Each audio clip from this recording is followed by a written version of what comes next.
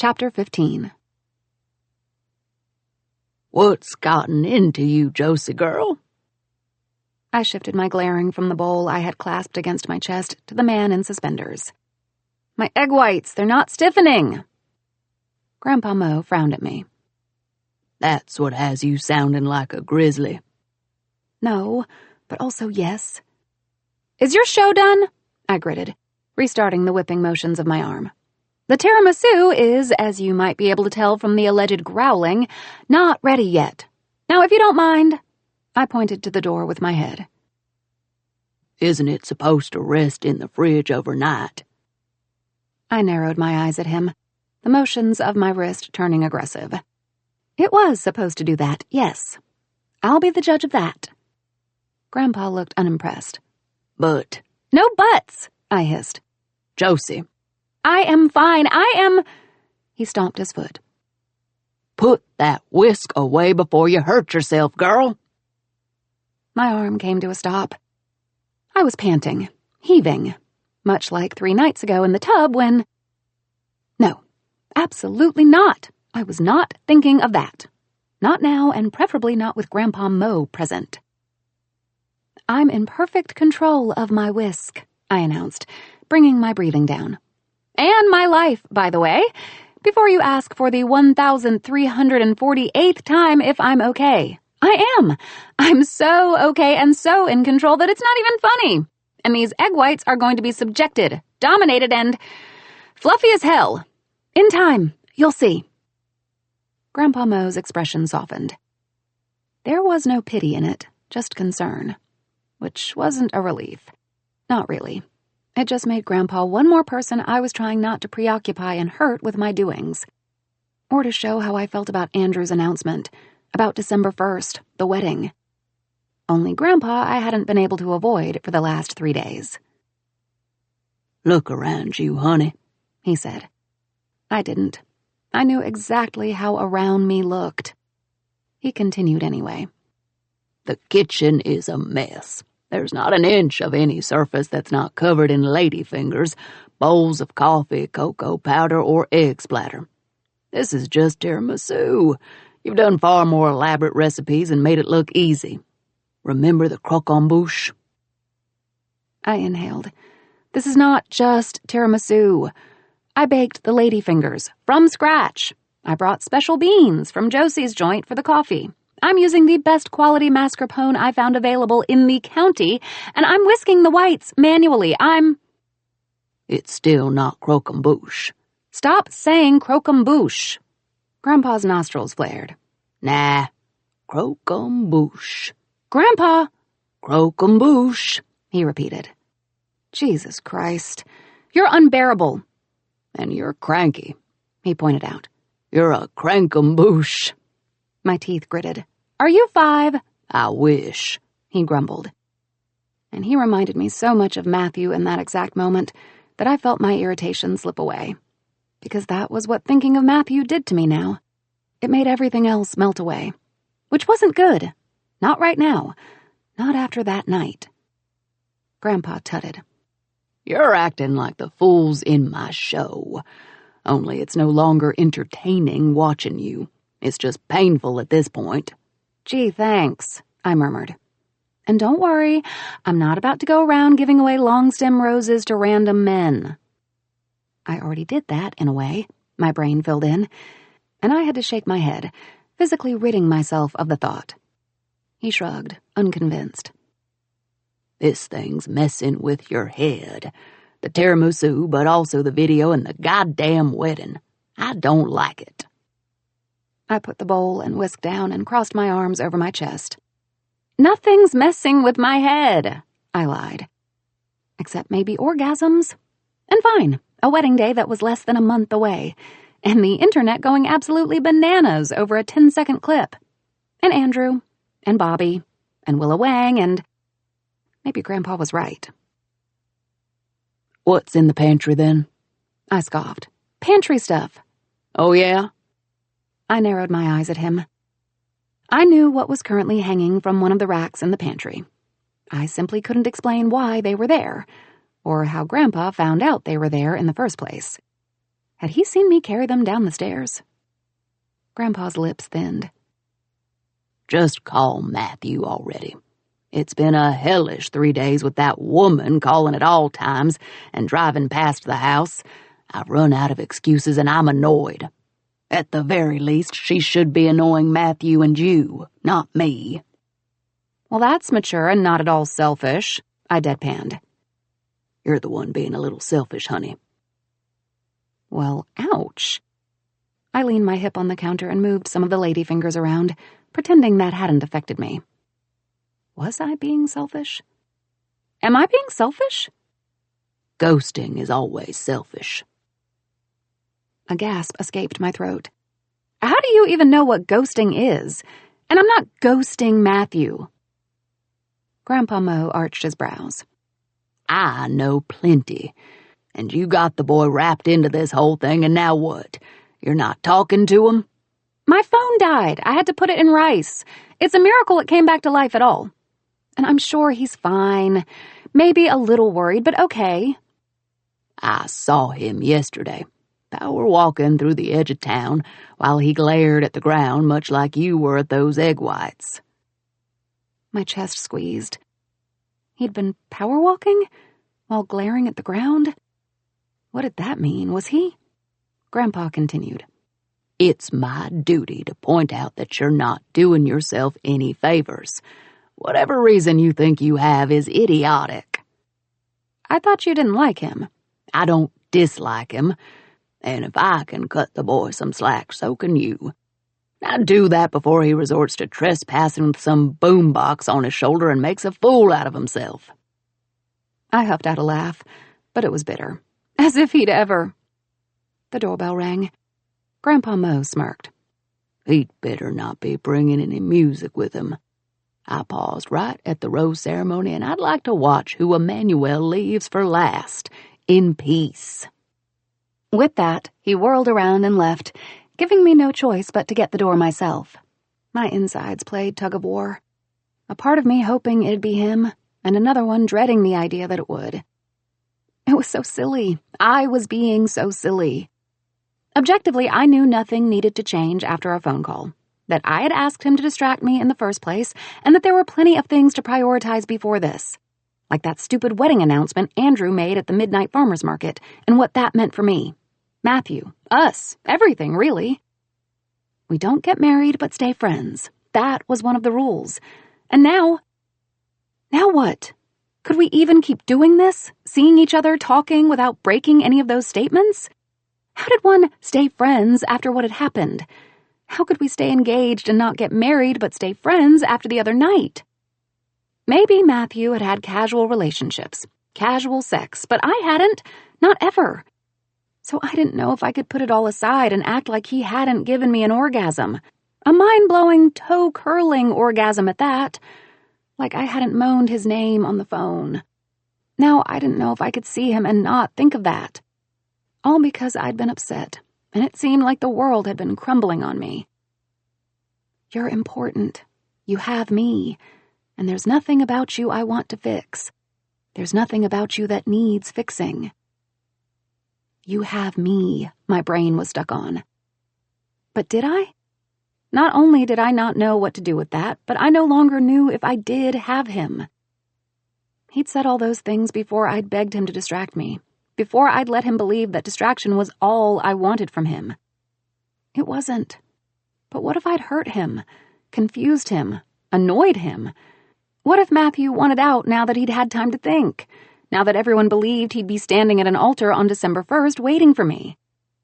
I'd understand. I really would. I was no longer sure if I could do this whole engagement thing myself. This silly fiancé dilemma on my hands that I'd taken way too far. I'd been so selfish, just like Grandpa Mo accused me of being. Just like I'd done so many times to so many men. That was why I'd been hiding. Because Sam and Nick were right. I was a runner, and therefore this is what I did best. Another knock on the door made me notice that I'd been standing there staring into space. I squared my shoulders, clasped the knob, turned it. It'll all be fine. You'll say hi. He'll reply with a small smile because that's the man Matthew is. Good, kind, no matter what. Would you like to come in? I think we should talk. Matthew's eyes met mine. My breath caught. His mouth twitched. But it wasn't a smile. Fuck Josie. Fuck Josie indeed. He looked so handsome in front of me, at my door, right here with me. Should I make small talk? Follow that with a joke? Oh, the plan had been to... You can't avoid me anymore, he said. Please. Straight to the point it was. I couldn't complain, really. It was one of the things I liked the most about him. I wasn't trying to avoid you, I answered, voice weak, the lie rolling off my tongue. It was one of the things I liked the least about me, at least lately. I went on a mental health walk. That shifted the armor I was set on keeping around my chest. That was what Grandpa had meant then. He'd seen Matthew on that walk. Hearing him say the words didn't sit well with me. It made the sour taste at the back of my mouth even more sour. Mental health was important. My kitchen, covered in mascarpone cheese and egg splatter, was proof of it. Did it help? Matthew's jaw clenched. Then he pulled something I'd somehow missed from behind his back. I made you a pie. The armor clunked to the floor. You did what? I made you a pie. My chest went warm and cold, soft and tender, exposed to everything he'd say now. My words were nothing but a whisper. But no one ever bakes for me. I do. He did. Every ounce of fortitude and stubbornness in my body melted away with those two words. Every fear that had kept everything inside me so taut, so high-strung as if ready to break, receded from view. Matthew made me a pie. I'd been here hiding for 3 days like the coward I was, letting him believe things I didn't really think, but that I couldn't put into words, and he'd showed up at my door with a pie he'd baked for me. Let me in? He asked.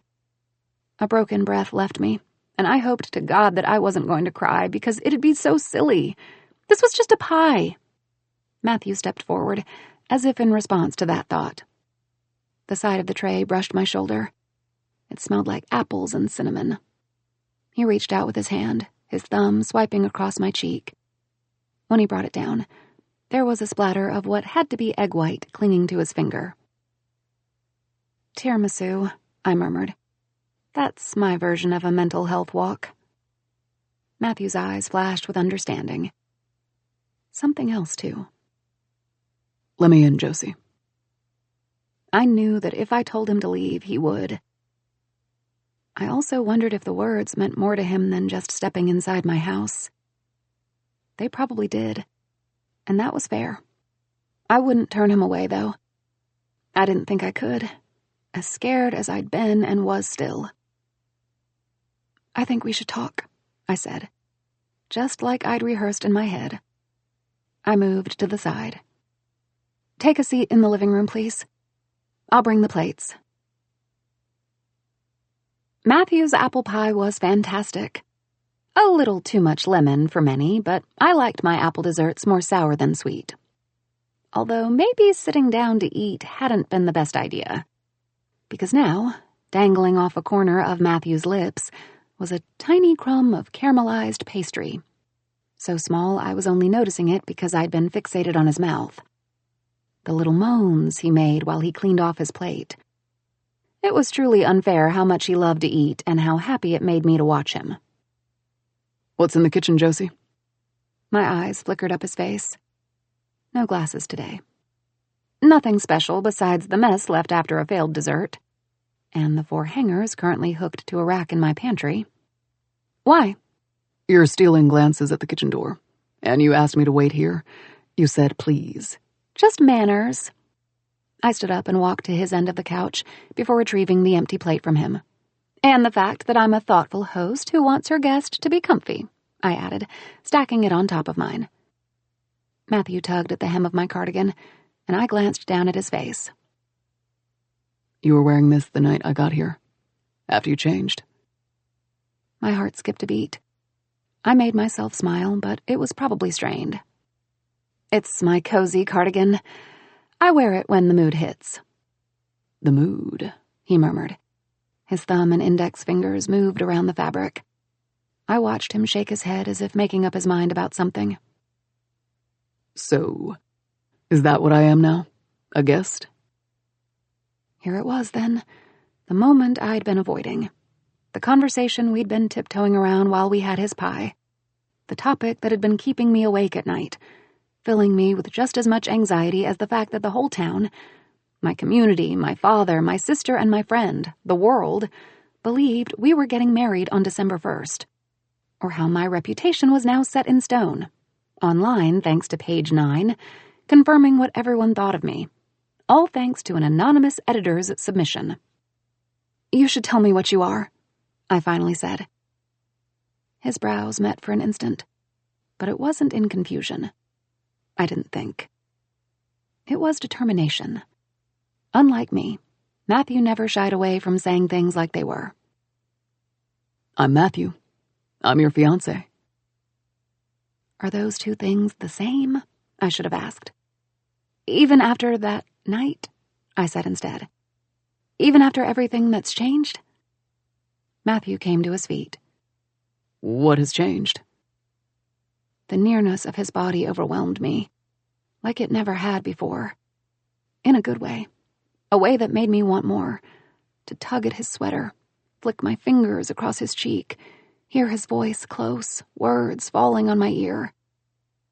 This was what I'd feared. There's a clip of me in a wedding dress, jaw slack and eyes crazy as I run away from a beautiful yet packed winter wonderland ceremony. I averted my gaze. I go so far as to stomp on the bouquet. Even if accidentally, it was a beautiful one and those flowers didn't deserve that. Soft fingers touched my chin, pushing up. I met his gaze. There was a waterfall, Josie. His jaw clenched. Right behind that fool. How could you not run away like that? He couldn't have known. He had known, but so had I. My phobia didn't fully kick in until that day, and I was convinced I could do it. Greg worked really hard at an 8-week plan to correct it with meditation. We were both sure it'd work. You don't correct a fear, Matthew countered with a frown. You changed the fucking venue. It was his dream to get married in a place like that. His dream should have been getting married to you. I felt myself pale at his words, as if they had somehow opened my eyes to something I'd never seen. Thank you, I murmured. All that tenderness in my chest expanding, eating away at every ounce of space. That's a nice sentiment. He stepped a little closer, boots moving forward until he was occupying all of my space. I'm not being nice. My eyelids fluttered shut at how good he felt standing so close. Then what are you being? Because I thought you'd be in a panic, honestly. I thought... I'm sorry, for one, he said. And when I reopened my eyes, there was something I didn't like on his face. Something I hated seeing there. I shouldn't have pushed you like I did when you were very clear about not wanting to talk. I felt myself part my lips. What? No, you have nothing to apologize for. Then answer my question, please. His Adam's apple bobbed. What's changed? Because I need to know. I've given you space now, and I'm done doing that. He let out a strange laugh. I'm needy, I guess. I'm not cool enough to act like I don't care when I've been moping around. No, fuck that. I'm cool enough to admit I have. I made a playlist for the walks. There was more than one. I watched all the seasons of Bridgerton. And Christ, that show is so goddamn good. It made me cry several times. I want to read the books now. My lips twitched. I tried so hard to stop that. I really did, but God. You're smiling, Josie. It's beautiful.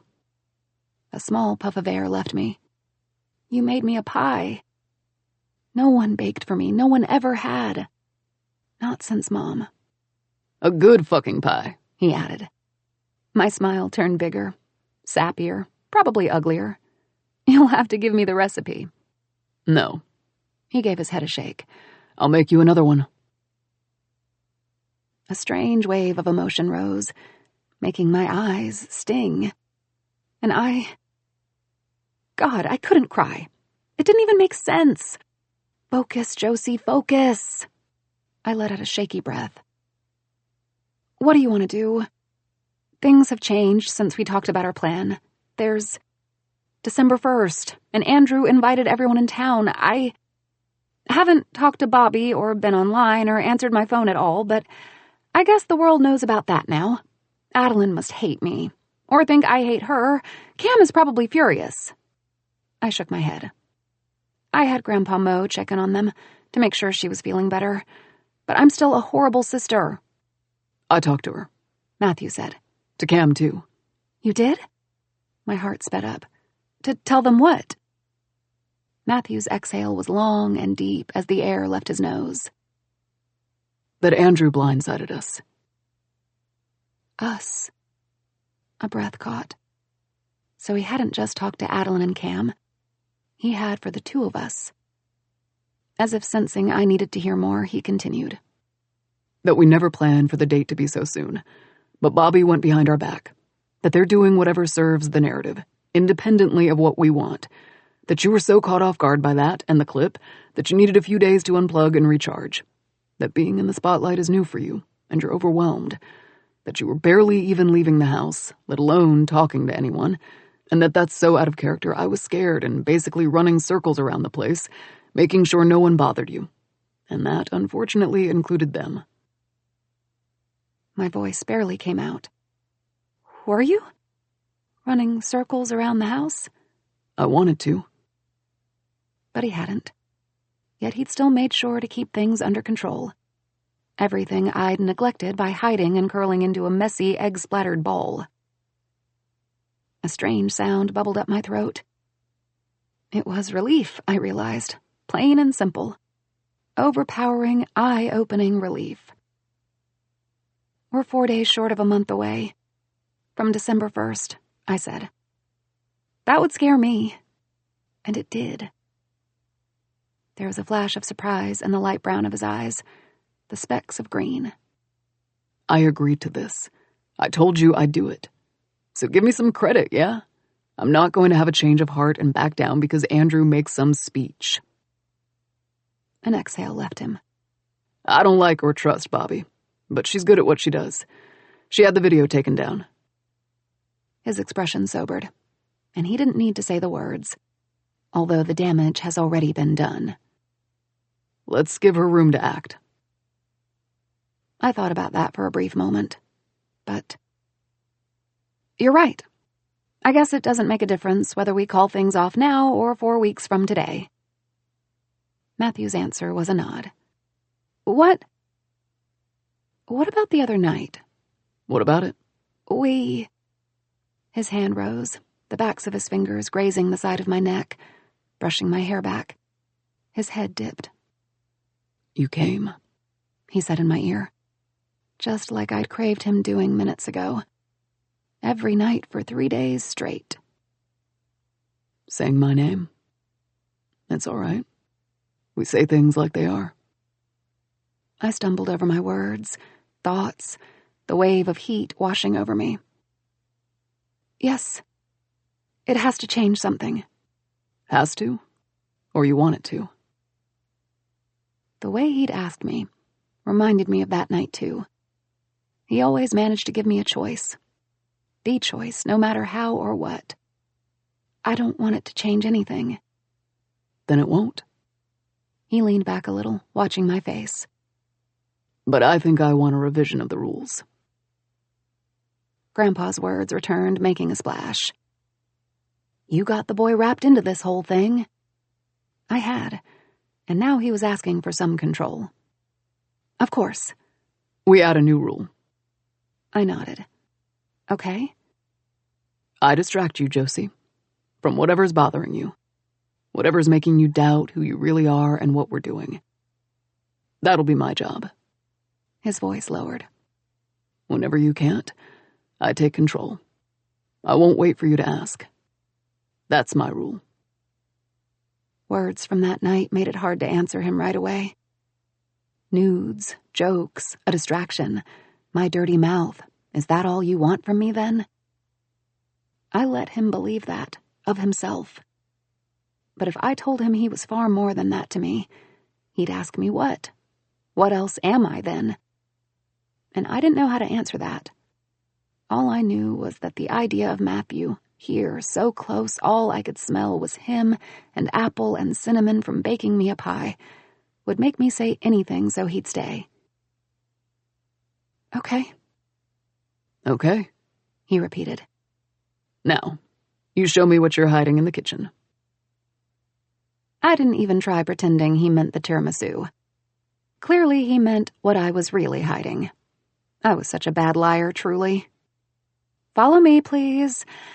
I guess that at this rate you were probably going to see them anyway.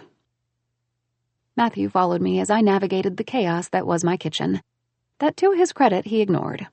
And when I came to a stop, right in front of the pantry, he did too, right behind me.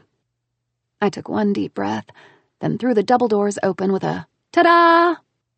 Although the moment I turned around and looked at Matthew, I realized how much of an overkill that had been. This wasn't a fun, light ta-da moment.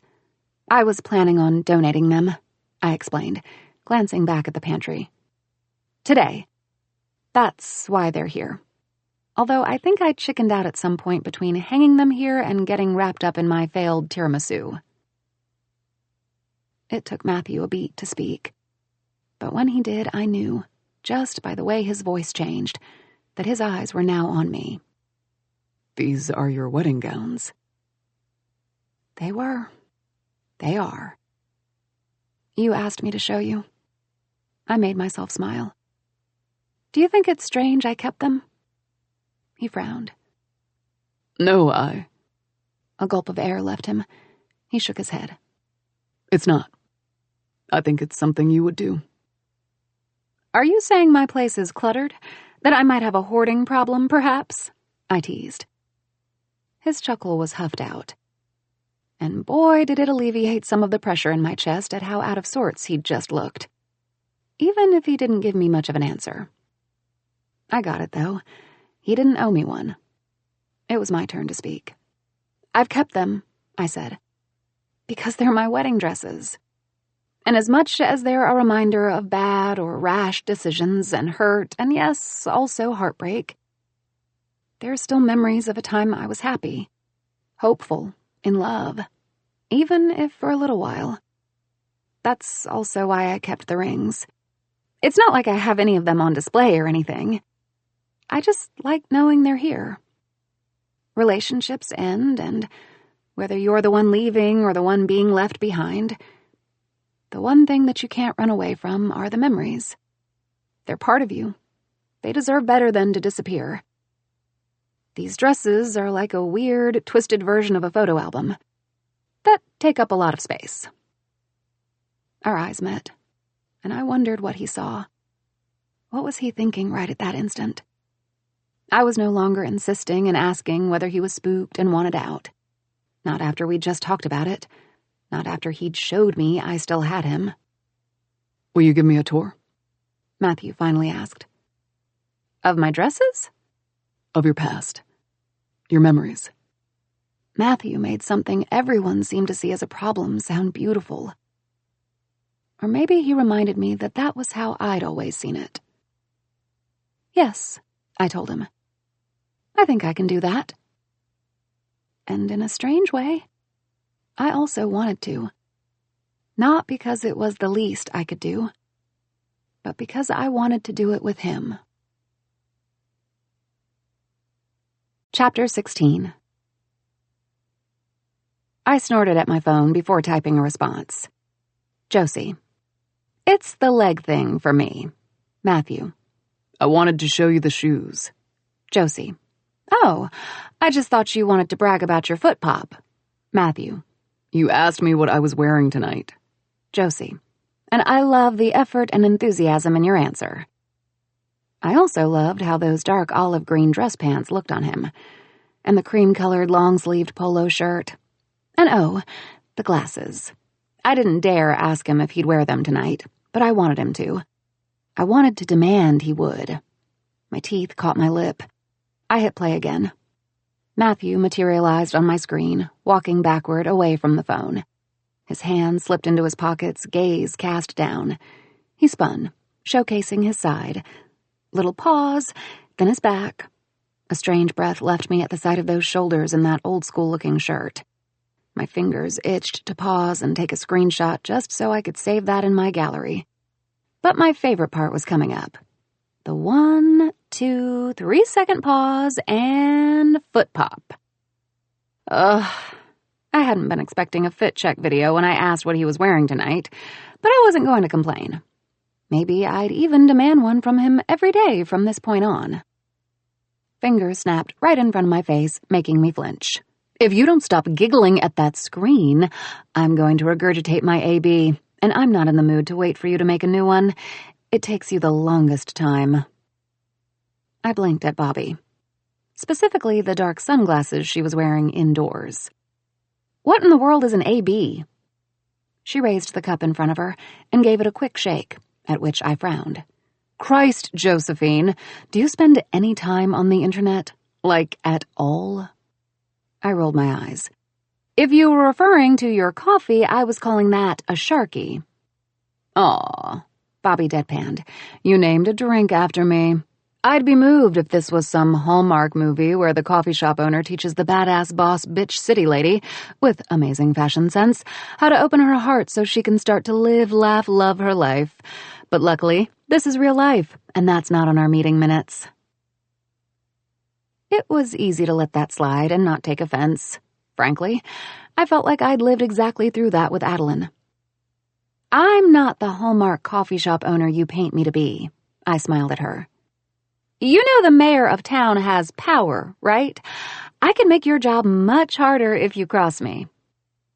Bobby studied me. Wow, Blondie must have banged the shit out of you this week. My jaw fell to the floor. Then I scoffed. He did not. Bobby's brows arched. He just banged me the appropriate, normal amount engaged couples bang. Her face turned into a grimace, and I laughed, even if I still flushed a little. If Matthew had heard me saying that, he would... Yikes, she said, feigning to shiver. Noted. I won't bring that up again if you're going to get all starry-eyed. I really can't stomach more of that. Can we move on with our meeting? I tipped my chin up.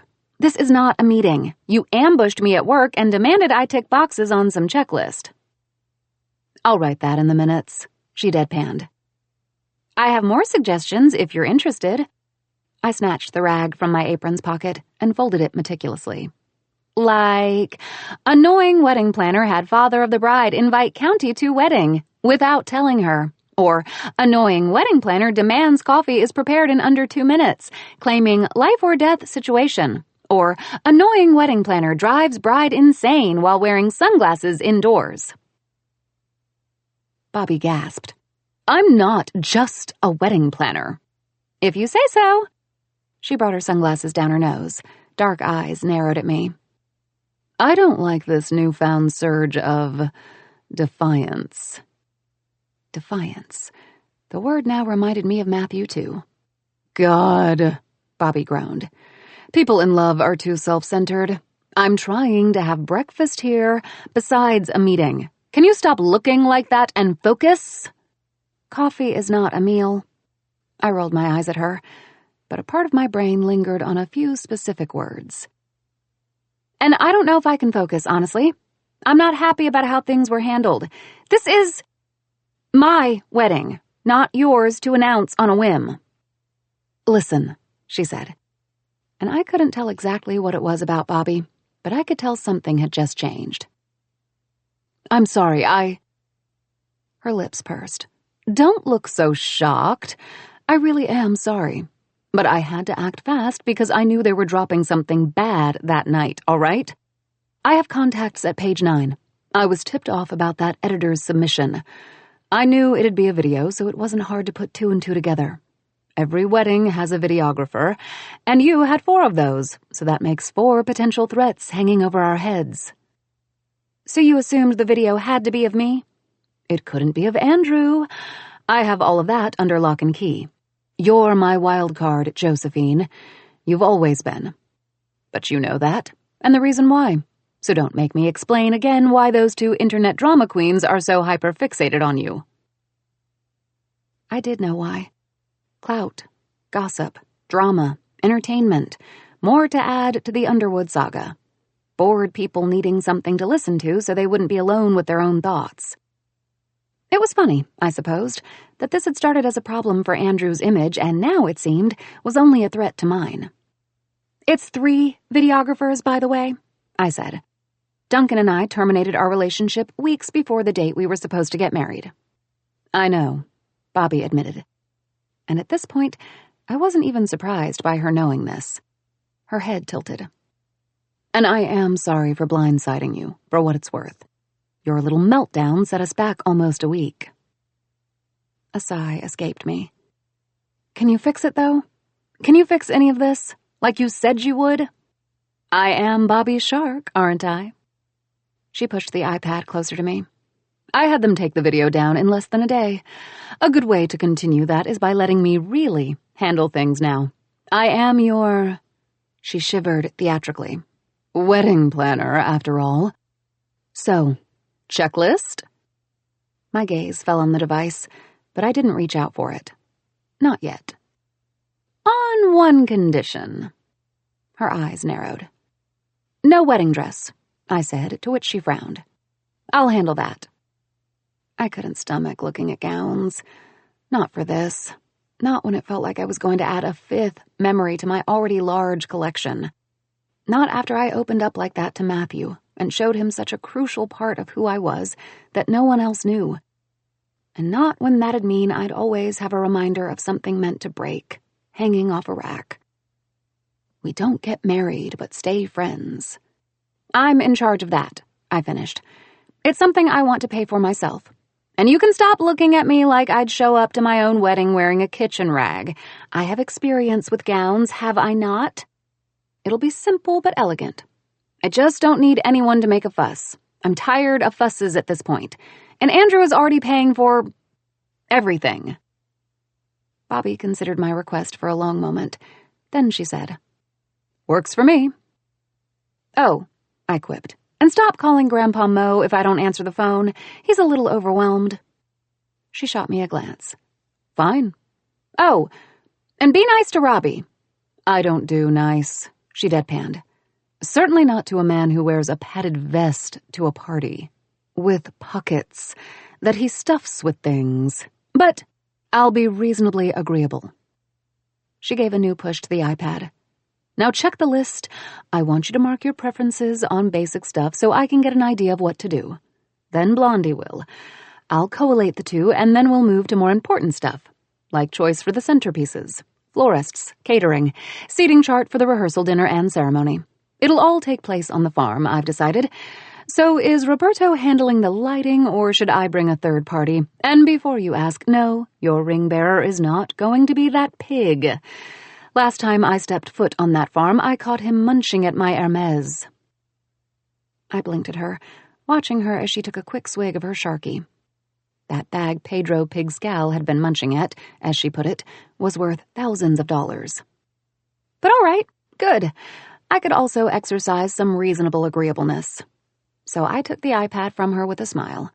And when she offered me a pen, I snatched it too, my lips tipping even higher. And I started checking random things off the multi-category lists. Tap, tap, tap, tap I went, wickedly fast. Wooden accents, mason jars, centerpieces, hors d'oeuvres, southern sweets, signature cocktails, a band, also a string quartet. Wedding favors? All of them. Types of flowers? Tap. Caterer options, tap, tap. I swiped up and down and tapped some more. It took me all of a couple minutes, and when I was done, I placed the pen beside the device and returned both things to her. Gee, thanks, Bobby huffed. I rested my chin on my fist. I'm quick. And the wedding wasn't taking place anyway, so what did it matter what I chose? Plenty of experience under my belt, huh? Bobby collected the iPad and pen. So I have heard, Bobby muttered, glancing down.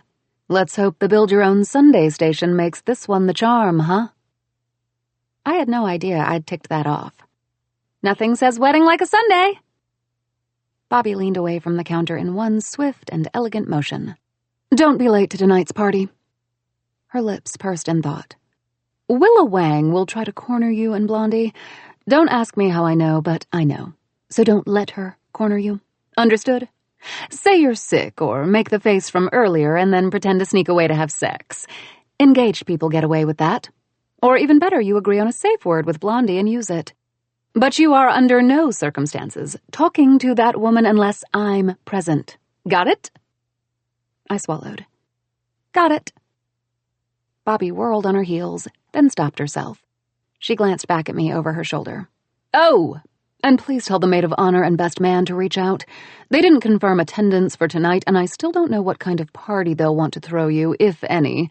But the good strippers will be booked on such short notice. And Andrew is not paying for the cheap ones, yeah? And with that, she left, leaving me to deal with the implications of what she'd just said. In my attempt at protecting Adeline, I'd also kept her from things she should have been otherwise involved in. I hadn't even asked her to be my maid of honor. I hadn't even known that they weren't coming to Andrew's wine tasting. I hadn't even talked to her in the past few days. My heart sank. God, was I driving away my sister too? In a not-so-shocking turn of events, Willa Wang had cornered us. Bobby was going to give us so much crap for this.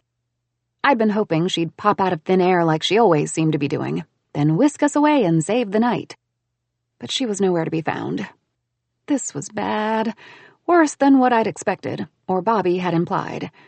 Willa Wang had a recording device, the kind you saw in old movies. Did she know there was an app for that?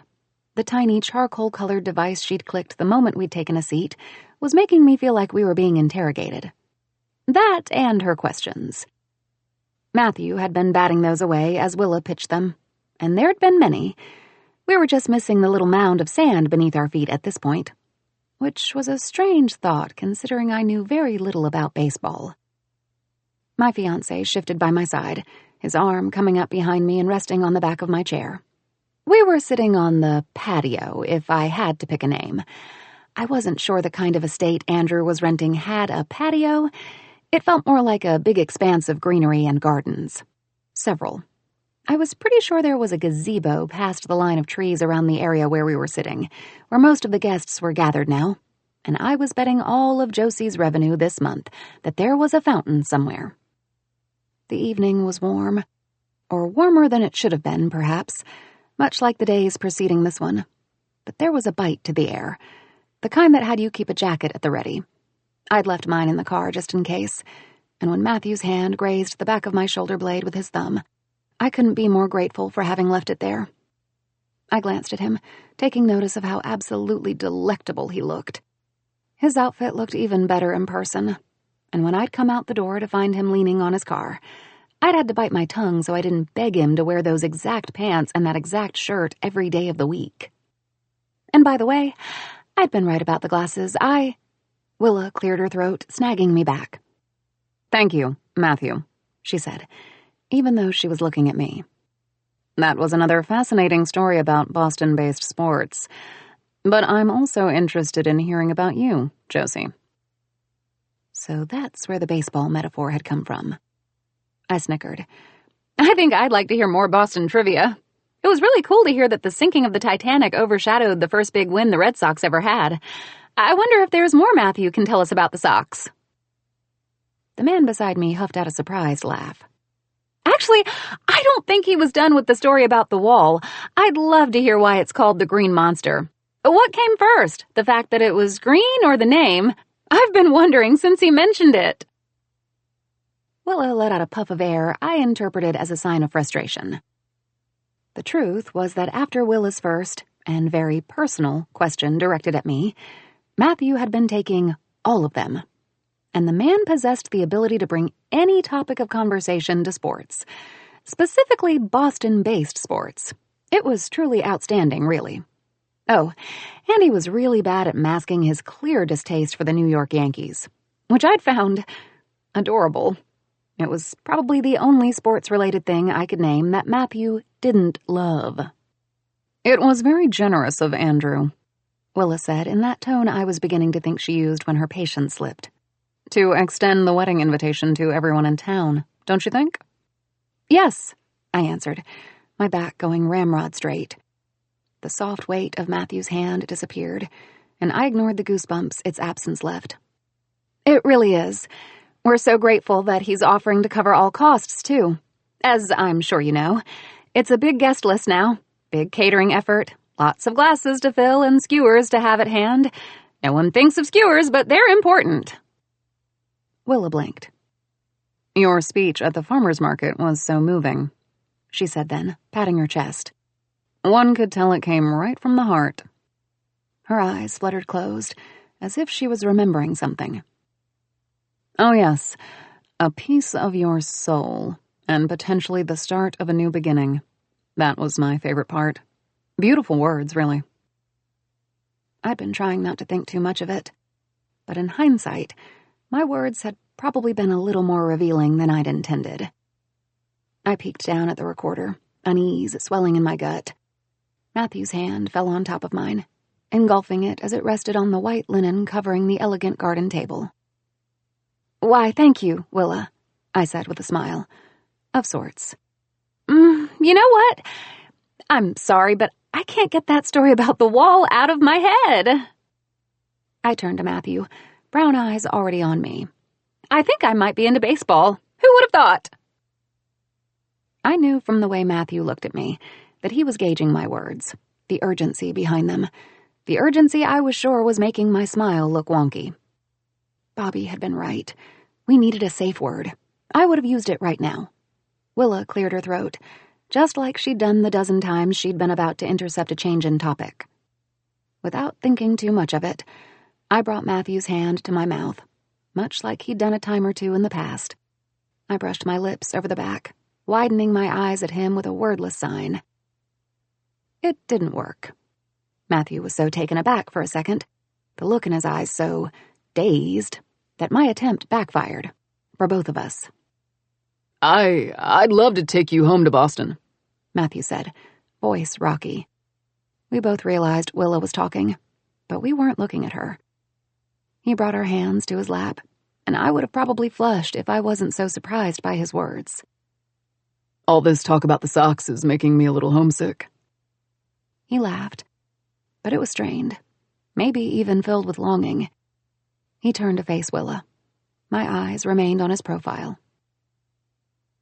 "I guess that's why I can't shake the idea of taking Josie to a game, putting her in a jersey, watching the sunset from the stands, grabbing an Italian sausage from a cart outside Fenway, and walking back home after the game to catch dinner at my folks." His eyes creased at the corners. My heart stopped. "Ma would give a shit for snacking, but nothing has ever stopped me from polishing off her shepherd's pie." His thumb caressed the back of my hand. "She'd love to have someone to gang up on me with." His throat worked. Mine tightened, emotion sending the organ in my chest for a sprint. "She'd fall in love with Josie at first sight. Try to steal her away from me." I started shaking. It wasn't cold. There wasn't a runaway gust of wind breaking through the evening and hitting my skin.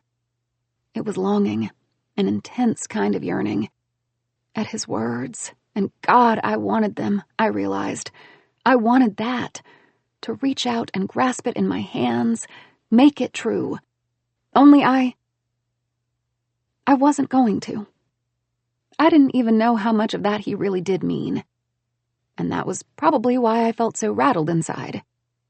Fenway, the Italian sausage, the shepherd's pie. It wouldn't be mine. Not in the way he meant. Not now, and certainly not after this. Boston might have been in the cards, perhaps, at some point. In some strange and parallel reality where we weren't doing this. We don't get married, but stay friends. "So they haven't met?" Willa asked. Matthew stiffened. I did too. "Josephine and your mother, they haven't met?" Whatever I'd been so occupied yearning for vanished. This was exactly why we needed a safe word. Not in person, I rushed out. We've met on FaceTime, which is perfectly normal these days, as Bobby said, remember? At least for me it is. I love Pam and Patty. They're wonderful. Do you have plans to meet soon? Willa fired back before I could so much as relax after saying that. Surely before the wedding, right? I blinked, my stomach sinking. I didn't have an answer for that. Did Matthew's parents know about December 1st? Did they know the truth? Was he lying to them, too? God, I couldn't believe I didn't know that. I couldn't believe I hadn't asked or assured Matthew he didn't need to lie to them. I'd never want him to. And if he had, and they thought I was that person all over page 9, then I couldn't even begin to fathom what they thought about me. How had I not asked? How? They're on a trip, my fiancé answered, his voice stern, dry. What did that mean? They packed up all their stuff, sold the house, and are now traveling the country in an RV. A realization of their retirement dreams. Willa pulled her notepad and pen out and scribbled something. Tell me about your mother, Josephine. My attention bounced back to the journalist. Liz, Willa insisted. You must miss her at times like this. I miss her every day she's been gone, I heard myself say. My voice was strong, but only because I was used to switching that on when I talked about her. I've been loved, though, I added. Long fingers interlaced with mine, and the comfort they brought me didn't help with how hard my next breath was. I was very fortunate. Maurice took you in, if I'm correct? Willa asked. I assume he was the father figure you didn't have growing up. He had, and he hadn't. Grandpa Mo had been in my life long before then. He'd always been the grandparent figure I never had, helping Mom out when she needed a hand, although we weren't related. But I never considered him a replacement or a way to fill a void I had. Grandpa Mo was Grandpa Mo. When he took me in for those few months, things didn't really change except for the fact that Mom wasn't there. But none of that was relevant to Willa's job. Andrew was. He did. I finally managed to get out. I can't imagine how hard that must have been, Willa commented. Luckily, I have Andrew now. My words felt funny as they left me. But this was the whole point of everything I'd put myself through. I'd put everyone through. He's in Green Oak, generously paying for the wedding. I took in a breath. And ready to be a part of my life. The hand engulfing mine tightened. Willa continued, relentless. Was it hard to go through the motions of 4 engagements, knowing he was out there? Her words bounced in the space between us for a few moments, and I became very still. So much so I didn't speak. Her dark eyes glinted with interest. How did it feel to stand at the start of that aisle, not once, but multiple times, knowing your father didn't want to be there for you? Matthew stood up, my hand still clasped in his. That's enough. I tugged at him, bringing his words to a stop. He was such a good, protective man. He made my heart squeeze and burst at the way he'd just jumped. I'd always wanted that, someone like him. But I wasn't defenseless. I'd fended for myself for a long time, and as neurotic and naive and people-pleasing as I might be, I also knew how to stand up for myself. Why is that relevant to you? I asked Willa. Aren't you supposed to focus on Andrew's achievements, his career, all the things he's accomplished? Why would I matter? Maybe because Andrew hasn't worked out the courage to talk too much about you yet. She shrugged an elegant shoulder, but I could tell she was bothered. I could tell she was a woman who wasn't used to not getting the answers she searched for. Or maybe because all this buzz online is making me curious about the infamous Josie Moore, the Underwood affair, as some are calling it. My teeth grated together for an instant. You're not that different from them, then. Page 9. Willa's easy poise broke. And if you're looking for a new direction from my father's book, I'm not the person to run that by. She clicked a button on the recorder with a tight smile, as if I'd just hit the nail on the head. It's our pasts that forge the people we are today, Josephine. You're a piece in Andrew's puzzle. A fortunate accident, a phase, a misstep. It doesn't really matter what. I thought you could understand that much, considering you, too, hit a past. I came to a slow, relaxed stand, feeling my hands shake. You're wrong about that. I moved around the chair and casually inserted myself at Matthew's side, as if that was something I did every day, as if it was something I was meant to do. I kept my eyes on Willa Wang. Unlike my father, everything about me has always been out in the open. The only difference is that now people seem to care. I placed my hand on Matthew's chest. And now, if you don't mind, I'd love to sneak away from everyone and have a private moment with my fiancé, if you know what I mean. I winked. I need the kind of distraction only he can provide after this, and someone told me we might get away with that sort of thing. In a matter of seconds, we were moving, something halfway between a laugh and a grunt, rumbling out the chest my cheek and hand were still plastered to. Shit, I murmured, feeling the weight of what I'd just said with every step we took away from Willa. Crap. Ugh, shitballs! No, hairy, stinking shitballs. That was so bad, so super bad. Bobby is going to have both our heads. Matthew's arm tightened around me. That was incredibly hot. You get off on people being rude? I muttered. I think you know what gets me off, sweetheart, he said, proudly. Loudly, too, by the way. I thought we were not doing the sweetheart thing, I sighed, trying to ignore his answer. That's a step backward. Direction is relative. I frowned. What does that even mean? It means what it means. His hand splayed around my hip, the tips of his fingers catching on the bodice of the dress I wore. My breath hitched. He changed directions, swaying us left. I'm just praying you were serious about what you said. About what? Matthew stopped at the bar. It was a lot less crowded now that most guests had drifted toward the trays of charcuterie near the house. He faced me, and I didn't know if it was the adrenaline releasing or the fact we were somewhat alone, but I felt my whole body relax. The corners of his mouth twitched, satisfied. About what? I repeated. His smile turned sly, dangerous, enticing. We're having that private moment I was promised. Chapter 17. I don't think we're supposed to do this if we've picked the wine selection, I murmured, watching the waiter fill up the first glass in a line of 6. Matthew stopped him with a hand. I'll take it from here, thank you. I ignored how surprisingly hot that had been and watched the waiter nodding and walking away, leaving the display of bottles in front of us. Wow, I observed. He really left 6 bottles of very expensive wine unsupervised. They must know we're bride and groom. There was no reason for me to freeze at the last 3 words, but I did. Maybe it was how easily they'd left me, or the familiarity of saying them, as if my mouth was used to working around them, or the fact that it was the first time I acknowledged us as bride and groom, out loud, casually, like nothing. I gave myself a shake. You know what I mean.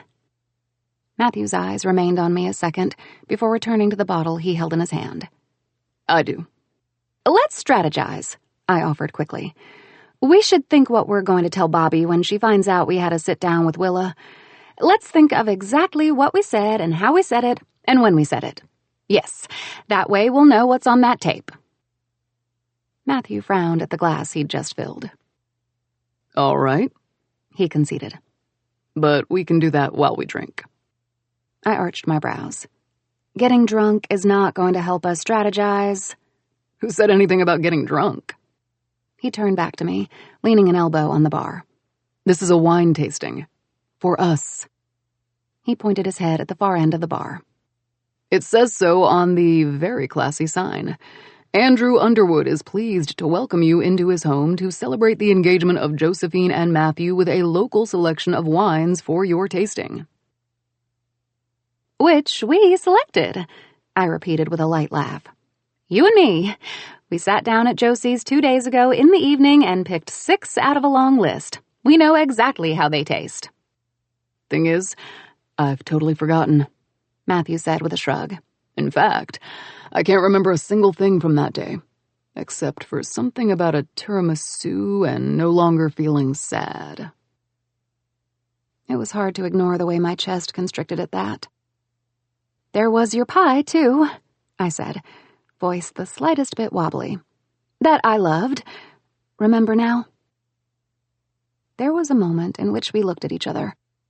Just that, just gazed into each other's eyes. Then he made a thinking face, looking so unbearably cute that it cost me a great deal of willpower to shoot him a warning glance. A reluctant sigh left him. We should really act like bride and groom. The wording, or the words once again, made me frown. Matthew continued. Willa has been staring at us since we left the table.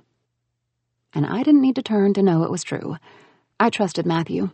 Unlike me, he wouldn't lie.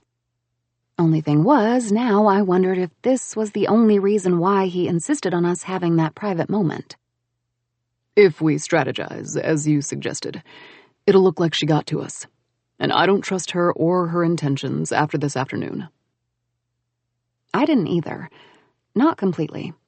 I knew she was doing her job, whatever that was at the end of the day, but... We're running out of allies, I said with a sigh. You never trusted Bobby, or Andrew, now Willa. You don't trust anybody. Not around you, I don't. My lips parted with surprise, and his brows met, his expression turning intent. Andrew's also been looking like he wants to approach, but doesn't know how. I've waited all evening for him to do it, and I'm done with that, too. I'm done with that, too? He was done with what? Waiting? And what was whatever else he was done with? Matthew's arms rose in the space between us, and he stepped closer, crowding my space in a way that had my heart skipping a beat or two. Can I have this? He asked, giving the handkerchief I had around my hair a soft tug. I nodded my head, overwhelmed by how nice he smelled, and how good that sudden lack of space between us felt. Thank you, he said, voice going low. I felt him make work of the already loose knot, then my hair cascaded down. Goosebumps erupted at my shoulder blades at the tickle of my hair against my skin. Close your eyes. My mouth parted with a shaky, Matthew. Close them for me, baby blue, he insisted, as if my warning had worked. It hadn't been for him, it was for me. And yet my eyelids fluttered shut. He hummed with something that could only be described as delight. If delight could ever sound a little too deep and dark. I'm going to tie this around your eyes, he explained softly. More of that cadence hugging his words. You seem to know these so well that this is the only way to taste them. The silk fell against my skin, anticipation surging deep inside me. His wrists grazed the sides of my head. I sensed his fingers moving around a knot. My heart thrummed. We're doing a blind tasting? His words flickered across my temple. You are. The handkerchief must have been secured around my eyes, because I felt his hands and arms falling. I brought mine up, feeling the impromptu blindfold with the pads of my fingers. Excitement, plain and simple, broke through, bubbling in my belly. I failed to push it down, so the best I could do was say, "But we're in the middle of a party." And you're my fiance. A helpless breath escaped me, together with something that should have remained a thought. You say that like nothing. No, he murmured, voice low. I say this like it's a reason to do with you whatever I want. A new wave of anticipation poured down my body in response. Matthew hummed. I love that smile on you. It's a new one. I pressed my lips together. I hadn't realized I'd been smiling. I don't think I have more than one. You do. A caress brushed against my cheek. I shivered. And I think I'm going to call this one your please Matthew smile. I huffed out a breath, giving my head a half-hearted shake. And that one right there is your I'm going to pretend you're ridiculous, but I actually think you're ridiculously hot smile. My lips pursed. I thought we were tasting wines, not smiles, Boston boy. A deep chuckle coiled around me, making it twice as hard to keep my pout up. My brain is very selective with the topics when I'm a little on edge. You were lucky my accent didn't come out with all that Fenway trivia. I perked up with interest. You have a Boston accent? You're doing your please, Matthew smile again. Does that mean you want to hear it? The glug-glug of a glass being filled crowded the silence. I wanted to, so badly. No, I think I'm good. I leaned my elbow on the bar, regaining a little space and resting my hand on its surface. I drummed my nails. When's my blind tasting starting? The tips of my fingers brushed the base of a glass. My lips parted with a question, but then Matthew was right there again, reclaiming the room between us. His scent, woodsy, peppermint, clean, permeated my senses, the sudden closeness twice as intoxicating. Josie, he said, voice grave, that Boston cadence clinging to my name. The green monster's big, but I'm bigger. It was ridiculous how absolutely arousing I'd found that. Ridiculous how my toes were all but curling, my cheeks most certainly flushing red. I was into Bostonians, it seemed. Or I simply was into him. I cleared my throat. Is that a pickup line? Has it ever worked? Matthew's words fell right over the shell of my ear. I might use it again. The tip of his nose brushed my hair. If you ask nicely. See how well it really does. A shiver cascaded down my arms, his words triggering memories. Husky whispers and that hint of command in his voice. You're going to be a good girl and let me work for those moans. I was hardly able to shake that off now, so I released a breath, feeling it wobble as it came out. I'm thirsty? The graze of Matthew's stubble over my jaw told me he was on the move again. Fingers wrapped around my wrist, gently turning the hand that had been resting on the bar. The neck of a glass pushed softly against my palm. We're starting nice and easy, he said. I closed my hand around it and brought it to my lips, biting down the disappointment that he wasn't going to raise the glass there himself. I inhaled softly, the crisp and floral notes telling me it had to be a white. Closing my lips around the rim, I tipped the glass slowly, just enough for a small sip. I ignored the weight of Matthew's attention on me, his gaze, because it was silly that I could feel that with a blindfold on. I focused on the aftertaste, my tongue peeking out to clean off my lips. Viognier, I said. Old Stud Winery has a red horse on the label, owned by a married couple. She's a biochemist, and I thought who better than that to know what they're doing around wine. I also think a lady in STEM just kicks ass. The peach note is very nice. No shame to her husband, but it was probably her idea. There was a pause that followed my words. A moment, just a heartbeat, and then Matthew laughed. But it wasn't his usual happy, smug, or amused laughter. It was an abated sound, helpless, as if he'd just received a punch or bad news. I frowned. Then the glass was out of my grasp in one gentle swipe of his hand. Then there was a weight on my waist. His hand. He pulled me forward, right against him. Warmth erupted from the point where our chests now touched, spreading across my body. There was a quick, brisk rumble in his ribcage. I felt it on my breasts. You need to stop that, he said, that huskiness surfacing once more. My voice was nothing but a whisper. Stop what? Blowing me away like that, he answered immediately. I felt his palms play across the small of my back. My body swayed in response. You set rules and then make it impossible for me to follow them. Why?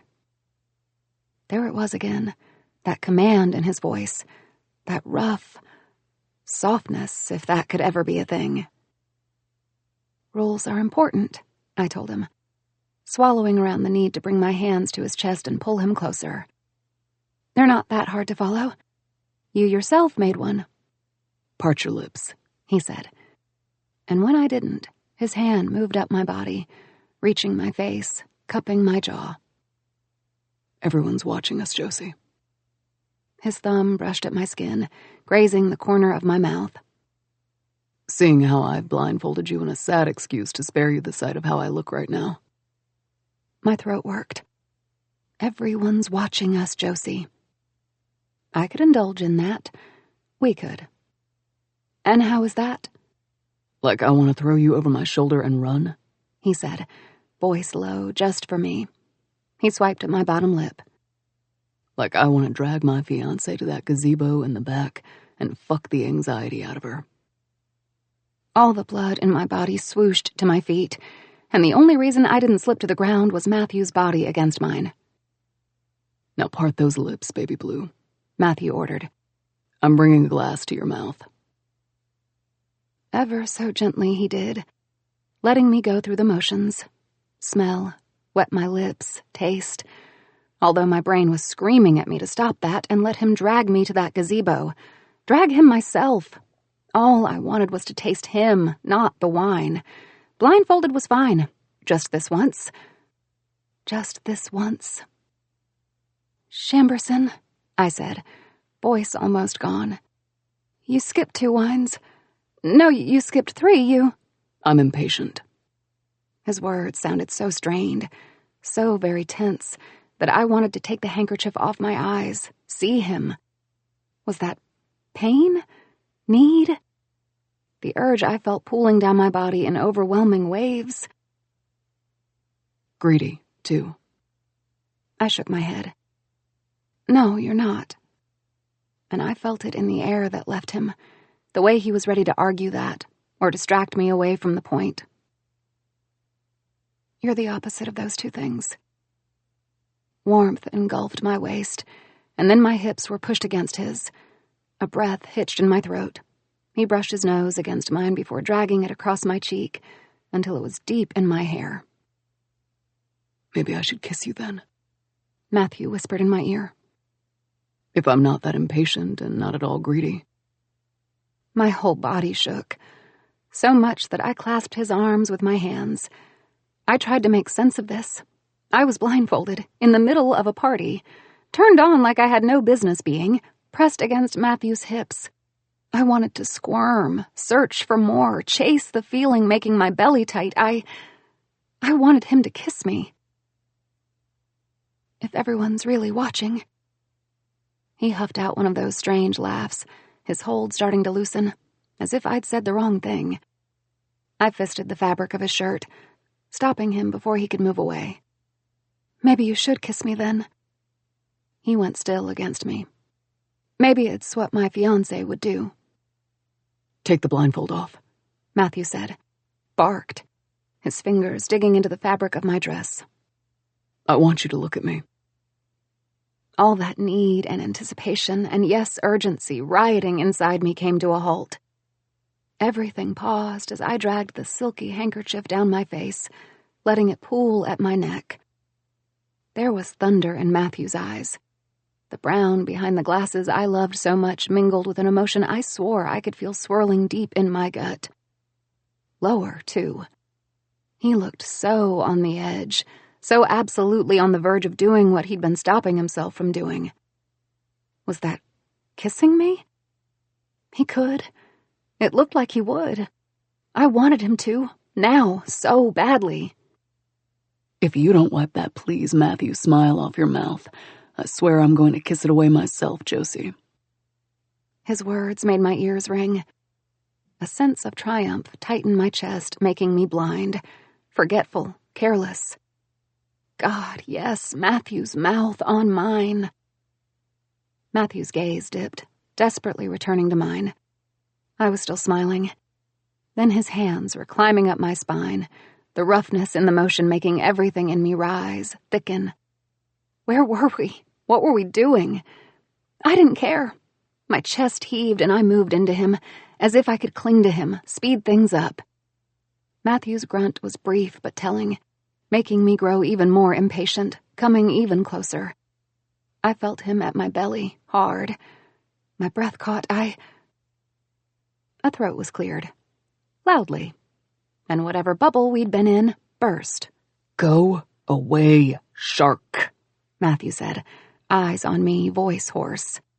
"Believe me," Bobby answered. "I wish I could, because PDA I can deal with, but you crossed that line a while ago. You're edging each other with wine and blindfolds, and I wouldn't mind watching if we didn't have something of an emergency on our hands." Matthew's nostrils flared, unwavering brown eyes not leaving me. I knew how that felt. I couldn't look away myself, as if those minutes without the sight of him had me greedy for his face. "Still not interested," Matthew said, his jaw now bunching up. "I don't care," Bobby answered, "because that senator wannabe, Josephine's ex, is here, and we're going to have to deal with that." My head spun then. Reality finally seeped in. Duncan's here? The one man I had once been sure I'd marry materialized in the distance. My brain threw a memory at me. Blue dress shirt tucked in jeans, suit jacket hanging off wide shoulders, all of it paired with brown loafers. Turning around and walking away, slipping through the door. He'd been dressed a lot like he was right now, standing at the edge of the garden, talking to Andrew. I remembered looking at a loose thread on the shoulder of his jacket that day, as he told me that he couldn't do it, that he couldn't marry me. He'd been so polite about it, so nice. Even smiled encouragingly as if saying, "Don't worry, honey, you'll get over me." Ever the Southern gentleman, Duncan. Born and raised in Charleston. I always wondered what brought him to North Carolina during that time we were engaged. What would have tied him here? Couldn't have been me. "Josie, sweetheart."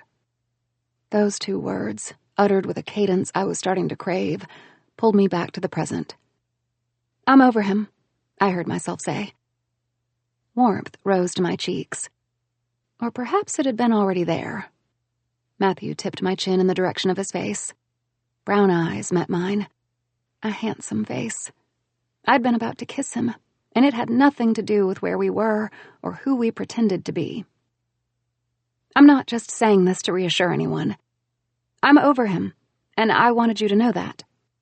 "I believe you," he said. And I knew he did. "Is he over you, though?" I scoffed, but it wasn't with outrage or disbelief. He left me. Something registered on Matthew's face, quick and subtle. Understanding? Surprise? No, it was none of those things. Hello," Bobby said from our side. "I'm still here, and you're still ignoring me. I shouldn't be ignored right now." Matthew set his jaw. He seemed to make a decision. "We know you're still there, shark." He stepped away from me, leaving me all unbalanced and cold. I wish we could go back in time, have that blindfold back on, push for that kiss when I could. "You're making yourself impossible to ignore." My hand was clasped, fingers interlaced. "What's the real problem? Can't be just him." "You assume right," Bobby answered. She moved closer to me, hands reaching out in the direction of my head. Matthew didn't let go of my hand. "He hasn't come alone," she explained, gently but nimbly rearranging my hair. "There's an entourage of sorts."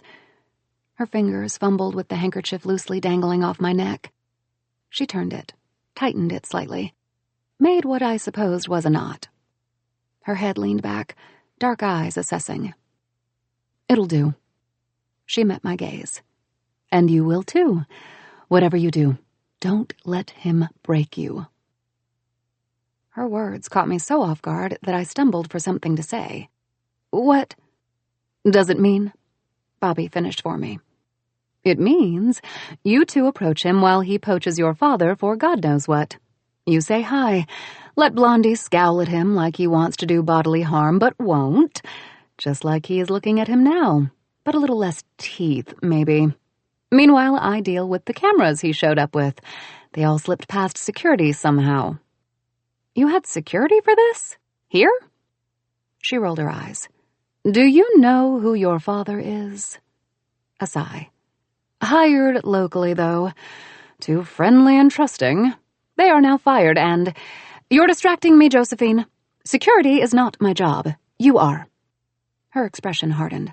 So you go there, and I handle the press. I'm extremely unhappy about this. I'm not wearing the right shoes to make anyone cry today, but... He won't let you, I said. Matthew let out a concerned grunt from my side, the hold of his hand tightening. Bobby's brows arched. No, you don't understand. I'm not saying he'll do anything, but he'll turn it around. Duncan is... Let the press stay. It'll be worse if you kick them out. He'll manage to make himself look like the victim here.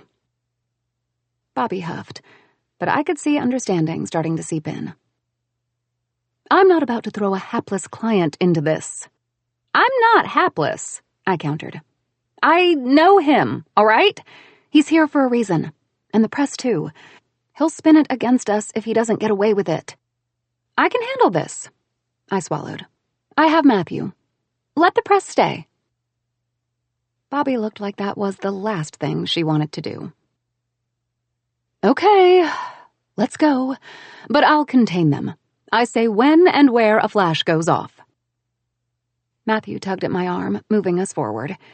He arranged his body around mine, the curve of my shoulder locking into place against his side, his right arm snaking around my back, his left hand grasping my wrist and bringing my palm to his stomach.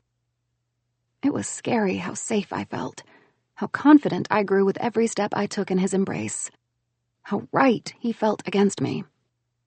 I'm over him, I repeated, just for him. It seemed important that he knew. His answer was immediate. I know you are. It hurt me when he broke the engagement, but it didn't break my heart as much as it hurt my pride. He made me feel like I wasn't worth it, worth the trouble. There was a miss in Matthew's step, as if a part of him had wanted to stop, but the rest was determined to move forward. Give me a safe word.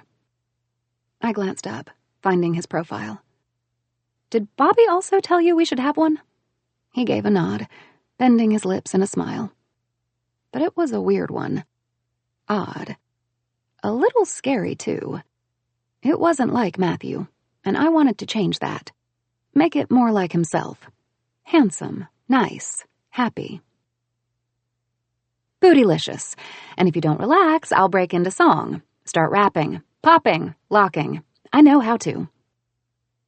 Some of the tension around his mouth eased. His gaze flickered down, meeting mine with a brow arched. I summoned a smile of my own, and I was as surprised as I was relieved to see how easy it was. His throat bobbed. If we weren't currently making our way toward your father and your ex, and they hadn't already seen us, I'd turn us around right now. His eyes returned forward. Mine didn't. I should have taken you to that fucking gazebo when I had my chance. My pulse thrummed. You say that like my going with you was a given, I lied. I would have gone, no questions asked. I was pretty sure Matthew knew. I might consider it, after this. I could use some distraction. My words were teasing, referring to Matthew's new rule. I distract you from whatever's bothering you, whatever's making you doubt who you really are and what we're doing. And they had the effect I expected, because his mouth finally relaxed. He smiled, proudly, smugly. It made that thrumming double. I looked forward then, out of pure survival, because I really wanted to see that glint in his eye. Tonight had unlocked something that I realized I'd done a poor job at containing. But we were mere steps away from them, Andrew and Duncan. They hadn't so much as acknowledged our approach. They were too deep in a conversation that looked more important than whatever was happening around them. It was in the stern set of both their profiles while they talked and nodded. I used to call it the sober muttering, and it was always done at parties like this one, always by groups of men. I'd been so ready to marry right into that, I thought. Parties like these, watching stern-looking men having stern-looking conversations, while I fluttered around the grass in a pretty dress, introducing myself as Mrs. Someone. It didn't seem like something I wanted now. It didn't seem like something I wanted, period. Matthew's head dipped as we came to a stop, and I felt his mouth press over the skin on my temple before brushing my ear. He has 5 minutes. I couldn't know if he meant Andrew or Duncan. I couldn't know what would happen after those 5 minutes either. But the tug at my lower belly told me it had to do with the gazebo. Josephine, the two men said at the same time. Duncan laughed lightly. Andrew gave a tight smile. Matthew's hand climbed up my spine, fingers slipping into my hair. He brushed the back of my neck with his thumb. Encouraging. Distracting. I cleared my throat. Sorry, for not making our way here before, I told them, assembling my face into a polite, friendly, happy mask. I'd done this 100 times. We were a little caught up in the moment. I glanced to my side. Matthew smiled. Matthew, this is Duncan Aguirre. My eyes returned to the other man. Duncan, this is Matthew Flanagan. I swallowed. My fiancé. Matthew let out a hum that to anyone else would seem pleasant agreement. But I knew it wasn't. Not when he accompanied it with another happy brush of his thumb. It felt like a promise of a reward. One that I had no business wanting when... Duncan stretched his hand in Matthew's direction. It's a pleasure, Matthew. Matthew stared back at Duncan for 1, 2, 3 seconds, letting him wait, with his arm in the air. Oh, he said in an easy, surprised tone, making a show out of glancing down at Duncan's offering. Sorry, Duncan, he said, finally taking it. I didn't see that there. Nice to meet you, too.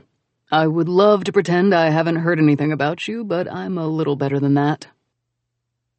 Duncan's frown came as quickly as he batted it away.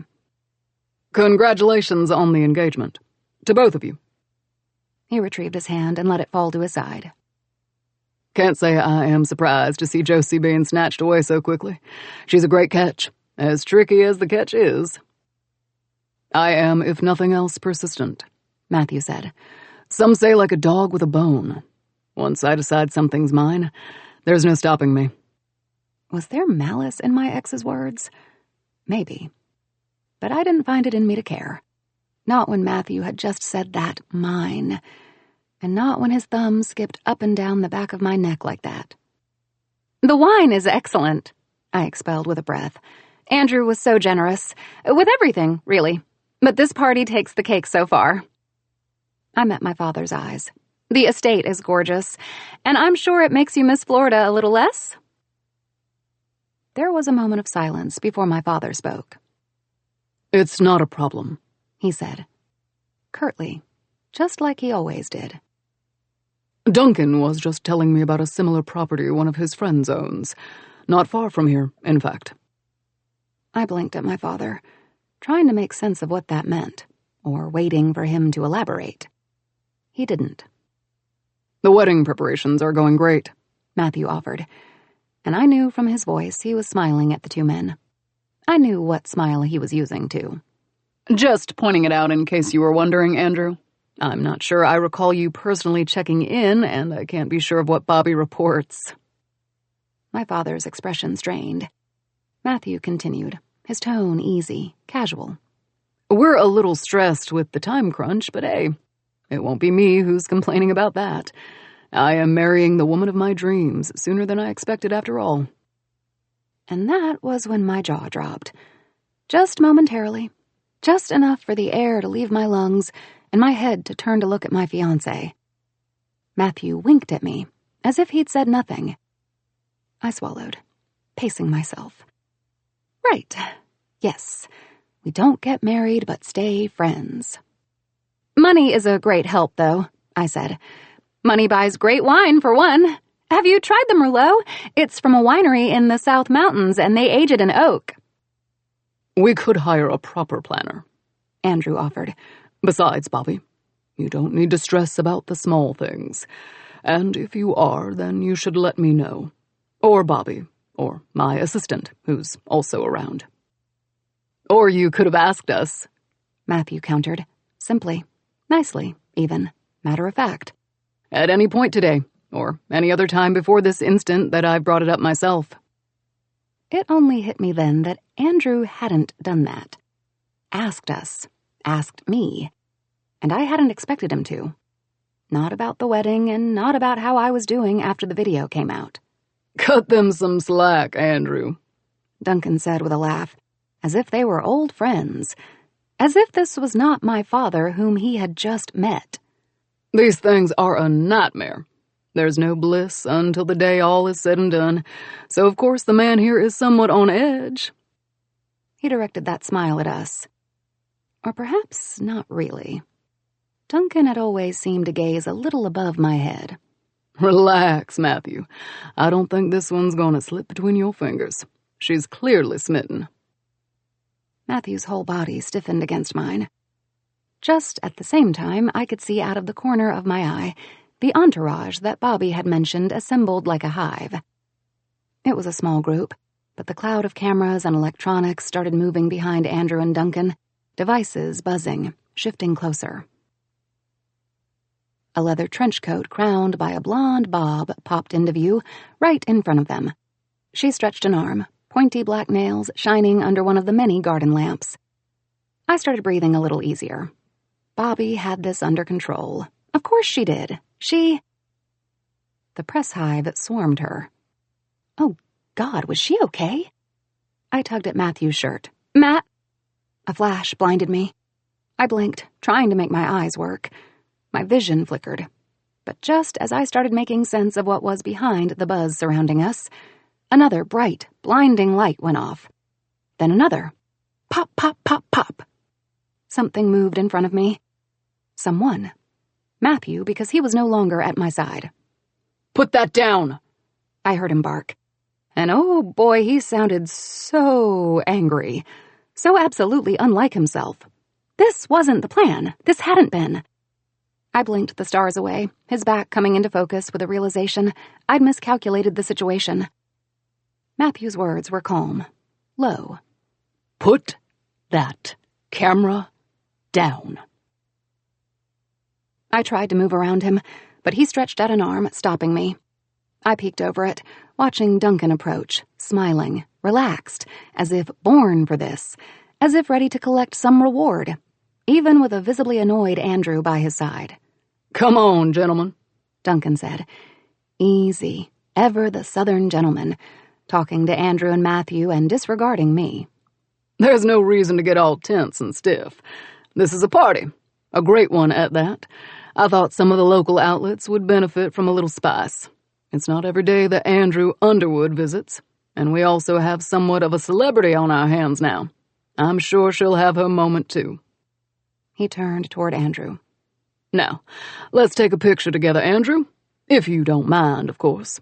Then we can pick up our conversation somewhere else, away from curious eyes and ears. I knew in that exact moment what Duncan was doing here. Andrew, I warned, and I didn't know what got into me or why I said what I did, but the words left me before I could stop them. Let's go back to the bar. The Merlot really is excellent. We should try it. Andrew frowned for a second. Duncan stepped closer to him, his arm already pointing at the spot where they should pose. My father hesitated for a long moment, and I really didn't want to, but I held my breath as I smiled at him. Trust me, I wanted to tell him with that smile. Duncan just wants to take advantage of you. Your status, your name, your money, probably. I just... Later, my father said. Something in my chest halted, fell. Or maybe all of me did. Of course, I said with a chuckle meant to be light, reassuring. But Andrew didn't need my reassurance. He had already turned around. I felt so dumb in that moment, so dumb and tiny. It was laughable, really, that I thought he'd somehow choose a glass of Merlot over Duncan, choose me over him. It was also laughable that a part of me had thought for an instant, even if short, that Duncan would be here for me. Of course he wasn't. Both Matthew and Bobby had been so wrong to assume that. Duncan was here for my father. An endorsement, a photo op, some of that somber muttering they both were so good at, God knew. I could all but picture the way his office must have somehow gotten a hold of someone and landed an invitation to this. We used to joke about that, how he could walk into a party and make it his, how his mama had raised him better than that, but good boys didn't get far without a trick up their sleeve. The trick wasn't me. It never had been, and it wasn't now, and my father seemed to agree. "Josie?" Matthew asked. I angled my body toward him, but kept my gaze somewhere else. His shoulder. I smiled, hoping he wasn't realizing where my head had gone. I hoped he couldn't see how insignificant I was feeling, and how much I hated that any of it was affecting me. But Matthew always managed to see a little more than I liked him to. "Look at me," he demanded. And who was I to deny that? His expression was grim, his body exuding the kind of tension I didn't like, coming off him in waves. "Hey," I said. My eyes were stinging, and God, I hated that. "Should we go check out that gazebo?" "You promised me."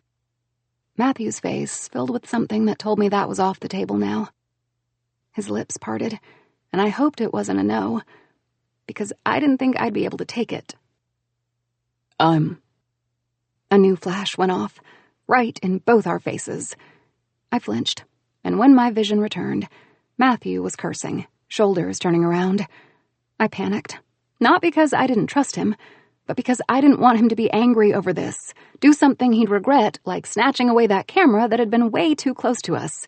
It wasn't worth it. It really wasn't. Not for this. Not for me. My hands closed around his arms.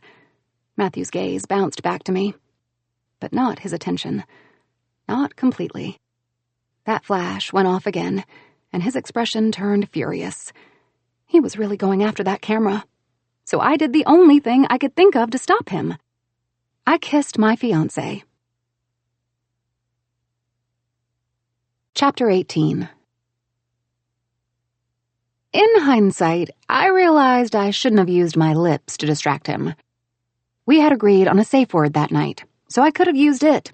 I could have punched his arm or pinched his side, swatted at his ass, broken into song. Pop, lock, drop it, pretended to faint, even screamed or yelped at everyone around me to stop. But nope. I'd kissed the man. My fiancé. Just a peck on the lips, a brush of my mouth against his, and effectively shocked the bejesus out of him. Because all Matthew did was stand there, arms dangling, looking all handsome and tall and, so hot in that outfit I couldn't get off my mind. But so very stunned. I wasn't exaggerating. It's not like my head had taken one tiny sign of surprise and run with it. For a moment, I'd been sure I'd broken him. That my kiss had. I glanced down at the screen of my phone. It wasn't page 9 for once. It was the Six Hills Herald. It had taken them a few days, but as Duncan had mentioned, they'd taken the opportunity to publish an article about Andrew and the party he'd thrown at the estate he was renting. I couldn't figure out why my father's presence in North Carolina, or the party he'd thrown for me and my fiancé, mattered. But it apparently did. Enough to fill what I was sure equated to several pages in the print edition, along with more than a few pictures. Among them, one of the impetuous kiss. Because, of course, how could that not end up there? The drama clearly loved me a little too much to miss out on the chance. Was I a bad kisser? Had my breath been bad? Had I been the only one who'd felt that craving for his lips that night? I locked my phone before I answered that and pushed it inside the pocket of my hoodie. Then I finally turned off the engine of the truck. I couldn't stay parked here any longer than I'd already been. What if Matthew came out the door or peeked out the window? It'd look weird, like I was a stalker prowling Lazy Elk's front yard. I was stalking my fiancé, thinking of ways I could attack him with my silly, disgusting lips. I snorted at my own bitterness. Then I braced my hands on the steering wheel and said, out loud, just for me, "Get over it, Josie. So what if he didn't like you kissing him? The guy gave you an orgasm, and that's relevant. Somehow." I made no sense, and maybe, just maybe, the kiss had broken me, not him. I threw open the door of my truck, grabbed the tote bag I had filled to the brim, hung it off my shoulder, and exited the vehicle. Something on the right side of the property caught my attention. Something that moved quickly and was small. Something with brown and white feathers. Sebastian? No, we had returned the Vasquez's rooster to the farm, months ago, for the 7th or 8th time after he'd escaped. But it was him, I was sure. I'd named the thing myself when it was nothing but a cockerel, and I'd gotten him for the Vasquez's. As if in response, the runaway rooster cornered the cabin, head pecking and tiny chicken legs quick on the ground, moving past me. Absolutely not, I thought. No, this was enough. If I could take control of something, it would be this. I'd see him back to the farm. I'd take him myself. There was so little in my control at the moment, but this was something I could do. A way to regain some sense of balance, power. Without wasting more time, I dropped the bag on the ground and ran. Yes, I ran after Sebastian Stan, and dang, the rooster was wickedly fast. Taking immediate notice of me, he doubled his pace with a loud cluck. But I was on a mission now, and I was going to see it succeed. So when he turned the next corner of the cabin, I followed him. And when he came to a slow stop, as if confused or distracted by something near a bush, I closed my hands around his sides and straightened up with a ha! Victory at last, I thought, turning around with a big, vicious smile. Sebastian clucked in complaint, but this was our dance. This was our thing. He escaped and I retrieved him. Something else was there. Someone. My fiance. Shirtless, skin glistening under the sun. Jumping rope, wearing headphones over a backward hat. A backward hat. Matthew gripped the rope, making it skillfully fly over his head and under his feet. Head and feet. Head and feet. Arms strained, muscles bunched, mouth parted with quick puffs of air and face strained, jaw clenching and unclenching to the rhythm of the rope. There were indents, too, on his hips. A droplet trickled down his stomach, and I just wanted to move closer, get a better look. But his body came to a stop, distracting me from that. Muscles still pulsed and flexed and shone and did things muscles do when they are worked to their limit. I wondered how they'd look if... Josie? My head sprung up. Matthew was panting, looking at me. I blinked. Then I acted, much like when I'd kissed him. Only this time I had Sebastian Stan at hand. I lifted the rooster into the air right in front of my face. He batted his wings, clearly displeased. Josie, Matthew repeated. This was a new low. Hey, I said, dragging the word out for no reason other than to stall. I heard movement, then saw glimpses of golden, glistening skin approaching. Distract, deflect. What you doing, lover? I grimaced at myself. Lover? I cleared my throat. Brother! What you doing, brother? Did you just call me brother? He asked. And I could see over the batting of Sebastian's wings that Matthew had removed his headphones and wrapped them around his very deliciously sweaty. Were you watching me? He sounded smug. Ugh. I'm confused about the chicken, but I can go on if you'd like. If I'd like? I asked, for lack of a better thing to say. You were clearly interested, he announced, now amused on top of smug. It's all right, but putting that poor thing down might give you a better view. Ha, I deadpanned, but I left Sebastian exactly where he was. So I'm a peeper. So what? You look really shirtless and very shiny and honestly hard not to look at when you're bouncing and, flexing or whatever. And I am a woman with functioning parts, functioning eyes, lady parts that like you, apparently. There was a beat of silence, then an... Okay. Okay? That was all? I stretched my neck, glancing over Sebastian. Matthew was right there now, right in front of me. Or us. So close I was pretty sure Sebastian could peck at his nipple if he wanted to. Maybe I should tell him. Or maybe I should let the rooster bring that grin Matthew was sporting down a notch or two. That smile is new, he said. I wonder what it means. I smiled a little wider. He laughed.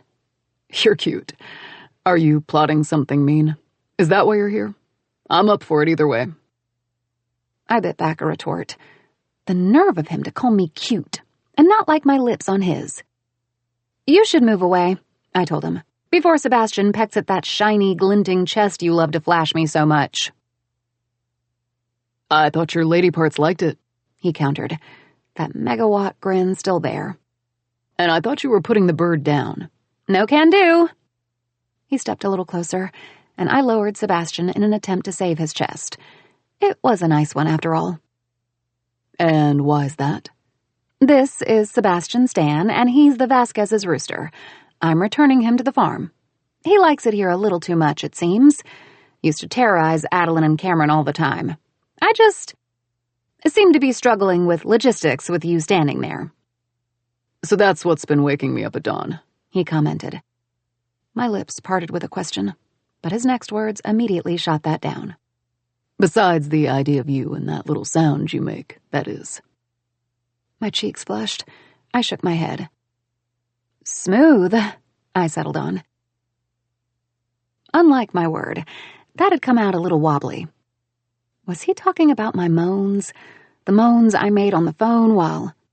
Funny thing to say for someone who looks so absolutely appalled at me kissing him. All amusement vanished from his face. "What?" I tipped my chin up.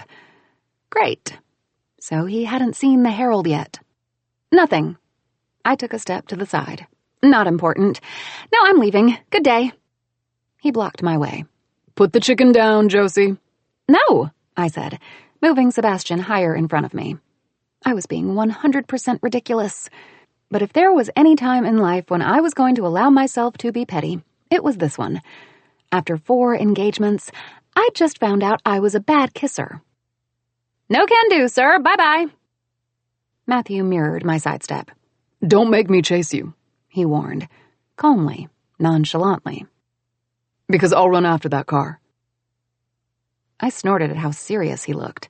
"Don't be dramatic," said the woman using a cockerel shield. My eyes narrowed at the gorgeous, gorgeous man in a backward hat. "If I put him down, he's going to come after us. He doesn't like to be picked up like this, in case you haven't noticed, Sparkles. As gentle as I've been, he'll peck at our heels. He's fast, faster than us. Best thing to do at this point is call Robbie. Can you do that?" "I think we can manage to outrun him."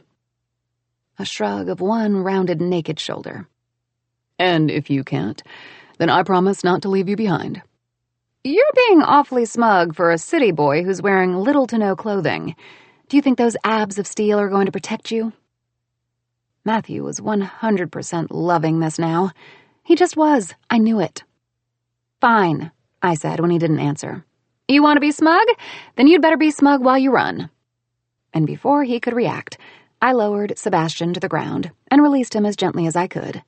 A clucking battle cry left him, and right as I was breaking into a sprint, Matthew snatched my wrist. We ran in the direction of the house, the squeal leaving me thanks to the shot of adrenaline making me sound like a fool. As predicted, Sebastian chased us. Poor thing. I really needed to talk to Robbie to see if we should just let him pick his home. I glanced over my shoulder, my eyes getting a little distracted at the sight of Matthew by my side, roaming a little too low, a little too long. And totally missing a log lying somewhere around the backyard. I felt myself trip, cruising the air for a second that stretched, and just before I fell, Matthew's hands were there swooping me up. "That wasn't a kiss," he said, pushing up those porch steps with me in his arms, princess style. "You weren't kissing me, Josie." Brown eyes snatched mine just as we crossed the threshold of the door. He planted me right down, chests heaving, my jean-clad hips pressed against his. Him. I audibly gulped. Those sweats did nothing to conceal him. The hard outline pressing against the softness of my lower belly. And I didn't want to acknowledge how good he felt against me like that, how solid, how enthralling, or how thoroughly aroused I was, too, for no other reason than him touching me. That wasn't a kiss. Hadn't it been? My palms fell on his chest, making my breath catch with the sound that left him. A little growl. It made me move into him. I wanted to drag my fingers down, up, all over him. He made me want so many things, this man. He made me breathless with things I thought I didn't need. I stepped away. Matthew's gaze flickered down, landing on my hands still splayed on his chest. He reached out from my left, brushing his fingers over my skin, pausing for a heartbeat over the ring. His ring. My ring. He kept touching it, looking at it, making something tighten inside me. You weren't kissing me, Matthew repeated. Not really. That wasn't our first kiss. You'd know if it was. Our first kiss. My heart jumped and plummeted to the ground. All the same, it had been, though. I'd kissed him, even if it had been just a peck. Don't worry. I retrieved my hands, let them fall to my sides. His eyes found mine again. I didn't come here for a repeat. This is not about that. I came here for something else. Matthew retrieved the tote bag from the spot beside my truck and returned to the cabin, leaving it with me before heading to the shower with a promise to be quick. He hadn't been. Matthew was in that shower for a long time. But I was grateful anyway because I didn't think I could have done this with him looking all sweaty and shiny and distracting, sitting across from me. So by the time he returned, I'd had enough time to get everything I brought with me neatly organized on the kitchen island, prepare coffee, and connect my phone to the speakers to play my Deep Focus playlist. I'd return the rooster to the Vasquezes tomorrow. Today we had work to do. Matthew's steps were heavy and slow as he approached again. He hadn't brushed his wet hair, the usually dirty blonde locks darker and messy, some falling over his forehead. I wanted to sweep them back, see every crease in his forehead up close, ask him why he looked so serious, and thank him for discarding the contacts in favor of his glasses. It wasn't right. My brain was clearly still malfunctioning from that horrible kiss. That wasn't our first kiss. I've prepared coffee, I told him with what I hoped was an easy smile. Matthew's features softened briefly as he poured himself an Americano before coming to a stop at my left. A wave of peppermint and soap and him hit me right in the gut, and I wanted to lean into his chest so badly, brush my cheek against the sweatshirt he was wearing, just enough to feel him through the cotton, maybe hear his heartbeat. Perched on a stool, I sat at the perfect height to do that. Those are your muffins. My cheeks warmed the tiniest bit. We both knew that they were my apology muffins, but if I admitted it out loud, if I brought up that night at Andrew's estate, we'd talk about that kiss again. And I didn't think I could do it. The muffins weren't so much about that. They were more about me feeling responsible for Matthew getting so upset over the cameras. I was responsible for his picture being in the Herald, too. Both things could have been avoided if I'd listened to Bobby, if I wasn't so naive. Hence the muffins. I also brought the kale chips you love so much, I said, pointing at the pink container I kept them in. A breath left him, hitting me on the top of my head. The urge to turn and look at his face was strong, but I was stronger. Please take a seat. We have lots of ground to cover. Matthew didn't sit. What's all of this, Josie? I want to help you, I told him, with your job hunt. I know you might have seen most of these, but you said you'd let me know if you found something and you haven't, so you can tell me where you're at with it, and we can take it from there. I reached out for one of the binders. I've printed out job ads and classified them by state and field. I threw it open. We have Illinois, and then positions that have to do with reporting or content or... Oh, there was an editor for creative ads and media that sounded so cool. I scanned the sleeves until I found it. Here. I glanced at Matthew, and he looked pensive, quiet. Don't worry, I said, pulling at the section divider. There's a section for Massachusetts. Most of the ads are for reporter positions. Boston Guardian, Boston Globe, a national media group I can't remember the name of, but that one's part-time. I stole a new glance at him. No change. You have a nice face and can be very charming. I think you'd look great on camera if you're open to broadcast journalism. Matthew set the mug on the kitchen island. He scratched the back of his neck. Is there a section for North Carolina? Yes, I said, a jolt to my chest. I thought you might want to be close to Adeline and Cameron. I kept my gaze on the binder. And there's one for Florida, too. I know you met Adeline in Miami, so I thought you might want to go back. There was a long pause, only the slow beats of the music playing in the background filling the silence. Then Matthew moved. He grabbed a stool and planted it next to mine before plopping down. I seemed to hold my breath for a reason I didn't understand, as if I was waiting for something.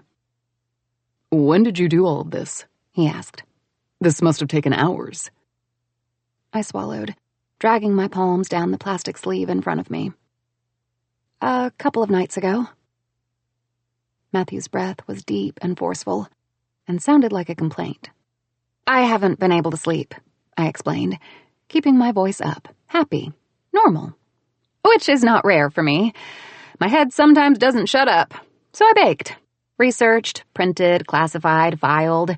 It was very relaxing, and I was just glad I had something to keep myself busy. Another of those exhales left him. Look at me, baby blue. I ignored the pressure in my throat, chest, belly, everywhere, and complied. Thank you, he said. And God, Matthew had never sounded or looked so earnest, moved, like the two words were coming from someplace other than his mouth, someplace deep inside him. His Adam's apple bobbed, and he turned my stool, angling my body toward him, as if he wanted all my attention. I wish I could find the right words to tell you how fucking grateful and blown away I am right now. I wish... He shook his head. I wish I could show you. Everything in me eased, taken aback by how much he meant that and how little I had done. These are just printouts, I whispered. It's the least I can do. You're looking for a job, and I wasn't doing anything for you, not like you are for me. That wasn't right. It wasn't fair. A muscle in his jaw jumped, and when he said, that couldn't be further from the truth. I didn't ask what he referred to. His hand reached out, fingers tucking a strand of my hair behind my ear. It wasn't right how I could feel something so simple, so plain, so cliché, if you will, so deep inside. You're nothing I expected, Josie, he said softly. So softly it almost hurt. I told you that night. But now I know you're nothing I deserve either. I frowned. You deserve this, I told him. And I'd been doing such a good job at trying not to talk about something that made him uncomfortable. Something he'd never brought up, but that I knew. It's just help. It was unfair that they fired you because you refused to give them some scoop about Adeline and Cameron. It's unfair that they're getting away with saying that they were laying people off anyway. In fact, I'm sure there's a way we could sue them. We can look into that. I'll help you lawyer up. I have connections. I promise I can help with that. Matthew smiled, but it didn't reach his eyes. Do you know where I worked, Josie? Some media and entertainment conglomerate, I told him. They own newspapers and online outlets across the country or something like that. I can't recall the specifics. I just know they don't have principles and were very dumb to let you go. They don't have them, no. Matthew agreed. One of the outlets they own is Page 9. Oh. I didn't know that. I probably should have asked. I should have told you. The corners of his mouth fell. Page 9 is where I worked for the past year. My boss, Marissa, took me with her after a management change there. It's not rare to move people around. It was an adjustment, but I figured out soon enough how tabloids worked. News is news, no matter what the subject. It's more about who you know than anything else. And with social media, there's a lot more work in the tabloid industry than what most people think. So, you wrote things like the stuff being said about me? And Andrew? Us? I'm not proud of myself, he said. And I believed him. I always thought I was somewhat fair, that everything I wrote was not crossing some imaginary line I'd drawn for myself. I checked sources, made sure everything was factual. But I could only control so much. A sigh left him. Filthy reality is scripted, to give you an example. But that doesn't mean you can predict what Sam and Nick will say. The whole thing is edited, but they occasionally get vicious. And people love that. It's a big part of their success. I processed that. All of it, really. I was surprised. It had obviously caught me off guard. But I didn't feel betrayed. Just confused. I should have told you. Why didn't you tell me this? When I asked you to help me that morning here in this kitchen. That muscle in his jaw jumped. You said you needed me. Me. The weight of his answer made my next breath a little harder. Why didn't you say anything at any point after that? I thought she'd break things off. That she wouldn't trust me. Break things off? Break what? I should have asked. What was between us was meant to be broken either way. But I wasn't an idiot. I wasn't blind. I could see, as much as I tried to deny it, that there was something else between Matthew and I. Something that had always made me gravitate toward him, and now had become this living, pulsing thing growing in the space we'd carefully put in place with those rules. Is that why they aren't talking about you? Because they know you? The quality of his gaze changed. You're assuming that the reason is in part what made me keep this from you. I wish... He stopped himself. I wish I could have spared you all this ugliness, Josie. I'm not as naive as you paint me to be, Matthew. I don't need to be sheltered. You're not. He let out a hard breath. And you don't need to be sheltered, no. Because you're smart. Way smarter than me. Fierce, brave, kind. You'll assume the best in people because that's who you are. You have a heart so fucking big, there's room for everyone there. And I love that about you. All of those things. That's what I wish I could protect. I love that about you. That's what I wish I could protect. My heart tripped over itself. I was struggling to keep myself from what? From asking him to take all of that back? From asking him to expand? To tell me that he wants some of that space in my heart? From jumping in his lap and just... Then we'll find you something else, I told him. Something as far away from gossip and tabloids and podcasts as we can go. You're incredibly smart, Matthew. Determined, too. And the fact that you have a moral compass is a good thing. Something flashed in his eyes. Was that hurt? I averted my gaze for a moment. You tried to make the best out of a situation that was out of your control. You said no. You protected Adeline and Cameron. And then you protected me, too. Because I needed you. Like you said. His gaze dipped to the space between us, and I realized I'd been fidgeting. No, shaking. My hands were shaking. He clasped them, gently but tightly, with that emotion I'd been seeing in his eyes. The one that made it impossible for me to look away. I felt his thumb graze the ring. And I'd become so used to the weight, its presence, that him touching it felt as if he was touching a part of me. It was my grandma's engagement ring, he said. And I swore I stopped breathing. My grandpa made a couple of modifications before proposing to her. The stone at the center was the color of her eyes. It's not that rare to have it there, but it usually is a solid heart. Something thundered in my chest. I'd figured it was a family heirloom. Of course I had. But this I hadn't expected. It's beautiful, I breathed out. I wasn't lying when I said that. It's beautiful on you. My heart fluttered. But I had to keep it down. I had to try not to ruin this. Us, whatever that was. I didn't want whatever was in his eyes to go away.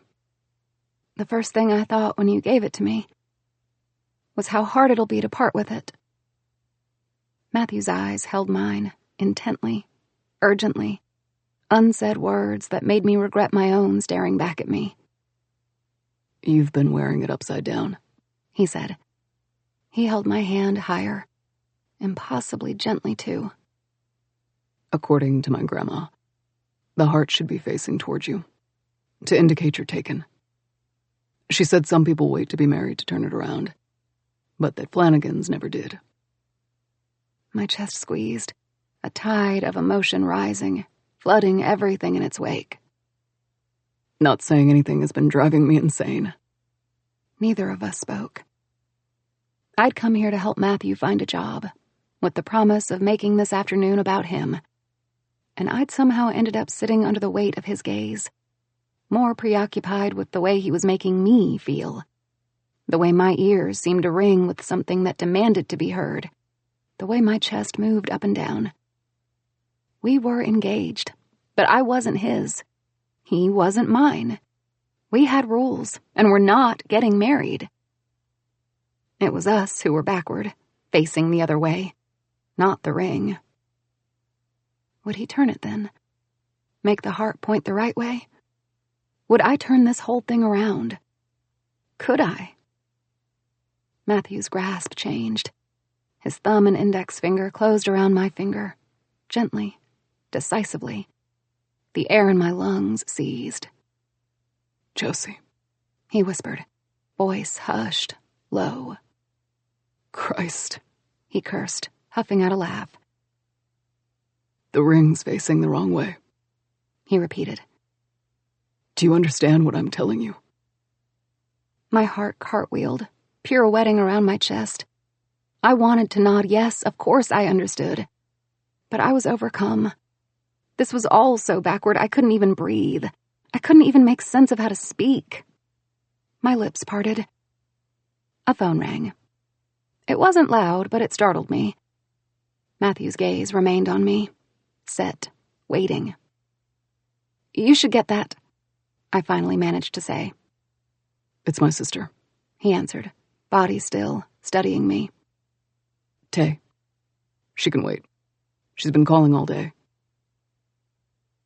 All those questions I'd had about his family resurfaced, grounding me, sobering me up. "It sounds important," I told him. It cost me a great deal, an intricate part of me, but I pulled my hand away. "I'll go." Matthew frowned. "I don't want you to leave." Once again, I forced myself to speak words I didn't want to say. "They don't know about me, do they? About this being a lie?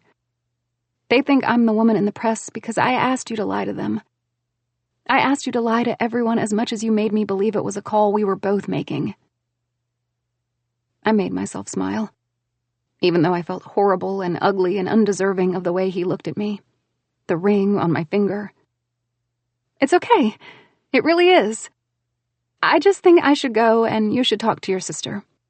I'll leave all of this here, okay?" His lips thinned, and he stared at me, deep in thought, that emotion still clear and bright in the brown of his eyes. My smile wavered, turning a little crooked in a way that couldn't be cute.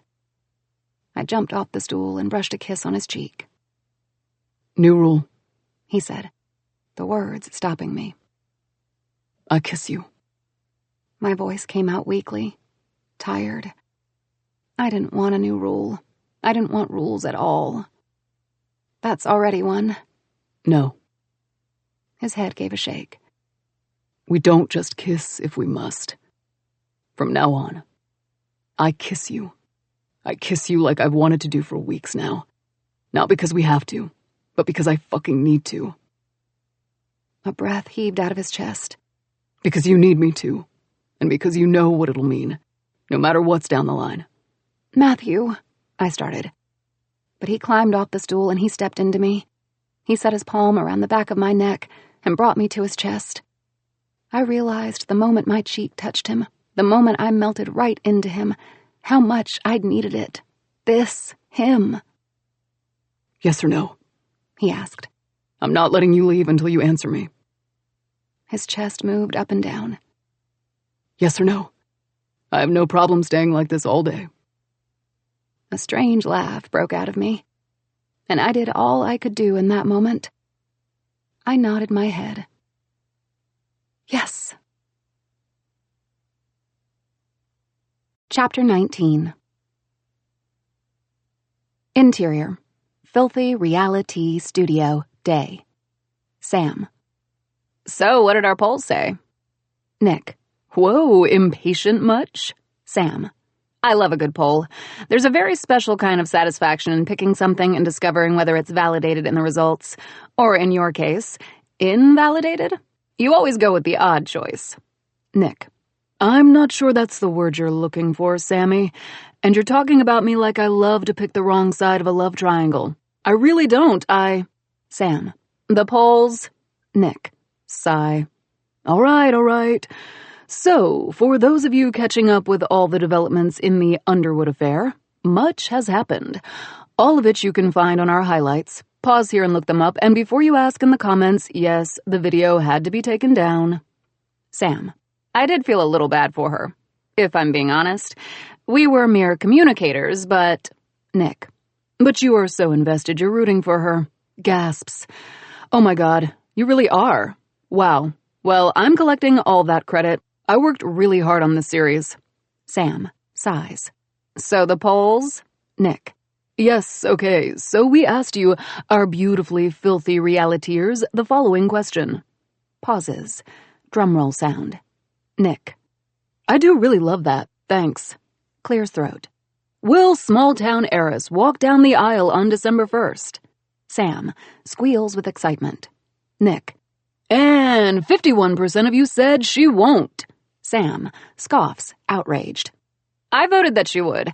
I believe in her. I believe in the power of healing. Nick. I don't know, honestly. I'm as divided as our audience. I think it's because of that picture we talked about on Tuesday's ep. That kiss was a little... Sam. Anticlimactic? Yeah, maybe. I always thought he... Nick. Laughs loudly and abruptly. That he looks like a man to grab a woman and just kiss the heck out of her? Yup. Blonde guys and glasses. I'm telling you. But on to our second poll now. Will Rich Daddy... Oops, sorry, we can't address him as such anymore. Do you want Andrew Underwood to walk our real-life small-town princess down that aisle on December 1st? Drumroll sound. Poll said 75% yes. Sam, even more outraged. What? Why? Nick. The power of Hollywood? Happily ever afters? The daddy issues everyone has? I did vote yes here, I'll admit that. Sam. Ew. You're changing your tune awfully quick. Are you still fishing for that invite? Nick, feigning a dismayed gasp. I am better than fishing. But yes, I am. You really think there's no way I can get one, though? I know exactly what I'd wear. Sam laughs. Of course you'd know. But the big day is in 2 weeks. I doubt that you will if it hasn't happened yet, bestie. Nick. Ouch. I would have taken you as a +1, but alas. Oh, and for those of you filling up our comments with the most random requests, here's a little something. We are working on getting a very special guest on the pod. Soon. Hopefully. Any guesses who that might be? Let us know. Until then, please stay tuned, and subscribe if you haven't. We also have mouths to feed. Sam. You have 3 cats. Nick. Exactly. 5 more minutes? I turned my head to look at the man occupying the driver's seat of my truck. 5 more minutes. Matthew smiled. Yeah, I was thinking the same. Or maybe I need 10 this time. I'll think about it. I'm sure you don't mind staying here a little longer, do you? I didn't. And he didn't need to think of anything. It was me who needed those 5, maybe 10 minutes. Not him. But he was an incredibly sweet man. So he'd pretend otherwise if I let him. We'd been parked here for a while now. Long enough for me to wonder if I'd ever work up the courage to open the door, exit the vehicle, cross the driveway, and knock on Adeline and Cameron's door. What are you thinking? I asked Matthew, dragging my gaze out the window. Karaoke. Karaoke? Yeah, he said with a nod. I was thinking whether you have a song. Cute girls always have a karaoke song. I was wondering about yours. Ugh, I couldn't with this man. I couldn't deal with how full he made my chest with the silliest, most simple things. What songs were you considering? I was still narrowing it down to genres and decades. I pursed my lips just so I wouldn't smile like an idiot. It sounds like a very efficient thought process. Do you want to share what genres and decades you think suit my karaoke choices? Matthew turned in his seat, the crewneck sweatshirt he was wearing stretched over his chest with the motion, momentarily dragging my eyes down. He looked great in green. It matched the specks in his eyes. Country. 80s. I wrinkled my nose. You got one right. He made a thinking face. It has to be the 80s then? I do love a nice country tune, but yes, karaoke and 80s go hand in hand for me. I smiled. How did you know? Because. That's not a reason. His throat worked, and he looked at me in a way that told me his answer wouldn't be as trivial as our conversation. Because it's my choice too. I immediately lit up inside, as if he'd switched on a bulb with a simple click. I didn't need to ask what he meant. It simply made sense. That was the thing with us. It had always been. You're a careless whisper kind of guy, I told him. You have to be. I bet you're a good singer, too. I bet you even put on a show. The grin that tugged at his mouth was incredibly big. Respectfully, but you give me a mic and I will make that stage my bitch. That bright, overwhelming feeling expanded, pulling at my own lips. His words made it impossible not to forget everything for a few moments and imagine Matthew on a stage, lit by a single spotlight, mic in hand, belting out those high notes with a naturalness he probably had no business having. It really wasn't right to be this handsome, funny, have those arms, and be able to sing. Or maybe, just maybe, it wasn't right how much I loved all those things about him. My face started to fall, and just as quickly as it all had left, momentarily stretched out of my grasp by his smile and the image of him, it came right back with a snap. I'm a little scared, I whispered, to get out of the car. Matthew nodded his head, even though it was obvious that he already knew that. Want to tell me why? I huffed out a bitter laugh. The lies, I said. He considered my answer. And I was aware that after what had happened back at Lazy Elk the other morning, after what he'd confessed and asked of me, after what was left unsaid, it was an unfair thing to say. The lies. It made it all sound fake. Like he didn't make my heart flutter with just a touch or a look. Like him distracting me with a silly conversation about karaoke wasn't worth anything. Like him in this car, making up excuses so I could work up some courage, didn't mean the world. It did. It all did. More than I could say. But it didn't change the fact I felt like a fraud going into Adeline and Cameron's place. I voted yes, Matthew said. On page 9's poll. I frowned at him. I'd seen the polls on page 9's socials. As much as I tried not to look, it was becoming harder to ignore the closer we got to December 1st. It was also difficult not to cave and allow what was being said to hold sway over me. I'm not trying to turn this around, so we talk about us, Matthew said. It's not the time. Not right now, here in this truck. Not when your head is somewhere else. But I only voted on one of them. And I did with a yes. You will walk down that aisle, Josie. Not because you have to or because you might want to, but because you can. That's also why you can walk across that driveway, hug Adeline, and not ruin anything. His jaw set. You can do anything. Understand? An overpowering, consuming wave of emotion crashed into me. I wanted to kiss Matthew, now, so badly. I wanted to climb onto his lap and show him what his words, his faith in me, did to me. I didn't think I'd ever wanted to kiss him more than I did right this second. There was a glint in his eye that told me he could see that in me, what I felt. There was a hardness in his face that also told me he was trying to stop himself from doing the same, or from letting me. He deserved that, I decided. He deserved to have control over that kiss, just like he'd asked with that new rule. I kiss you. I could give him that much. I could give him things.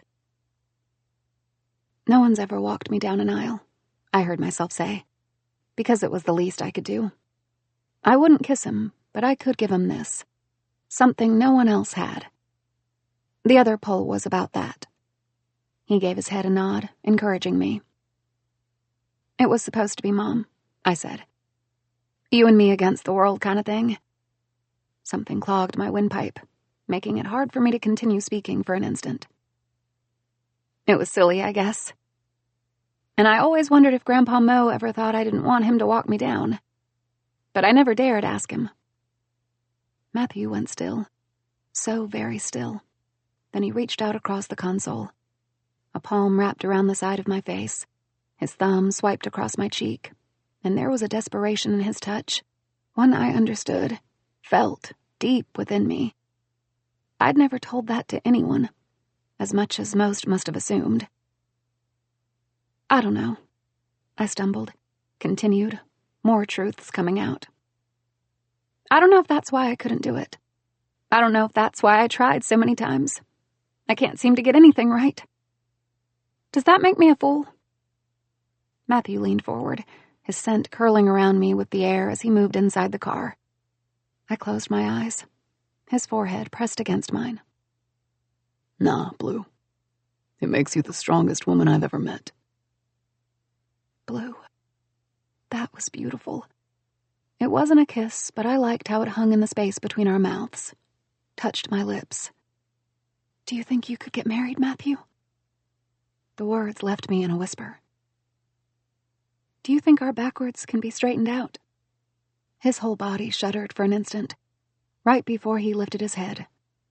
Brown eyes met mine when my eyelids fluttered open. My belly dropped. We really are motherfucking backward, huh? We really were. But before I could say as much, he was touching my forehead to his again. Just briefly this time. Nothing more than a caress. He returned to a seat. How about we get you a maid of honor first? Then we take it a day at a time. A day at a time. There were 14 of them left. Do you think she'll hate me? I asked him. For lying. For asking so late? There wasn't any hesitation in his words. Not a chance in hell. He nodded his head at the sleeping, furry ball in the back seat. Remember, we have Pedro. No one could ever be mad at someone holding a pig that tiny. Not even Cam. I chuckled, even if a little strained. I knew what he was doing, again, distracting me. I didn't deserve a man like him. Okay, you hold Pedro, though. I think I might throw myself at her when I see her, and I don't want him to get hurt. You got it, he said with a nod. And in a matter of seconds, we'd exited my truck and were crossing the driveway to Adeline and Cam's porch, with Pedro Pigscal in Matthew's arms. I released a big gulp of air, squared my shoulders, and rang the doorbell.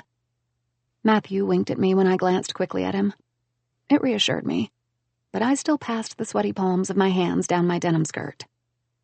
The door opened. I held my breath. Cameron's large frame filled up the space. There was a small pout framed by all that trimmed facial hair. About fucking time, he murmured. He met my gaze. A smile broke through. Small, but it was there. Saw you park ages ago. I'd hoped you weren't making out in my driveway, honestly. We really weren't, I said, voice soft, too soft. Cam let out a long sigh. I know, darling, he admitted. I know. Green eyes bounced to my side. He eyed Matthew up and down. What in the bloody hell is that? Hey, Matthew complained. And when I looked over, he was covering the pig's ears with a hand. Don't talk like that about Pedro. We're babysitting for Maria. Something moved in front of me, and in a second flat, Cameron was shoved out of the way and I was being hug-attacked. Ada! I started, but a choking sound stopped me. It wasn't mine. Oh my God, was Adeline crying? After throwing herself at me? Are you okay? I asked, hearing my own voice crack. Why are you crying? Because she's the furthest thing from okay, Cameron answered. My sister let out a little sob, making me immediately wrap my arms around her. But you never cry. Oh my God, are you crying because of me? Did I make you cry? My own eyes welled up. Emotion rose, flooding me. I squeezed her harder, tighter. My sister never cried. She didn't tackle people with hugs. I'm so sorry. I came here to ask you if you wanted to be my Yes, she croaked. Please, I'll be your maid of honor, and I'm not crying over that. I've just been so stressed. I thought you hated me because I wasn't there for you, and I am very emotional and I cannot hold it in. A strange trail of words I couldn't make followed that. But I didn't care too much. Adeline didn't hate me. I hadn't ruined this for us. At least not for now. My eyes fluttered closed. All right, I heard Cameron say. Let's move this inside. And stop looking at me like that. The pig can come in too. Matthew let out a scoff, as if I was going to leave Pedro outside. Chapter 20. Something got my attention from outside the window of Stu's. Bobby snapped her fingers, demanding I look back at her. Do you really need to do that? I asked her as sweetly as I could. Because I thought we'd turned a corner and you were nice and encouraging and... I'm a multifaceted PR strategist, she said, and your attention should be on this steak tartare, not outside the deli. Stuart closed up the shop for us. I arched an eyebrow. Stuart? It didn't sound like Bobby to care about some man closing his shop for us. A wedding planner, I said, loading my fork and bringing it to my mouth. Multifaceted wedding planner, in any case. Matthew huffed out a laugh from my side, making me puff out my chest with pride. Bobby's eyes narrowed. And no one serves steak tartare at a wedding. Raw eggs, raw meat, and unpasteurized cheese are very risky options. Everybody knows that. Bobby drummed her nails on the small table where we'd been sitting. We were in a more private corner of the deli, although it was just us and Stu at the back. Stu's beef barn was in a neighboring town. Despite its name, it wasn't a big establishment, but it sourced everything locally, and it had a few spaces for people inclined to grab a quick bite up front, or for people like us who were trying their offerings for an event. Bobby had yapped about us going to a real caterer, as she had called it, but I'd checked this out on her master list, as much as I'd done so randomly. It had been an existing option, and I loved that fate had brought us here. We'll add it to the entrees, but for the rehearsal dinner then, she finally announced. I'll go check with Stuart to see if it's possible. I opened my mouth to tell her that it made no difference, since the wedding and rehearsal dinner had exactly the same number of guests, but Bobby was scurrying off her chair before I could. Who would have thought? Matthew said. I knew exactly what he meant. Not me, but I can't say I blame her. Matthew's knee nudged mine. I also knew what that meant, so I glanced back at him. His smile was small, careful. If you're into bald, bearded men in aprons surrounded by cuts of meat, you should have said something. I'm not opposed to trying out new looks. I wasn't. Stu was nice, objectively speaking. Attractive, if you were into those things Matthew had just mentioned. I don't know. Could you really pull off a bald head? Absolutely I could, he said, bringing a hand to his chin. And I could grow a beard, too. I cocked a brow in question. I could learn how to broil things, slice brisket. My biceps would flex really nicely while I do that, just the way you like. Something a little too close to a giggle almost left me then, but I intercepted it in time. You're pretty, but you're not bald-head pretty, I lied. I also loved his hair too much. Matthew smiled. So you think I'm pretty? I shrugged. You know I do. I turned back to the tartare and brought the plate closer to us. I hope Stu stops Bobby from adding this to the rehearsal dinner. I'd hate for half the town to get food poisoning.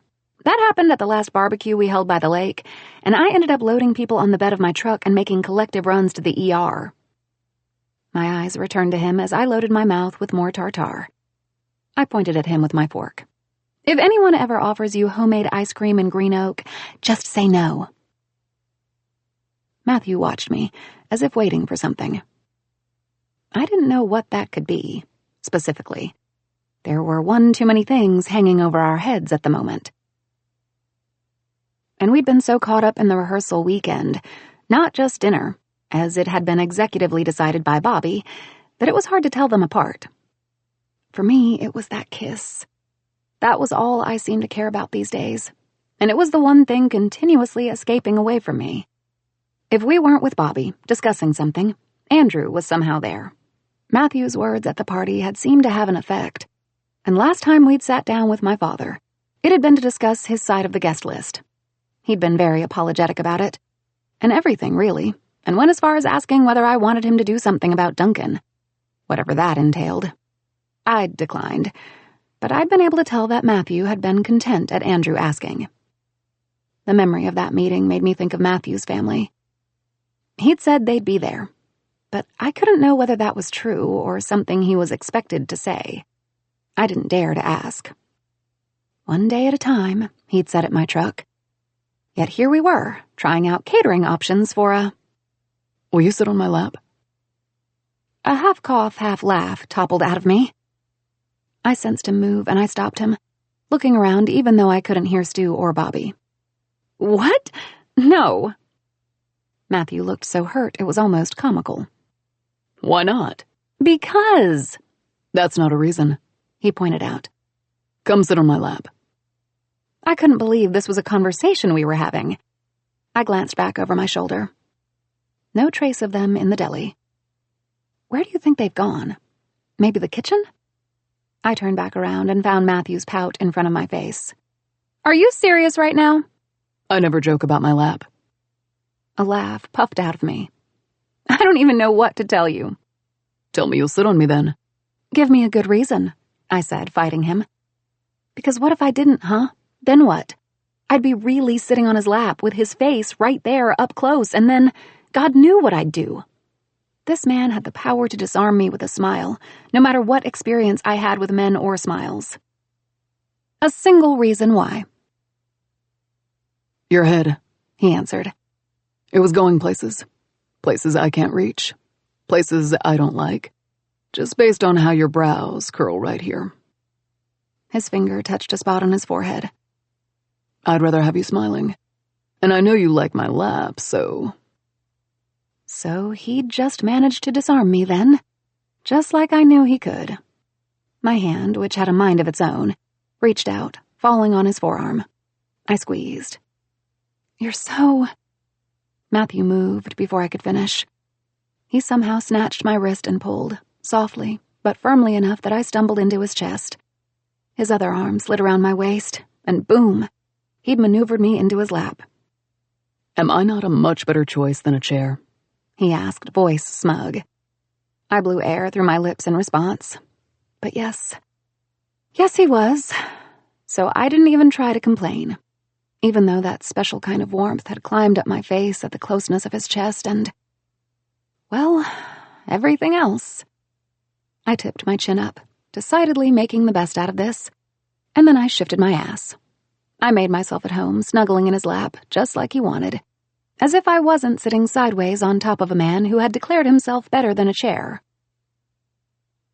I'm sure this is something expected anyway, I murmured. He wanted to distract me, to stop my mind from wandering off? Okay. Engaged couples are handsy. They get carried away in the honeymoon period and all that, right? There was understanding in Matthew's hum. There was something else, too. Gratitude? Frustration? I couldn't tell those apart with my ass planted so close to his crotch.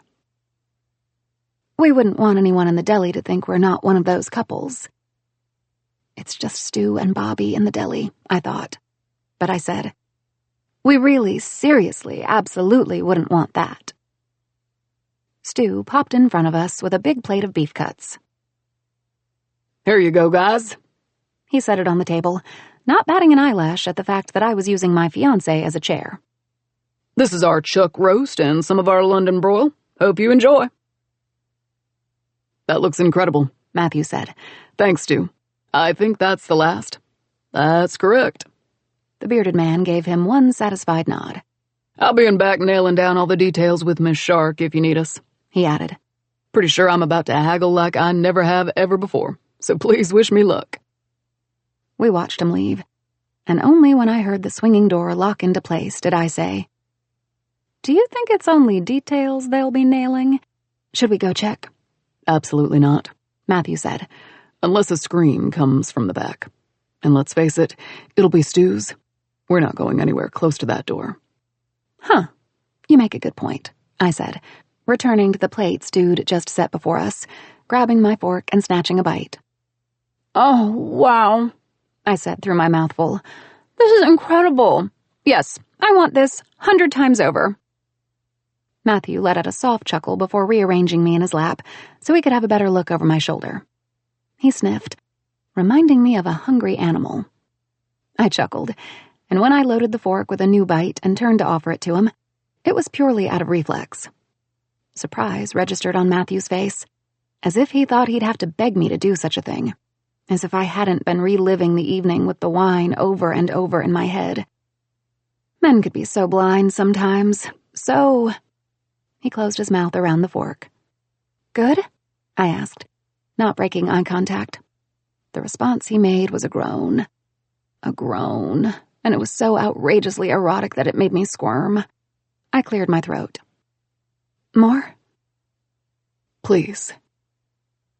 My fork snagged some of the roast this time, and when I turned to look at him, he was leaning back in the chair. My breath caught a little at the sight of him, looking so brash and presumptuous like that. So in control, so unassumingly smug. The fact that we were alone in the deli made it all the worse. Better. Dangerous, probably. I cupped his jaw with my free hand. The touch of his stubble prickled at my palm, the warmth of his skin sending tingles down my wrist. Matthew's eyelids fluttered closed.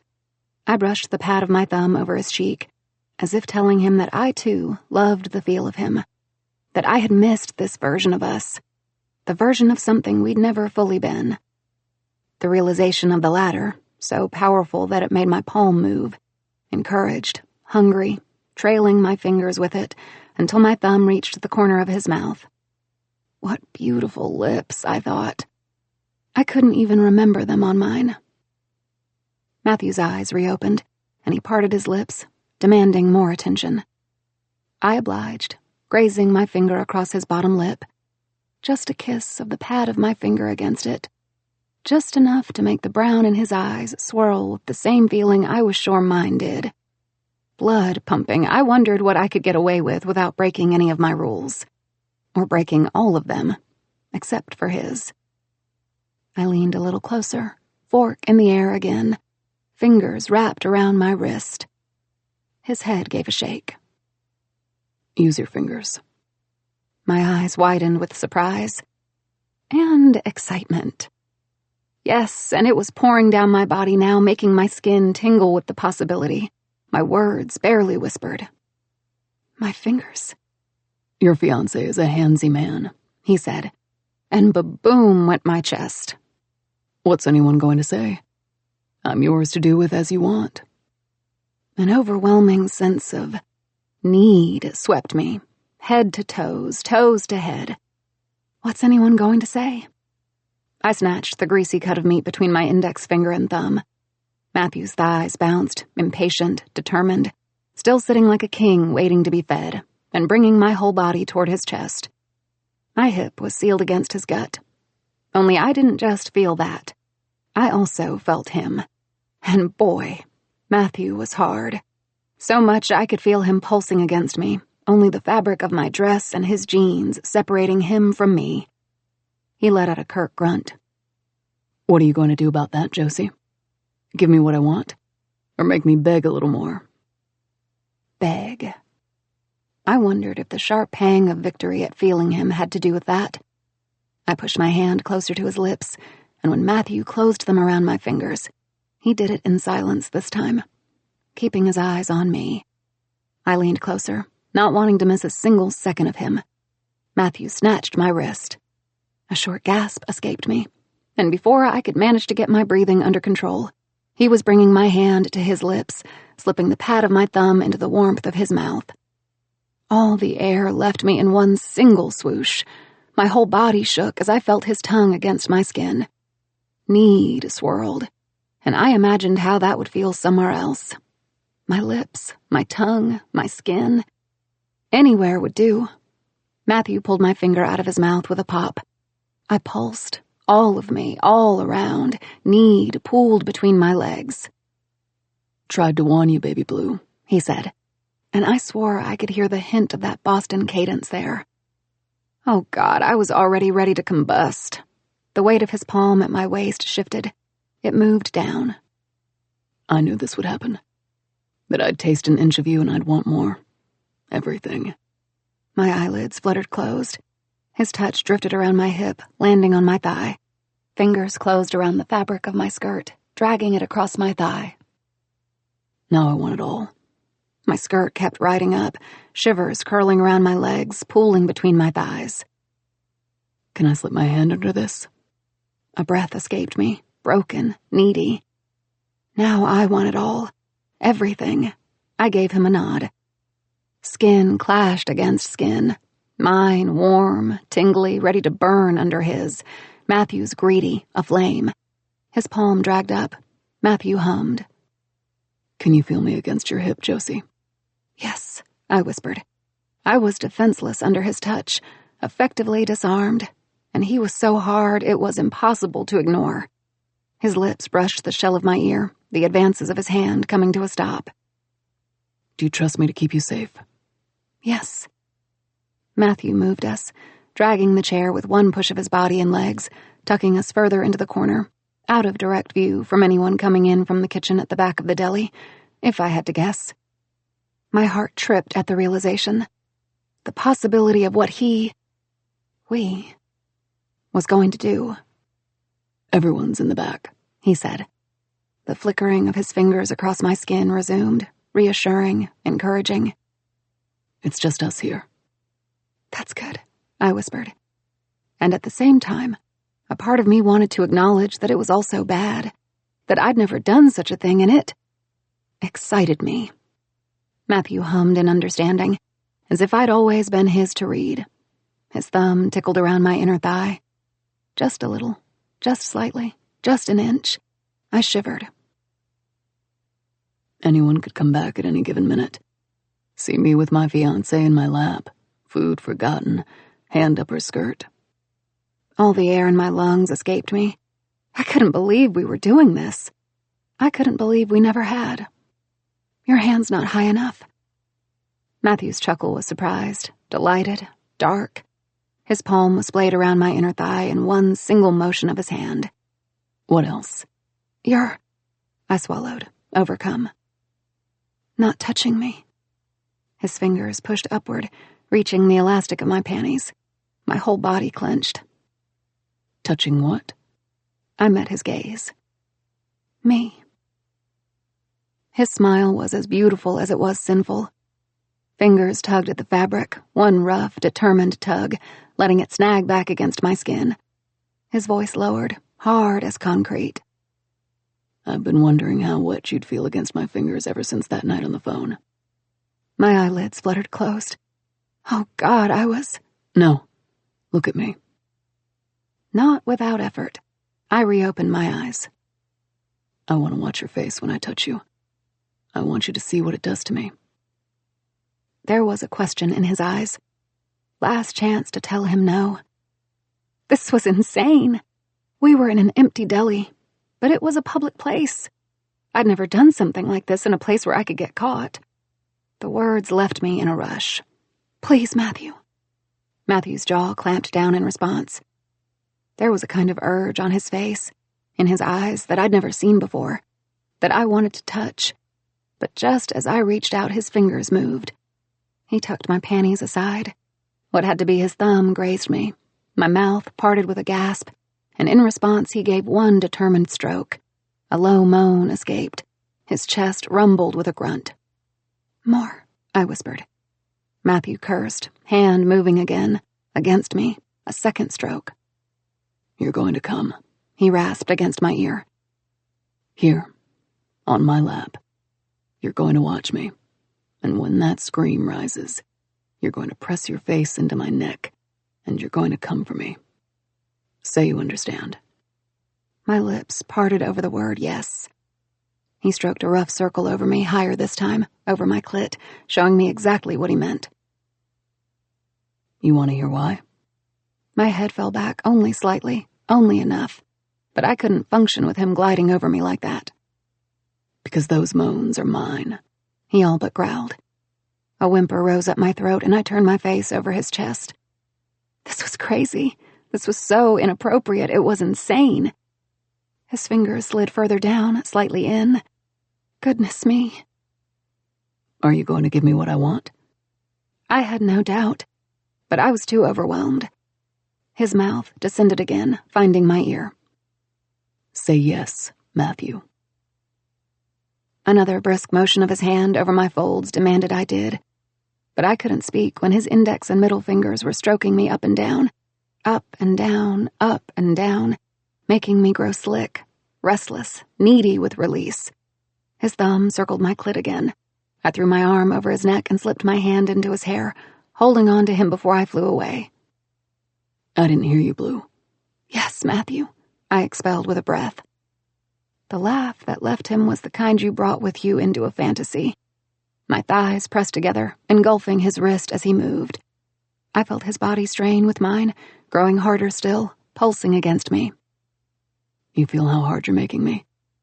I'd be turning you over this table and fucking you in a heartbeat if we were truly alone. My head started spinning, all sense leaving me. All that existed was Matthew's fingers, now back to tracing circles over my clit. His body under mine, now shaking. His scent all around. His voice, just him. I tugged on his hair, squirmed in his lap. I wanted more of everything. I wanted the tension to snap. This is all I've been picturing, he told me, his wrist flicking, my body spasmed. Since you came over the phone saying my name. The memory led him right to the spot I'd touched that night, imagining it was his hand. He circled, rubbed it back and forth. God, I couldn't believe I was going to come like this.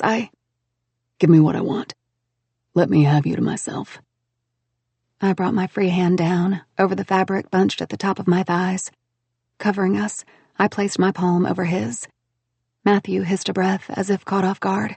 I whispered, I want to know it's you. Fuck, he cursed with a grunt.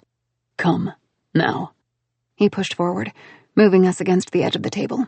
As if he was about to buck, I started throbbing, pulsing, leaving my body. I clasped his hand. Josie, now. I went off. No cry, no whimper, no name off my lips. I just spasmed against Matthew as I rode the highest of highs, feeling hot and cold and full and empty all at once.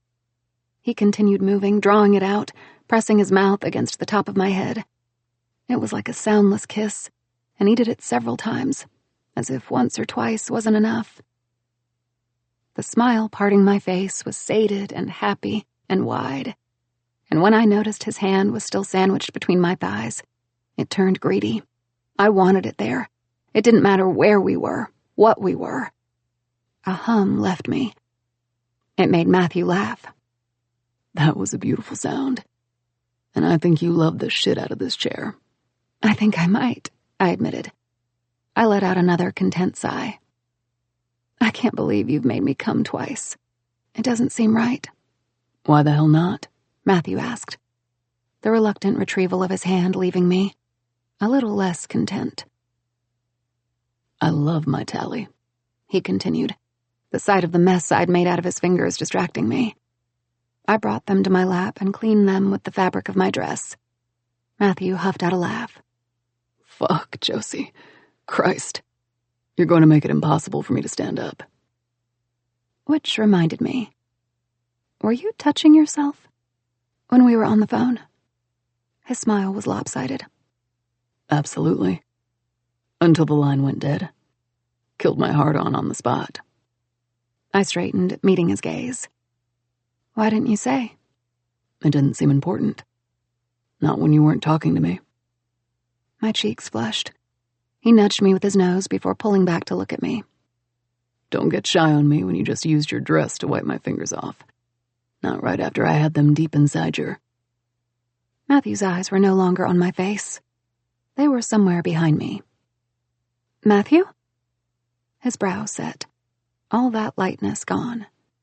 "Hey," I insisted, trying to turn but finding my body trapped between his chest and the table. "You're scaring me. What's wrong?" Matthew's body moved back, making the chair scrape on the floor. He set me on the ground gently, still not looking at me. Then he came to his feet, blocked me with his body. "Where's Bobby?" he barked. Then louder. "Shark!" I peeked over his shoulder, scanned the section of street across the window. Something stood out. A guy, leaning on a car, a backpack at his feet. "Why do you need Bobby?" Matthew finally turned, eyes meeting mine, and it was as if his body gravitated toward mine. His arm snaked around my shoulders, and he held me to his chest. "Can you wrap your arms around me?" I immediately did. "What's happening?" "There's a fucking pap outside," he said. "And if Bobby doesn't deal with him, I swear to God I'm going to walk out that door and—" Noise sounded behind us, then Bobby dashed past. "Stay put," she barked back, leaving us behind. "You're not getting your hands on anyone else today, understand? I'm dealing with that." Anyone else? Oh boy. I didn't know what was worse, the possibility of that pap having caught me dry humping Matthew's lap, or the fact that Bobby knew what we'd been doing up front. Chapter 21. It was rehearsal weekend. RW, as Bobby had been consistently referring to it in emails, texts, calls, and conversation, and the Vasquez farm was brimming with people. Last time I'd seen so many workers buzzing around had been last year at our first Frost event. The magic and doom of the whole thing was that the celebration would culminate with a big party on the day after the frost. Only it never came. Days turned into weeks, and much like this year, the temperatures never seemed to drop enough for that day to arrive. The festival stretched for over a month, and by the time we rolled into the 5th week without a nice and crisp layer of ice, it had all gone off the rails. Before I could do anything about it, Green Oak had turned into a betting house, and people argued and wagered scary amounts of money over this whole first frost business. I told myself never again. You live and you learn, and you don't let a war erupt in your town. Only, maybe I didn't learn, because here we were. New polls were running on page 9 on whether I would wear white, or whether it'd be the groom who ran this time, and I was inflicting yet another spectacle on Green Oak. If Bobby heard me call this a spectacle, she'd probably burst a blood vessel. She was oddly happy with how everything was turning out, despite my picking most things at random. Maybe Matthew had been right all along. Beautiful things shouldn't be boxed. I smiled at the thought, at the idea of him, my gaze drifting away from the clipboard I had propped against my hip. I'd been signing off on things all morning, barely allowed to move from my spot at what Bobby had called a safe area, because we couldn't have the bride breaking a leg or an arm or her neck on RW, apparently, not a week before W Day, like she also said. So I'd been demoted to logistics, which meant that I signed a slip while stuff was loaded off a truck. I was bored, frankly. Restless, too.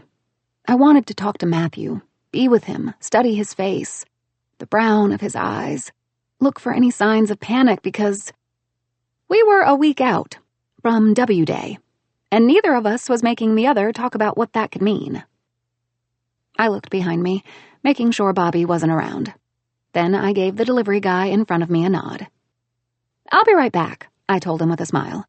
He cocked a brow. Understandable. Bobby had been terrorizing everyone, including him. "I promise. 10 minutes tops, please?" The guy gave his head a quick shake. "Yeah, okay, but if she—" "I'll take the blame," I exclaimed, turning immediately around. I hadn't seen Matthew since we'd parted ways after driving here.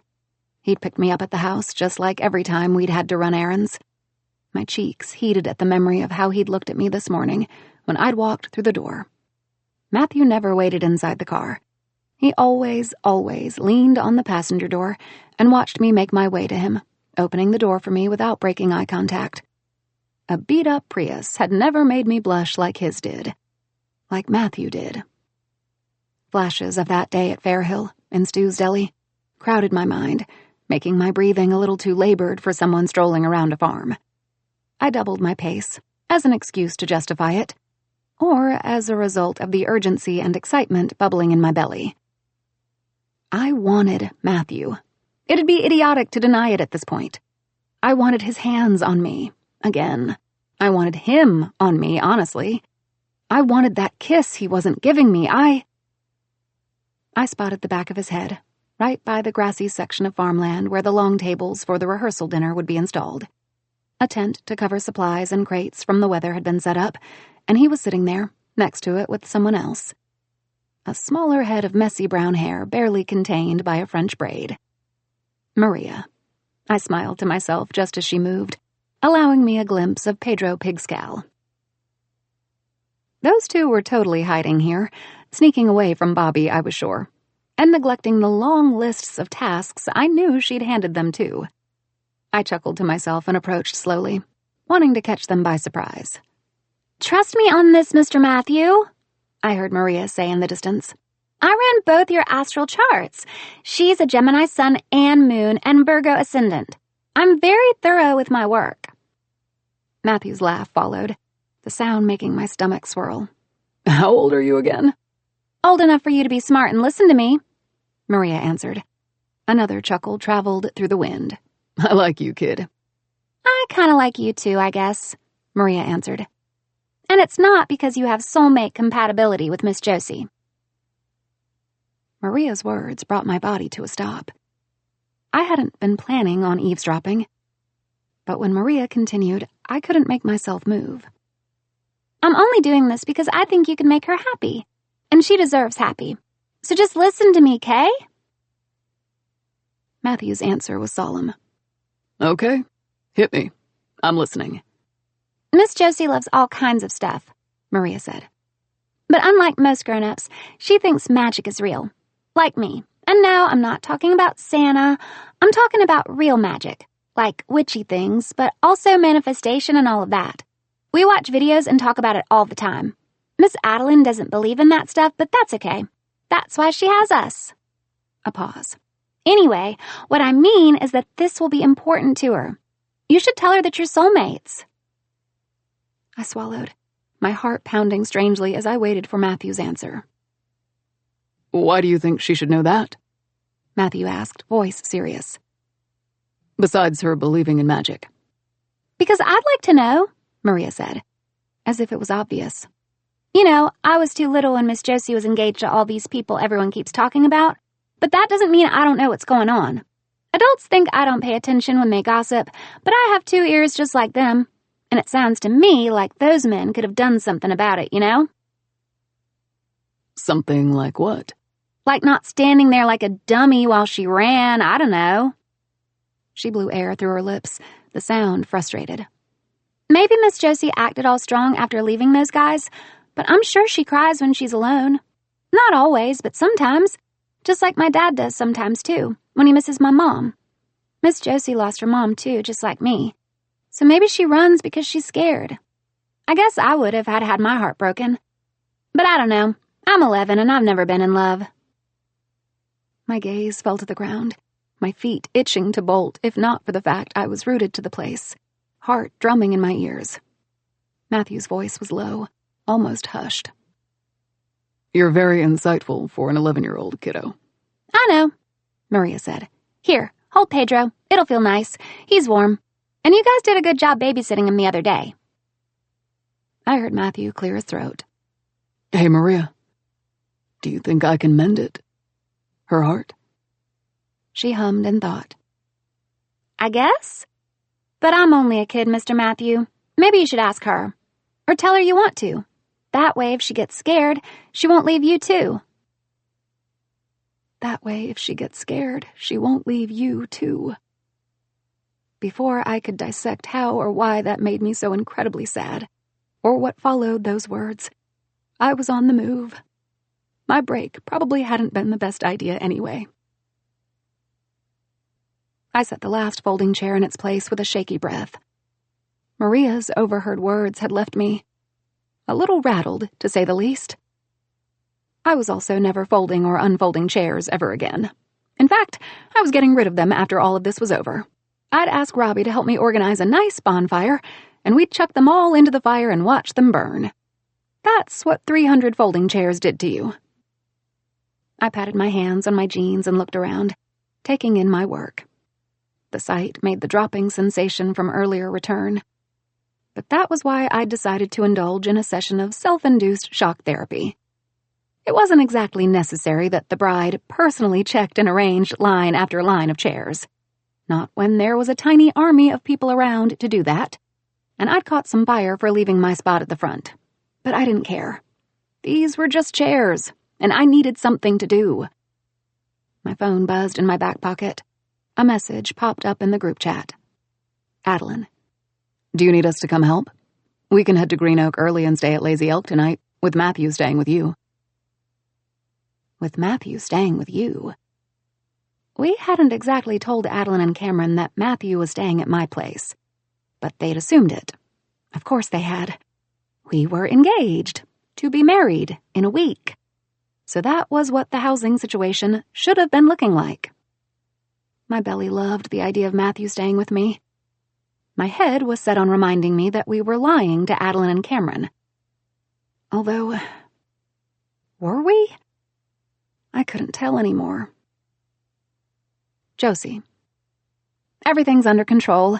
No assistance is needed, or wanted because Bobby is unbearable. You can just drive up tomorrow for the big thing. Adeline. You sure? Josie.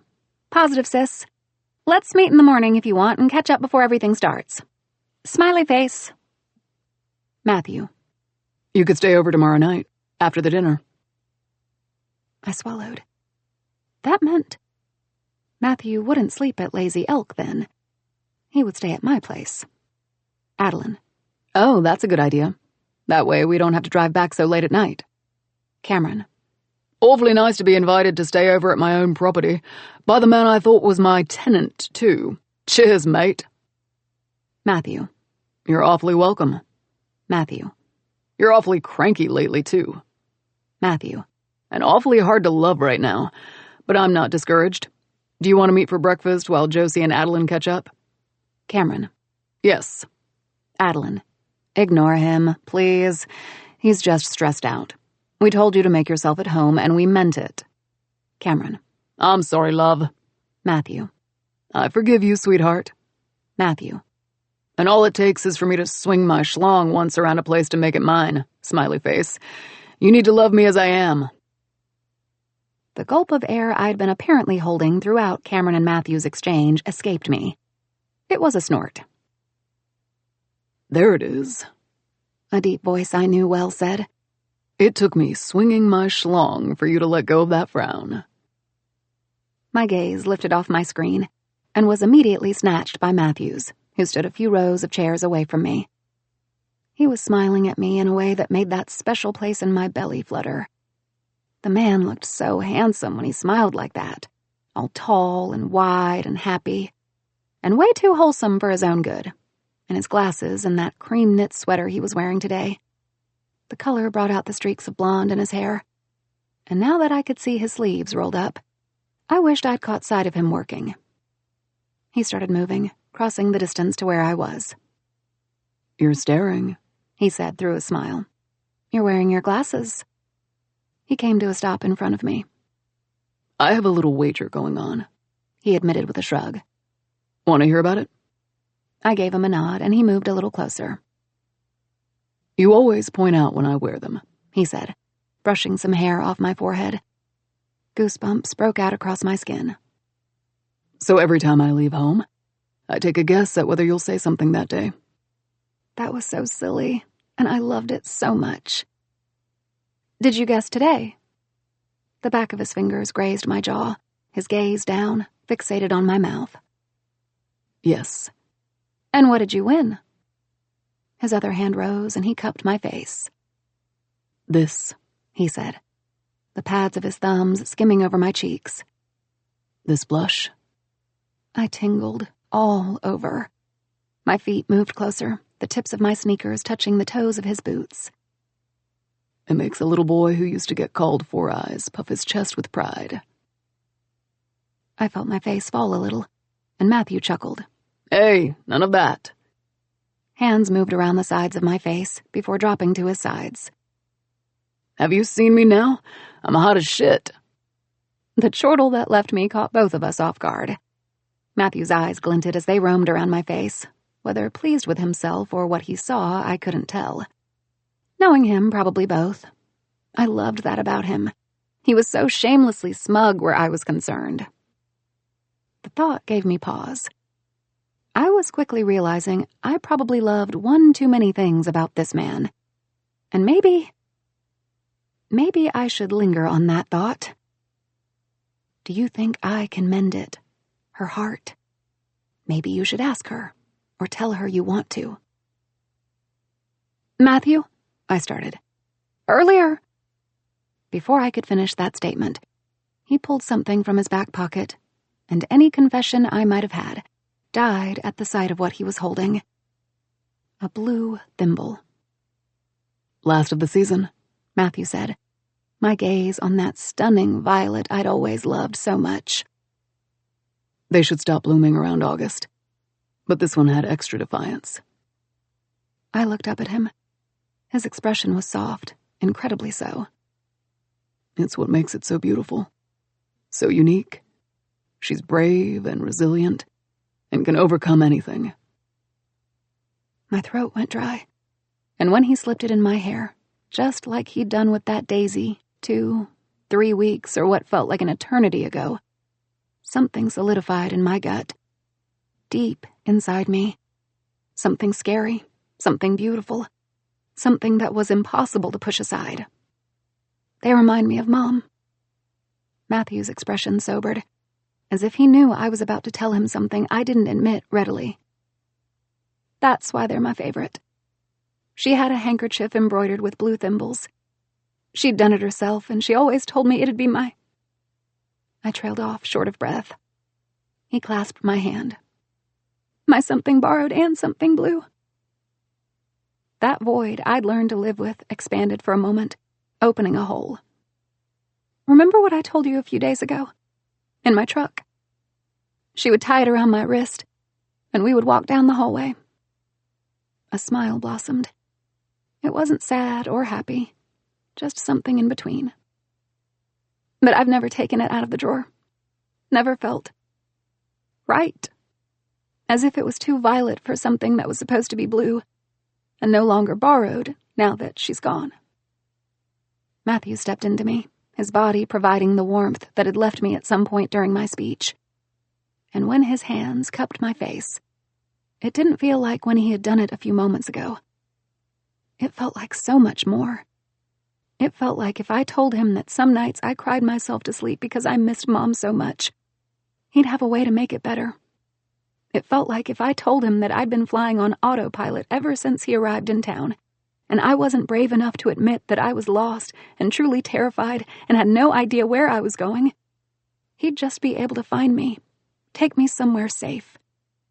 It felt like if I ever felt the urge to run, he'd come after me. Can I be blunt? Matthew whispered, peppermint tickling the tip of my nose. I gave him a nod. There's nothing I want more than to kiss you, he said, voice hard, with the same fierceness I felt in the grasp of his hands. My heart cartwheeled, eyelids fluttering closed. Wipe that sadness off your face with my mouth. What's stopping you? I told myself to make it count. His fingers slipped into my hair. Remember my rule? I kiss you because you know what it'll mean, no matter what's down the line. My eyes blinked open. I remembered that. It was all I'd been thinking of lately. And what would it mean if you kissed me now? Surprise registered in his gaze. The corners of his lips twitched. That's exactly what I mean, baby blue. You shouldn't be asking me. His forehead pressed against mine, just like he had that day in my truck. You shouldn't be asking me. Something fizzled inside me. It wasn't rejection. It was determination.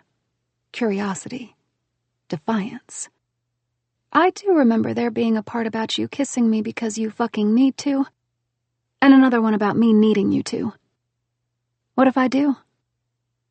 A laugh escaped his lips, falling right on mine. And it wasn't a kiss, but it was pretty sweet too. Then the grip of his hand around my face changed. He tipped my head back, and when I met his gaze, I swallowed. Hard. He licked his lips, mine parting in response. His eyes dipped to my mouth, just the once, making my heart thrum. His jaw clenched and he started humming a song, just under his breath, soft but loud enough for me to pick up the tune. It was a country song I knew well, and it talked about a girl who had roped in a man from a country mile and tangled him up, just like one big ball of Grandma's yarn. Grandma's yarn. That had been my answer to his question about whether I had him wrapped around my finger. That night that seemed like eons ago, in my kitchen. I smiled, and Matthew did too, even through the prayer in his eyes. I wasn't going to get my kiss today, and as much as I was a touch disappointed, I was also in awe of the man. He had a willpower I lacked, and we were so backward it wasn't even funny anymore. If you're going to ask me to dance, the least you can do is sing a little louder than that. His eyes lit up, and his voice grew louder as we twirled between the rows of chairs. Soon, the earlier heaviness in my mind started to recede, and it was just us. Me and Matthew's voice, and Matthew's goofiness, and the promise of that kiss. By the time we were hitting the verse, I was laughing, and he was turning around. He stuck his ass up in the air, and he, "Are you twerking?" I asked him. "To an a cappella country song?" Matthew caught my eye over his shoulder, still moving. "Absolutely I am," he winked. "And you can give me a nice pat. You know, test the horse before you buy it. Go on, country girl. It's a nice butt." My smile turned so big I was afraid it'd hurt. He really had a nice ass, and maybe... A throat cleared. I froze.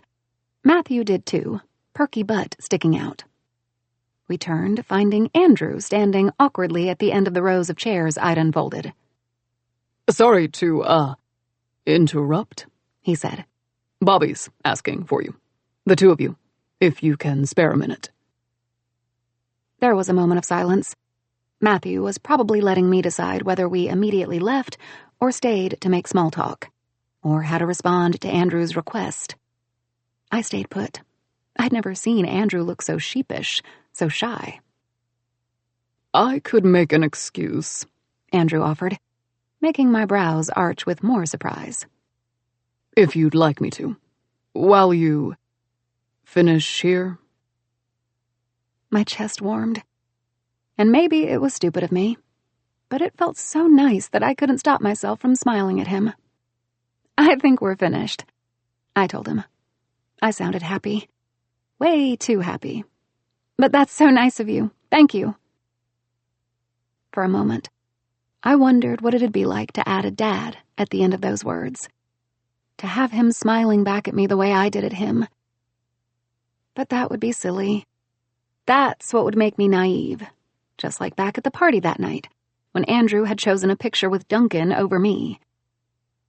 But that was fine. It was all right. I didn't need things that were realistically out of my reach. I wanted simple things. Things that sometimes came easy, and things that you oftentimes had to put a little work in. And I wanted to believe this was him trying. Matthew pressed a kiss on my temple, as if sensing the strange cloud hovering above my head. "Let's go, baby blue," he said. "See what Bobby wants, then I'll drive us home." "That sounds nice," escaped my lips. Us. I didn't think he'd said it for my father's benefit, and I'd take a win where I saw one. "We should be rested for tomorrow." Andrew nodded, his eyes bouncing between the two of us, as if he was noticing something he hadn't before. I couldn't imagine what. Matthew had always been like this, at least around me. The realization seemed important, but just as I was grasping it, Andrew spoke. "Josephine." The thought fled. Yeah? I was wondering, He started, with a little pause. if you'd like me to be there. For you. Next Saturday. Next Saturday was December 1st. Matthew stilled by my side, the hold of his hand tightening around mine. What do you mean? I asked. Even though I knew what Andrew was referring to, I was also very aware of what I'd just shared with Matthew, of what I'd told him that day in my truck, about Mom.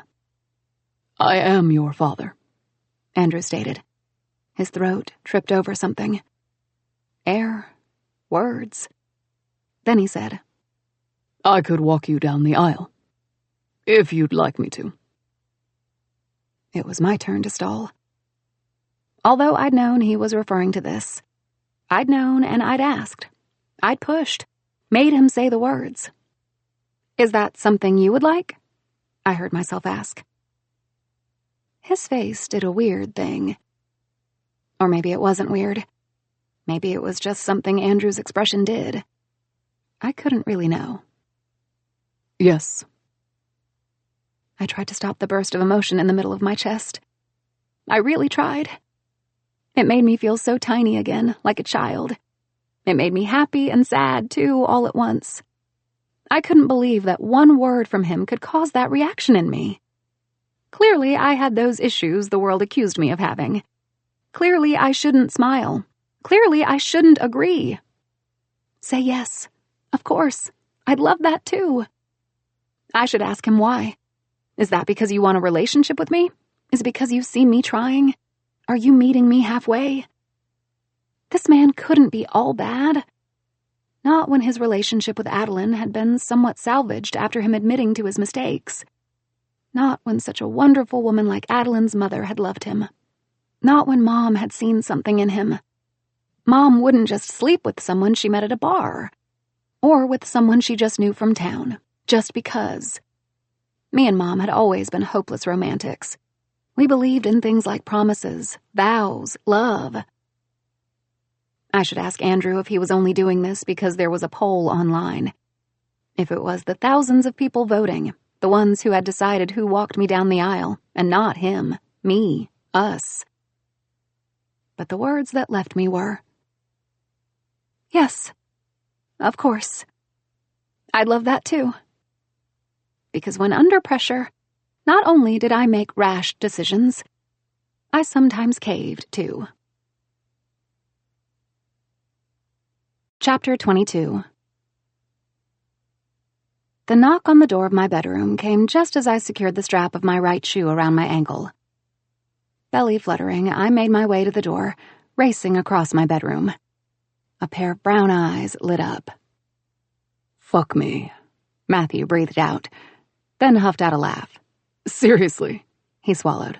Fuck me, please. I pursed my lips. That's sweet.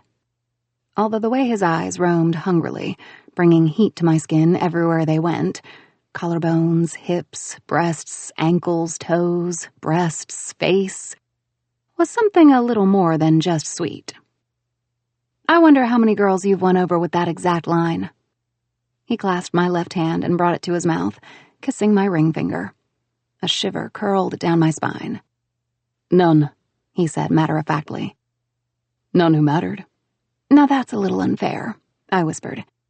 Matthew pressed into me, walking me backward into my room. It's the truth, he said, peppermint breath fresh on my lips. I wondered if he'd kiss me. Tonight, soon, now. The wedding was in less than a week. Ask Adeline. Ask anyone. Ask my mom when she gets here for Saturday. The reminder of that made most of the fluttering sensation flee. We hadn't talked about this, not since that day in his kitchen.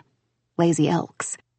It was inexcusable that I hadn't asked or pushed for more, but not only did I not know how, we'd also been so incredibly busy and so overwhelmed, in the best and scariest way possible. So absolutely backward were we. I couldn't quite believe how any of this was happening. Matthew watched my face for a moment, then dipped and kissed my jaw. Wickedly fast and impossibly soft. Not enough. My sisters think you're too pretty for me. They always have. They're not wrong. They always have. His smile was lopsided when he released my hand. He tugged at the lapel of his suit jacket, throwing it open. The fabric of his dress shirt was snug against his torso, displaying every plain and valley I hadn't really touched, kissed, memorized. Lord, this was my fiance, and... A phone appeared in front of me. Matthew's. I frowned at the screen. There were messages, on a group chat, the Flannies. And there was a picture, too, of us, Matthew and me, from the day at the farm after yoga. I swallowed. I loved that picture. I loved all the selfies we'd taken that day, the only selfies we had. You don't need to prove anything, I told him. I wasn't reading the texts. He really had nothing to prove. I'm not getting my feelings hurt. I'm not doing that, he said, so soft and gentle, so understanding that it made me feel a little worse. Because I really was getting my feelings hurt, but it had nothing to do with him, and all of it with me. Check the date. Check the day I sent that. With a sigh, I snatched the phone from his hands and scanned the screen. The message was dated from that day. I remembered because I knew Green Oak's activity brochure by heart. I knew what day I did what. He'd sent that picture later that night. Why? I asked. My voice coming out weird, the question too misplaced. Why, what exactly, he should have replied. Check what I wrote, he said instead. I glanced at him, chest swelling. He made a face as if he wasn't backing down until I looked, as if we had all night. I returned my eyes to the phone. I'm marrying this girl, I read out loud. Something inside me stumbled at my words. Something crystallized in his eyes in return. Something I didn't want to acknowledge. I shouldn't need to read anything into it. We'd been engaged by then. This was his soft launch text. Hey, here's the girl, and by the way, I'm marrying her. His family was coming to Green Oak, and he was marrying me, if the setup at the Vasquez's farm was any indication. If the last weeks were too. If this whole thing none of us was stopping was. Matthew cleared his throat. My sisters have been respectfully worried I kidnapped the beautiful girl in the picture and tricked, or paid her into smiling for the camera. They requested video proof, the blink once for yes and twice for also yes kind. You can see, it's all there.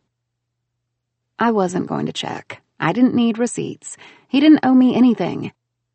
But I appreciated him immensely for trying to convince me that I had any right. So I brought the device up, and instead of reading the messages, I studied the picture again. We looked so genuine. We always had.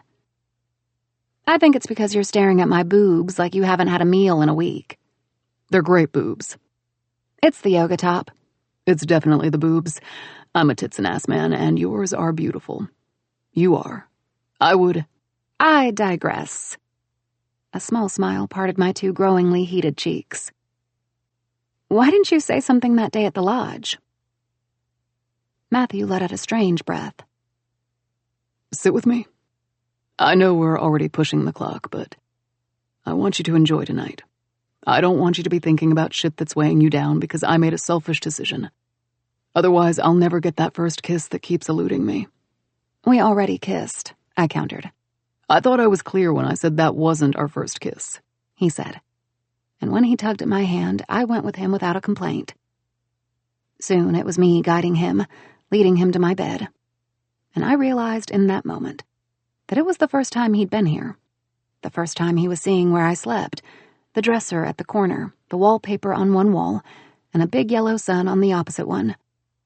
It was the first time he saw me, sitting on my light blue duvet in a dress I'd picked thinking of him. I angled my body toward him. I like him in my space. I love the way he looks at me from his spot on my bed. You look very handsome tonight, I said, and I could tell from his smile that he hadn't expected that. I didn't say anything before, and I should have. I got caught up in you being silly because I like it a little too much. I like you a little too much. Even though like didn't seem the right word. Matthew made a face, one that told me he was changing his mind. No talking, more touching. I clasped his hands. I'm sitting, I told him, like you asked. And I don't mind being late, but you should start talking because I really like you here, in my room. And if you don't distract me from that thought, we might be super late instead of fashionably so. He was frowning now, debating. I tugged at his sleeve with my fingers.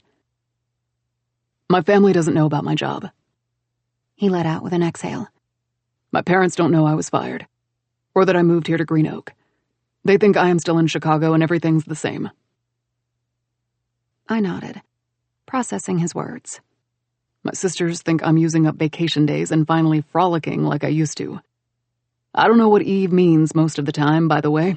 I never frolicked, not since college at least. I didn't doubt that for a second. Matthew was thoughtful and dedicated. He could be far more serious than most people gave him credit for, me included. It made me wonder if he was maybe trying to keep that side of him from his sisters. Maybe even from his parents, his friends, the world. Why didn't you tell them? I asked him. It sounds like you have a good relationship with them. Would you believe it if I said that I don't know? He trailed off, eyes leaving mine and falling somewhere to his left. A part of me didn't want them to worry or make a fuss. I've always had a job, even in high school, college. I accepted the first good offer that fell in my lap fresh off graduation day. That sounded like him. He was a worrier as much as he tried not to appear as one. Maybe that was why, I offered. You were always independent. And perhaps you didn't like losing that too. Maybe, he admitted. Or maybe I felt like I was failing everyone. That I was disappointing them. He sighed. Fuck. Maybe it's all the same thing. But you did a good thing, Matthew, I insisted, not liking the way his mouth had turned down. You stood up for your friends. How could they not be proud of you for that? His palm fell on my thigh. Nothing but a reflex. Only this time it felt like he was the one hanging on to me. His eyebrows dipped in thought. I guess they wouldn't know. What do you mean? My parents, they never cared too much for my job. It's not like I worked at some newspaper with a big name, and that's fine. I never minded. It's okay that they don't care for gossip, entertainment, the internet, smartphones, he snorted. They are proud of me, but they are simple, hard-working people, and I say that with all my respect and love. I'd do anything for them. They raised me to work hard, and once I was on my 2 feet, it gave them just enough peace. So why would I disrupt that? They're already struggling with Tay's choice to leave and follow a dream they're scared is too big for.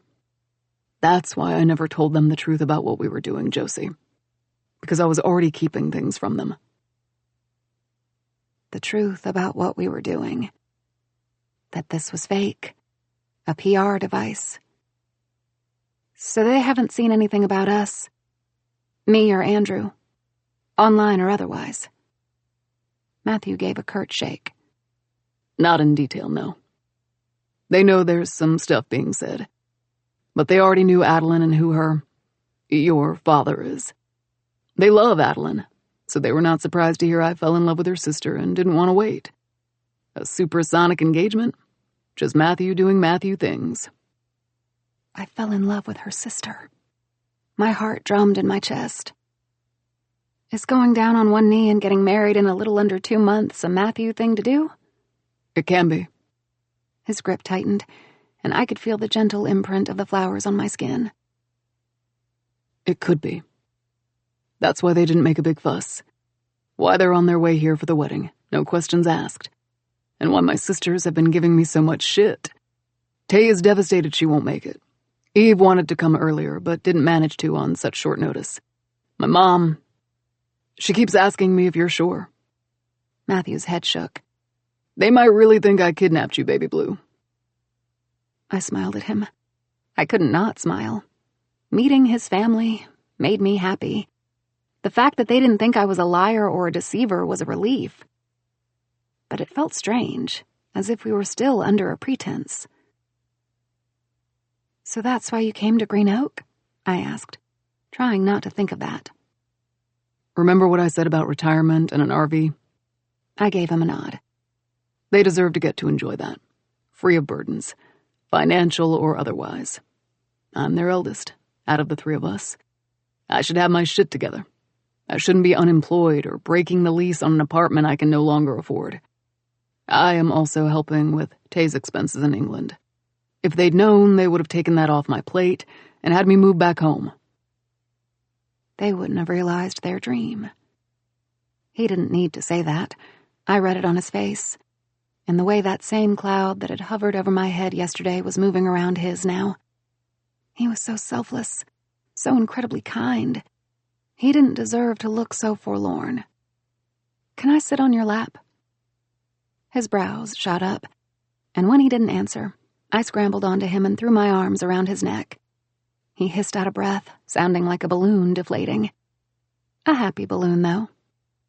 You are an incredible son, I told him, feeling his arm sliding around me. He pulled me to him with one hand. And an incredible man. He breathed me in, nose in the nook of my neck. A hum left him. It made my toes curl. Now don't get ideas, I said, more for me than him. This is a very PG utilization of your lap, purely for distraction purposes. We're running late as it is. If we don't get there, everyone's going to think we were really frolicking like your sisters said. We both laughed at that, and when I pushed back, he let me go, even if with a little resistance. I could be strong for him, just this once. I stood up, grabbing his hands and pulling him to his feet. The sight of him standing in the middle of my room, smiling, was like a punch to the heart. He looked so right, so very mine. You have a sun on your wall, he said. I painted it years ago. My lips tipped higher. It always makes me smile. His eyes darkened in a way that told me his mind had drifted away, to a place that made my belly tight and my chest short of breath, a place that had me itching for that kiss he wasn't giving me. When Matthew spoke, it was quiet, just for us. Those are the best things. Those are the best things. Once again, I recognized his words as mine. I'd told him that when this whole thing had started. Only it hadn't been about smiles, but about something far bigger than that. Something as big as the sun painted on the wall behind me. Rehearsal dinners often went one of two ways. They either went by in a flash, or they stretched on for so long that you had time to think of stuff like time and space being a construct of society, or whether your butt was now shaped like a chair. A folding chair in this case. Thanks to Andrew's generously opening the invitation to all of Green Oak, we had resorted to using them for all of the seating. And I would be throwing them into a pyre first thing Monday, the moment RW was over, if not because we'd need them for next Saturday. The wedding. Usually one thing followed the other, but this had never been a usual affair. My gaze drifted away from my empty plate toward my sister. She immediately caught my eye and gave me a smile. God, I'd hugged her so long and so hard when I'd seen her that Cam patted my shoulder with alarm. I'd missed them so much, even though I was still relieved after our visit to their place. Witnessing Andrew and Adeline's reunion had made some of that relief fade. They never had the easiest relationship, but I'd seen something in the way they hugged, even if awkwardly. I saw intention, effort, and I hated myself for thinking of it. But I hadn't even gotten that. A hug from my father. Before this wedding took the reins of my life, Adeline and I had talked about Andrew's desire to make amends. She'd told me the ways he'd tried to build that bridge for her, and that as skeptical as she was, she still was open to seeing him try. I'd been open too. But things between me and Andrew were simply different. For one too many reasons.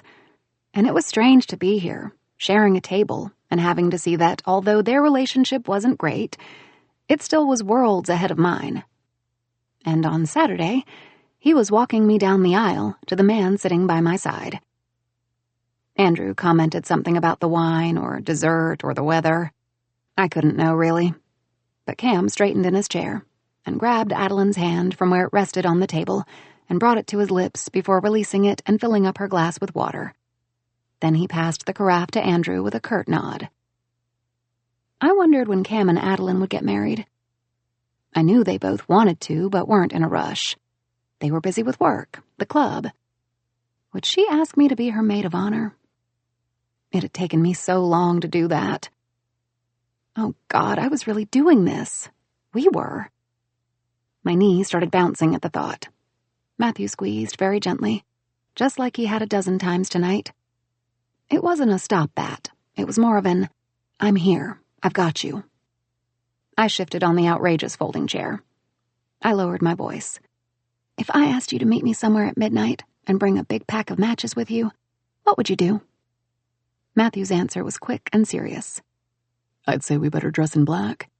Ash stains are a motherfucker to remove. This man. He was so perfect I couldn't even breathe. I turned to look at him, realizing my eyes were starting to well up. Concern filled his expression. Wrong answer? Far from it. I didn't think his answer could have been more perfect. I didn't think I'd ever loved an answer like I did that one. I didn't think I'd ever loved... Rubbing alcohol, I croaked. If nothing works, that'll do the trick. I shrugged, attempting to be casual. One too many campfires gone wrong. Matthew's frown didn't go away.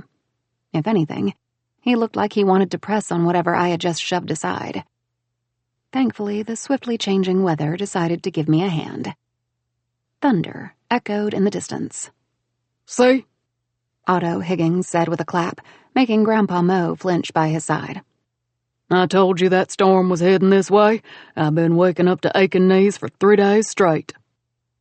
That's because you're old, Grandpa Mo muttered. And why are you here? Shouldn't you be all the way there, on the other side of the farm, or I don't know, in your house? I rolled my eyes, although Grandpa had a point. Somehow Otto had squeezed himself there at this table of the many we'd set. I wondered whose seat he'd stolen, or why Bobby hadn't made a fuss over my neighbor breaking the seat arrangements she'd so carefully prepared.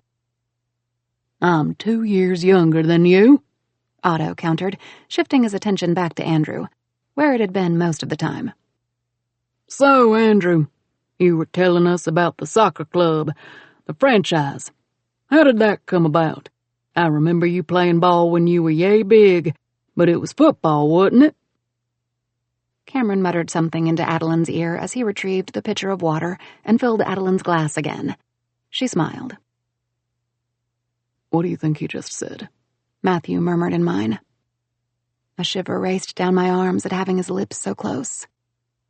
Soccer's not a real word, I said, my voice low. Football's the name of the bloody sport. Matthew's chuckle warmed my skin. Uncanny, he said. It really is like I'm sitting right next to him. His hand drifted a little upward to the middle of my thigh. My breath caught. Good thing I'm not. I don't think he'd be appreciative of my table manners. Something swirled in my belly. Lust or need? Probably both, considering the images my brain was pulling up and flashing behind my eyes. Me on Matthew's lap. Us at Stu's. His hand up my skirt. I closed my eyes, putting a stop to that. We have a safe word, he said now softly. Use it. Use it. I turned my face toward him. Brown eyes burned with need. And something else. Give us an excuse. Will you reward me then? Matthew's jaw clenched. That emotion in his eyes flared. You'll be the reward. I pressed my lips so I wouldn't smile like an absolute fool, or worse, beg him to whisk me away. Now, right now. Why hadn't he 5, 10, 15, an hour ago? My sister's words distracted me from the thought. That's... Adeline trailed off, struggling with her words. Cameron threw an arm around her shoulders. Thank you for saying that, Dad. I appreciate it. It's nothing but the truth, Andrew conceded with a nod. You know I've been working hard at mending your trust after how things transpired with the transfer of the flames. I brought my hands under the table and flexed them against my lap. Matthew wrapped them in one hand. You must be so proud of them both, huh? Otto said. That them both making me look his way. Adeline and me? The soccer youth club they started is everything everyone's been talking about since they cut the ribbon and had that big party. About time someone does something this special for the community. Adeline and Cameron. Oh, absolutely. Andrew agreed. I've been pestering them about letting me donate to or fund it in any way I can, but they refuse. Can't say I wouldn't be the same, though. Maybe I instilled that in Adeline, or maybe it's just Cameron who hasn't come around yet. Either way, he said, raising his wine glass in front of him. Cheers to that. Purely on automatic, I retrieved one of my hands and snatched my glass, raising it like everyone else. Adeline seemed so unsure that it made me clink my glass against hers and tell her, "So proud of you." She beamed then, and that brought me such comfort that when I turned to Matthew, it was with a smile. "Cheers," I started. But he was already downing his glass. I frowned a little, then had a sip and put the wine down. So, how did you two meet? Otto asked, turning his attention to me and Matthew. I don't think we ever covered that. Matthew's chuckle was strained. No, we haven't covered that. His calm tone set off a strange alarm in my head. We were a little busy covering everything else. Dinner has been so wonderful, Josie. Adeline rushed. Just like everything you ever put your mind to. Seriously outstanding. We wish we'd been around to help. It's just so busy with everything. I know, I told her reassuringly. You two are under a lot of stress, and that's completely understandable. I shouldn't take the credit either. Bobby's been in charge of most things, and Matthew's done as much as I have. Matthew's thumb caressed the back of my hand. I glanced at my father. Andrew also made all of this possible. Andrew cleared his throat. Of course, So, Otto, Matthew interjected. Before we somehow end up magically drifting away from the topic, you were asking how Josie and I met. Right, my neighbor said. But if... Grandpa smacked him in the arm. Let the boy talk, Christ. You've been yapping about nonsense since you sat on that chair. Thank you, Maurice, Matthew said with a nod that Grandpa returned. He squeezed my hand. The first time I heard about Josie was through a text. I turned my head to look at him, finding his gaze on me. It was from Adeline, and it read, I think I've just met your soulmate. Something in the middle of my chest bucked. Soulmate? Adeline laughed from her seat. I'd forgotten about that. I haven't, Matthew said, his eyes still on me. Do you remember what I texted back, Ads? There was a strange pause, and then Adeline said in a soft, baffled voice, You asked for a picture of your future wife.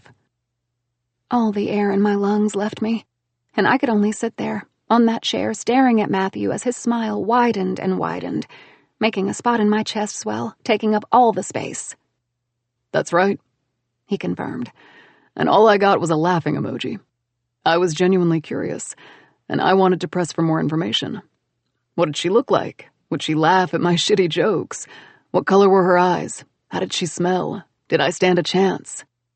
My lips parted and I swallowed, trying to push down the emotion clogging my throat, chest, head. Matthew's fingers, still around my hand, still on my lap, intertwined with mine. But most of all, I wanted to ask my very pragmatic best friend, what had brought her to make such a statement? His features sobered up. Soulmates isn't a term one throws around lightly. And what did you do? Otto asked. Matthew's gaze dipped down to my mouth before returning to my eyes. Bided my time.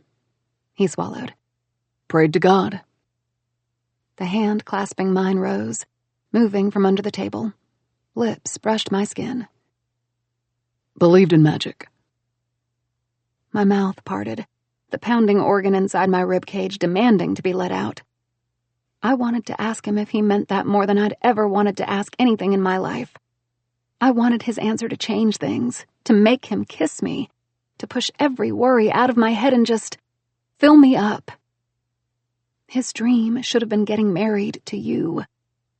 I could swear I could hear those words from his lips in my head. I could see them in his eyes right now, waiting for me. A glass clinking aggressively sliced right through the moment. My ears caught the sound of sniffling. Female. Was Adeline crying? There was a muffled baritone voice, too. Soothing. Hushed. I sensed people moving, rearranging their seats. Surprised murmurs. But I still kept my eyes on Matthew, just like he did on me. Bobby was talking, announcing a speech that had Matthew's face shifting. That emotion that was making the brown in his gaze warm, intense, more beautiful than ever, slipping away. A deeper voice took over in the background.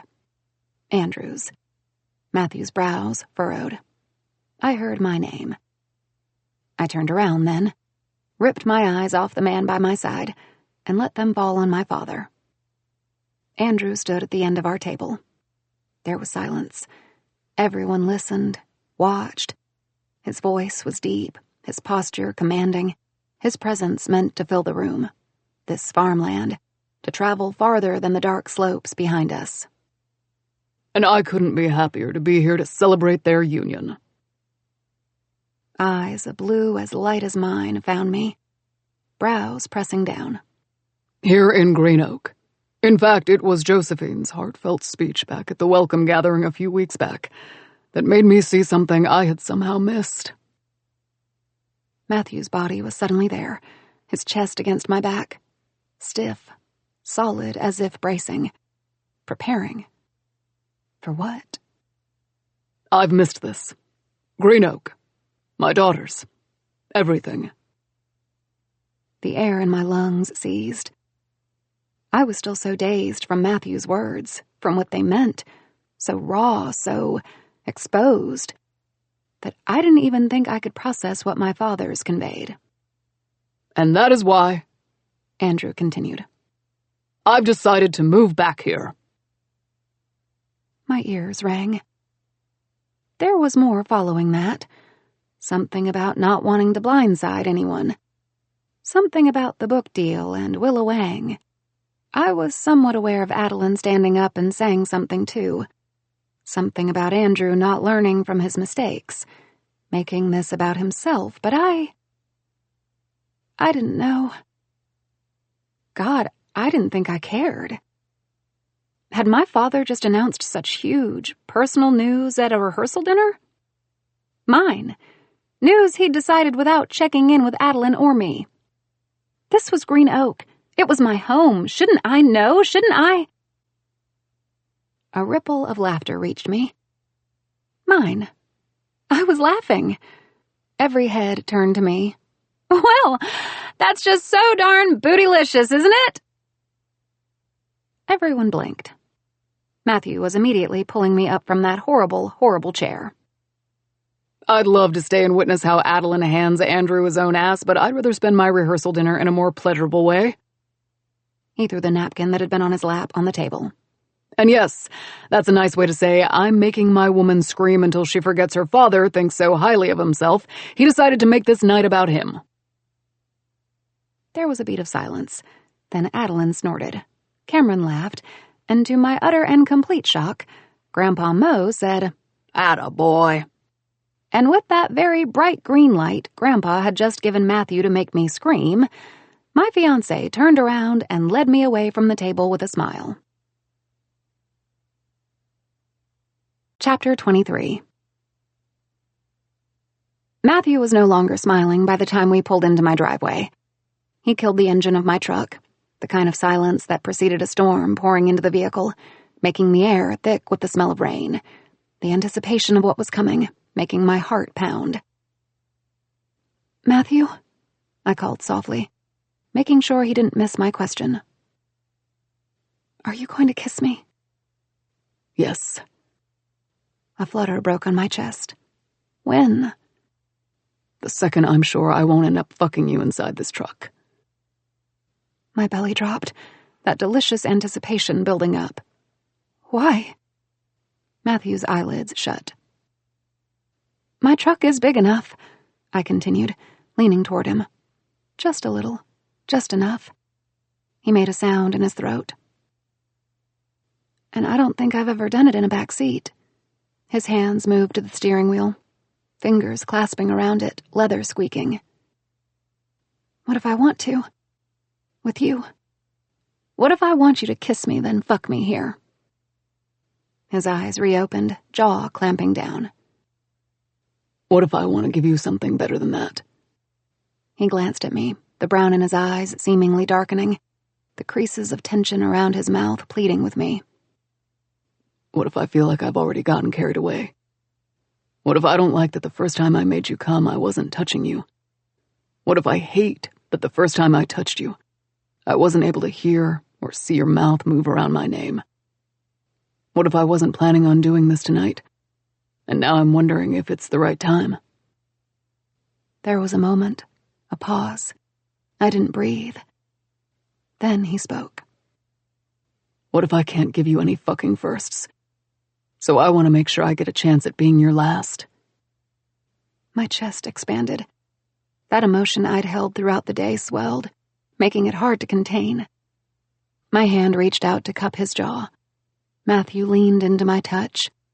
My smile made his eyes light up. Come inside, I said. Please. He frowned, but I didn't waste time.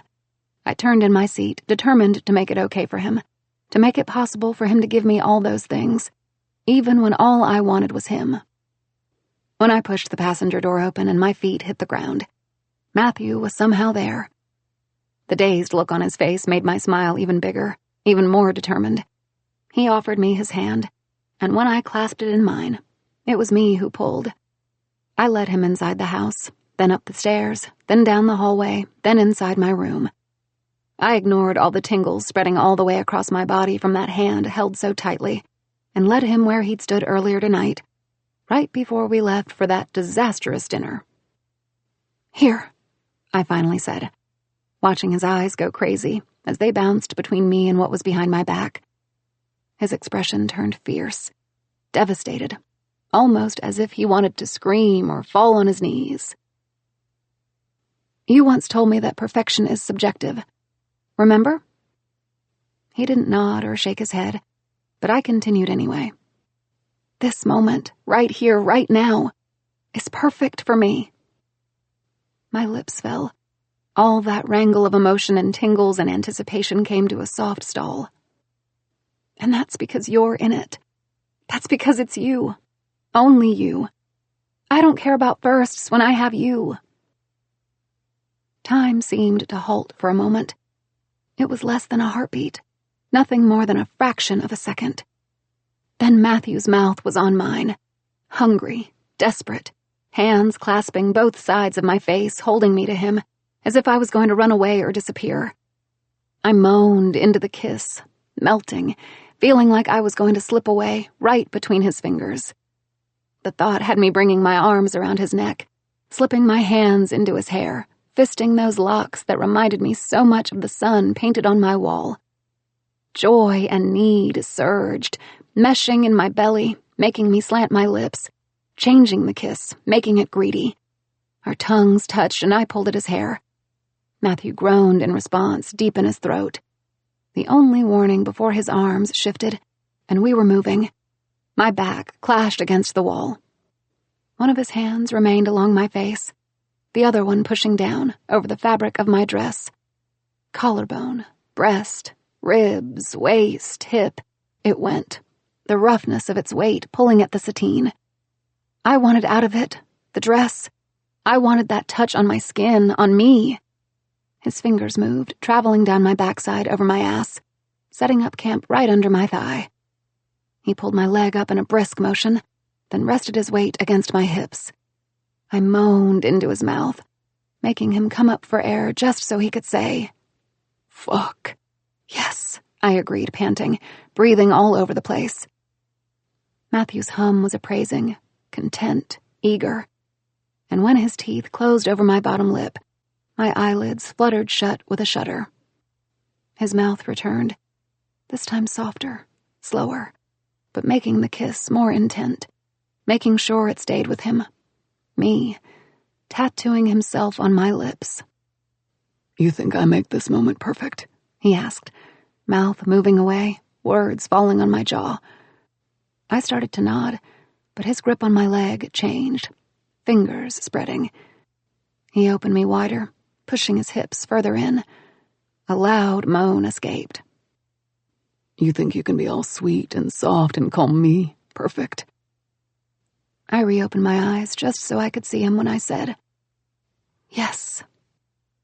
Matthew smiled, and it was big and cocky and dark, all swollen lips and lipstick smudged over his skin. I knew in that moment. I simply knew. I'd never wanted a smile, a man, more than I did him. I'd never loved like I did him. The thought made me so breathless I gasped for the air eluding me. Matthew's expression darkened, reading me. He kissed me again. Hard. Harder than earlier. Harder than I'd ever been kissed. In the next beat, his hands were releasing my leg and face, and I was flipped around. My palms fell flat on the wall. Matthew's chuckle brushed the skin on my temple. I shuddered, blood swirling downward, pooling. I love this dress on you. Did I say that? My eyes shut again, senses shorting, overwhelmed. I nodded, and his hands slipped between my hair and the back of my neck. I felt him push it aside. Gently, the gesture almost reverent. His fingers returned to the top of my spine, then trailed down the buttons lining the seam. I do love it on you, Josie, he continued. But I hope you're not too attached to it, because I have no patience for these. The rip of the buttons echoed in the room. My lips parted with a silent plea. Just take it off, I need you now. Was that too rough, Baby Blue? Matthew asked me, voice low and serious, hands bracing on both sides of my head as my cheek rested on the wall. Am I being too much? I was panting too hard to speak, the need gathering between my legs, too overwhelming as it pulsed to the beat of the pounding of my heart. Where were his hands? I wanted them on me again. I wanted Matthew on me. In me, Josie. My name, off Matthew's lips, fell on my hair, followed by a press of his mouth. It was so distracting. He was so distracting. All of him overruled all of me. I was at his mercy, and I didn't even care. His hands clasped my wrists, softly, slowly dragging my palms down the wall and lowering my arms. He pulled at the fabric of my dress, just enough that I felt the sleeves pool around my elbows, the opening at the back letting the air in the room kiss my back. The fabric of my panties cooled against my skin. Am I too rough? Am I too blunt? Is this too much? No, I finally managed to say. My dress slipped even lower, the opening exposing the backs of my thighs, too. Rough is good. It feels good. You're perfect. Wrong. He swatted at my ass. I'm perfect for you. A moan fell from my lips, followed by a broken, oh my God. He'd really done that, and that had been so good, so... Say it for me, Josie, he whispered, arms snaking around my waist gently, softly, bringing me into his chest. He placed a kiss on the side of my neck.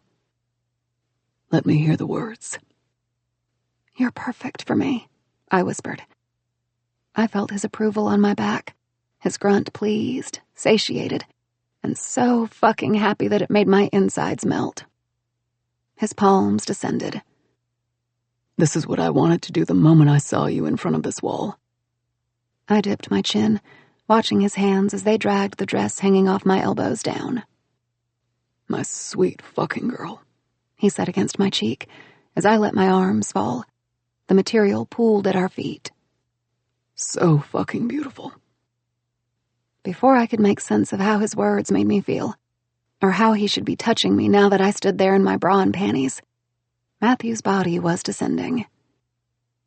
Let's see if I can make you smile a little wider still, he said, hands landing on my hips. His breath fell at the small of my back. The warmth of his palms on my skin finally making me gasp for air. Fingers tugged at the waistband just slightly, just enough.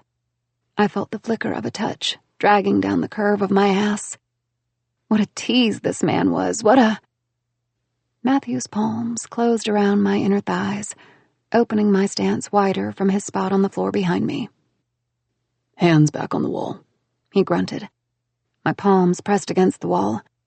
He pressed his lips over the silk. One gentle kiss right on the spot that barely stung from his hand anymore. My body arched. I started shaking all over. Matthew, I panted. I'm so wet right now, He turned me back around. I didn't even know how, and I didn't really care. I glanced down. Matthew was on his knees, hands braced on my thighs, looking up at me through those goddamn glasses I loved so much, and He looked at me so reverently, so hungrily, like he'd been in the dark for ages and he couldn't get enough warmth and sunlight on his skin.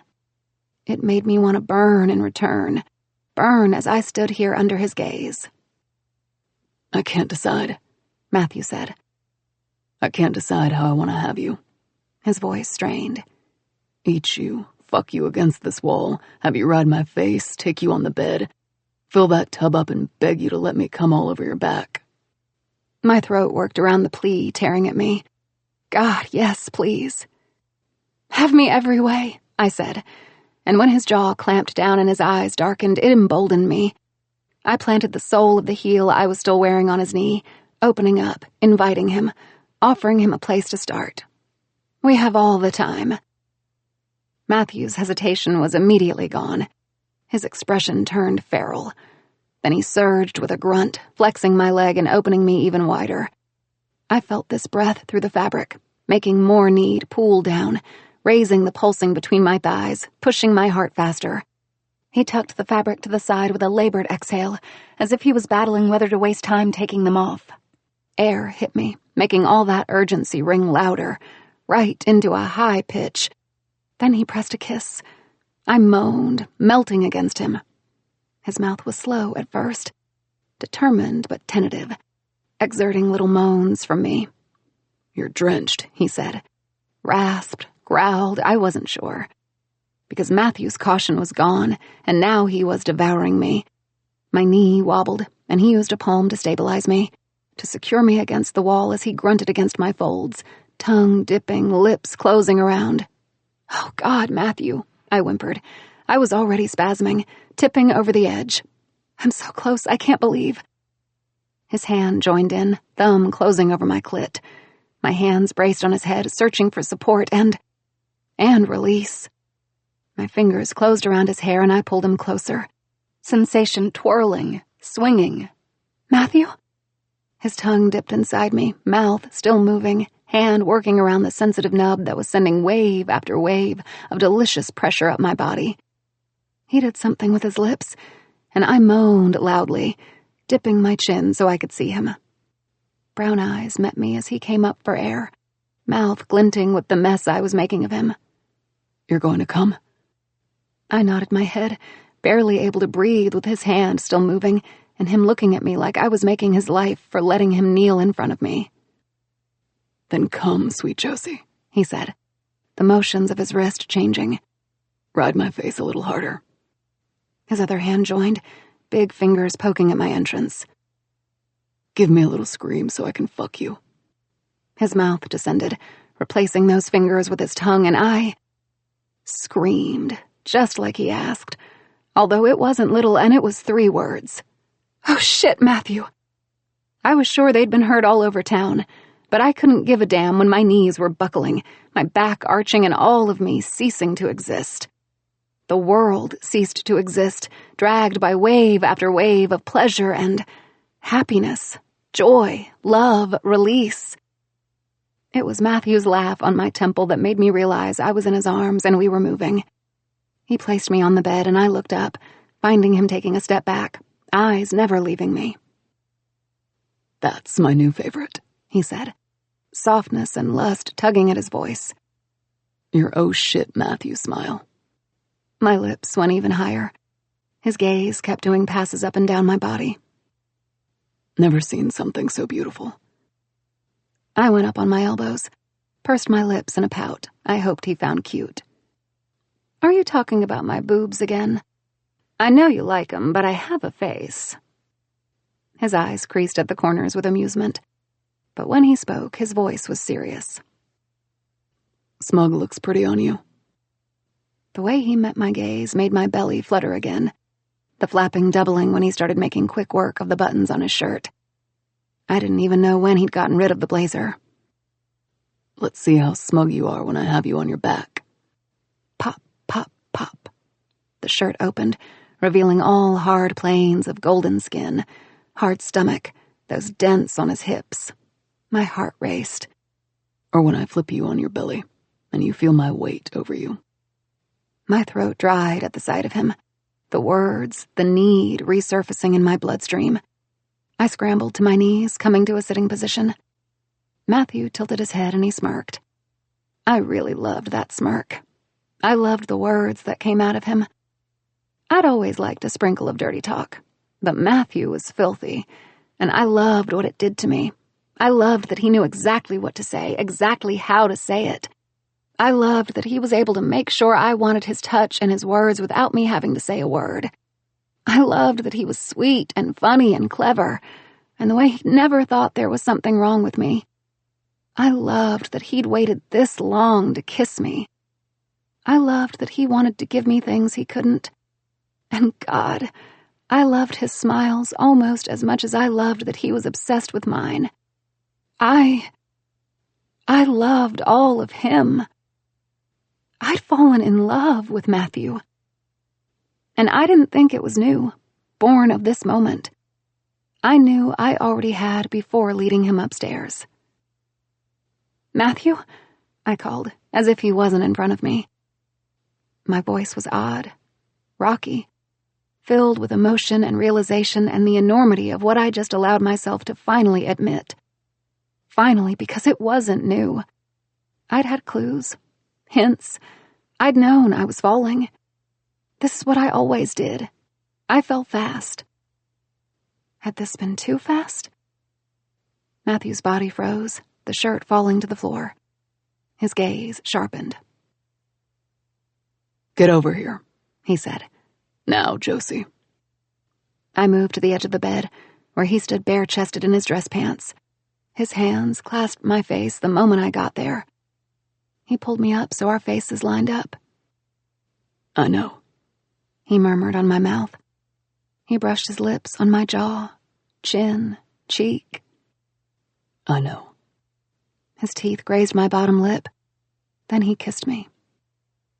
I got you, okay? I'm not going anywhere. I'm not going anywhere. I couldn't figure out why, but the words rang inside me, making me want to cling to him, just to make sure he stayed. I was the one who kissed him then, pulling at his shoulders and dragging him down with me. We both fell on the bed, his weight heavenly on top of me, making me feel so alive, so secure, so safe. My hands traveled down his arms, wandering, struggling to find a place to set up camp. Shoulders, arms, chest, stomach. I wanted to touch all of him. I pulled at his belt greedily, and he moaned into my mouth. His hands braced on both sides of my head as he pulled himself up. He panted into my mouth. Selfishly, I pulled at the buckle of his belt, studying his face as I worked it loose, taking pleasure in how his eyes went half-mast when I let my pinkies brush the hardness pressing against the dark fabric of his pants. Once undone, I unbuttoned him. God, I could already feel his heat in my hands. I could tell he was already so big just based on the bulge. I unzipped him in one motion, and his jaw clamped down. My hands tugged at his pants, almost forcefully, almost out of control, revealing dark briefs. Biting my lip, I slipped my fingers into the elastic, slowly, dragging my nails over the skin of his lower stomach. Just a little, just enough to tease. Matthew hissed a breath. I let my nails brush over his length, emboldened, coming out of my skin with how good it felt to hold this much power over him. "You're going to get a nice spank on that ass if you don't stop being mean," he told me, a promise in his voice. My blood swooshed down with excitement, the ring of his words making me want to be meaner still. But I was too on edge already. I was too impatient, and I needed him too much. As soon as possible wasn't soon enough. So I gave him my sweetest smile, and finally got his briefs out of the way. My breath caught at the sight of him springing free. "Give me a stroke, baby," he whispered, pleaded with me. "Just one before I lose myself." My hands were immediately around his length, hard, scorching hot, bigger than I'd ever had, and I was giving him what he asked for. We whimpered at the same time, mouths clashing with the same selfish urge. I gave him a second one, and when he grunted, I stroked him a third time, his arms flexed, his hips thrusting into my fist. "Need you," I told him, demand lacing my voice. "Inside, now." Matthew's body was ripped away from me, and suddenly he was on his haunches. "Condom," he said. "Where?" "Birth control," I shot back, realizing we weren't wasting time on words. Realizing my underwear was still on, I tugged at the clasp of my bra. "I want you." My attempt didn't work. "I want you inside, I was flipped on my belly. Matthew's body came over me, his mouth at my ear, his length nestled in my ass. "You'll want what I give you." The moan that left me was outrageously loud. His arms closed around my waist, pulling my ass up. "I haven't been with anyone in a long while. Are you sure about not using a condom?" "Good," I whispered, a bite of jealousy in my voice. "You're my fiance." The sound that left him was halfway between a growl and a laugh. I felt him stroking himself, his fist brushing my skin as he let out a little grunt. "And you're mine to do with as I please." "Yes." He removed my panties, planting kisses on my spine, then positioned himself at my back. His hand clasped one of mine, bringing it between my thighs. "Keep your hand there. I want you to feel me." Before I could know what he meant, Matthew was entering me in one swift, hard thrust that flattened me into the mattress. A loud whimper ricocheted. Mine, his, probably both. "How does that feel, baby?" he asked me, pulling back slowly before thrusting back in. I closed my free hand around the duvet. "So full, so perfect," he finished for me, his hips pistoning in one more time. "For you. Say it." "For me," I breathed out. I squeezed his hand, the one still between my thighs. My nails dug at his skin, the pleasure swirling inside me becoming too much, more powerful, more overwhelming, dizzying, more perfect still. Just for me. I felt him pull out of me, turning my body slowly this time, with a cadence that made my chest tight. When he lowered himself over my body, slipping back inside me with one slow, torturous thrust, he was looking into my eyes. I swallowed a moan. "Look at you," he whispered in my mouth, his next thrust harder than the last. "Taking me so beautifully. Can't wait to see this every fucking day of my life." The words triggered an explosion inside me. My eyes shut, and I started spiraling. My bra was pulled down and his lips were closing around a nipple. I croaked something, a word, something like yes or please or... He nipped at the peak again, following it with a rough push of his hips. "Let go, Josie," he demanded.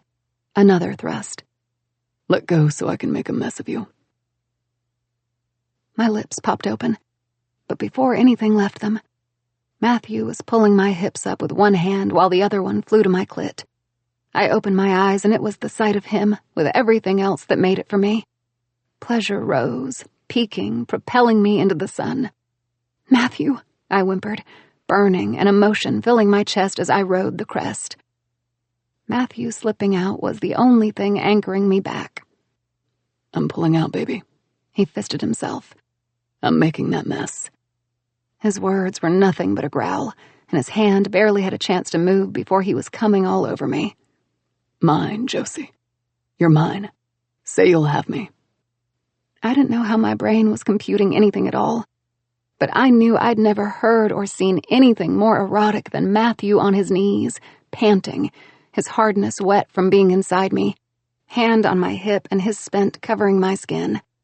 I reached out, pulling him back on top of me, basking in the way his weight felt against me. Matthew's arms went around my body, and when he rolled us on our sides, I pressed my mouth into his skin, right above his heart. I don't think I'll ever be able to have anyone else but you, I told him. And I meant it with every ounce of my soul. What worried me was whether I'd be able to show him. Chapter 24. I was awakened by a trail of soft, open-mouthed kisses placed between my shoulder blades. My toes curled with the goosebumps traveling down my back, and I felt myself smile. Matthew? He huffed a breath out against my skin. Were you expecting to wake up and find someone else in your bed? I bit back a laugh and said as seriously as I could. I don't know. What was your last name again? Matthew's arms went around my body, and he jerked me against his chest in one swift motion. Rolling us on our backs, I squealed out the laugh I'd been holding, his breath tickling my ear.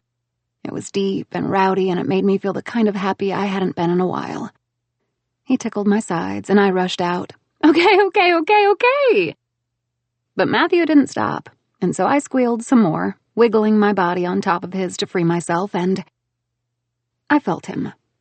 Hard and long and very naked at my back.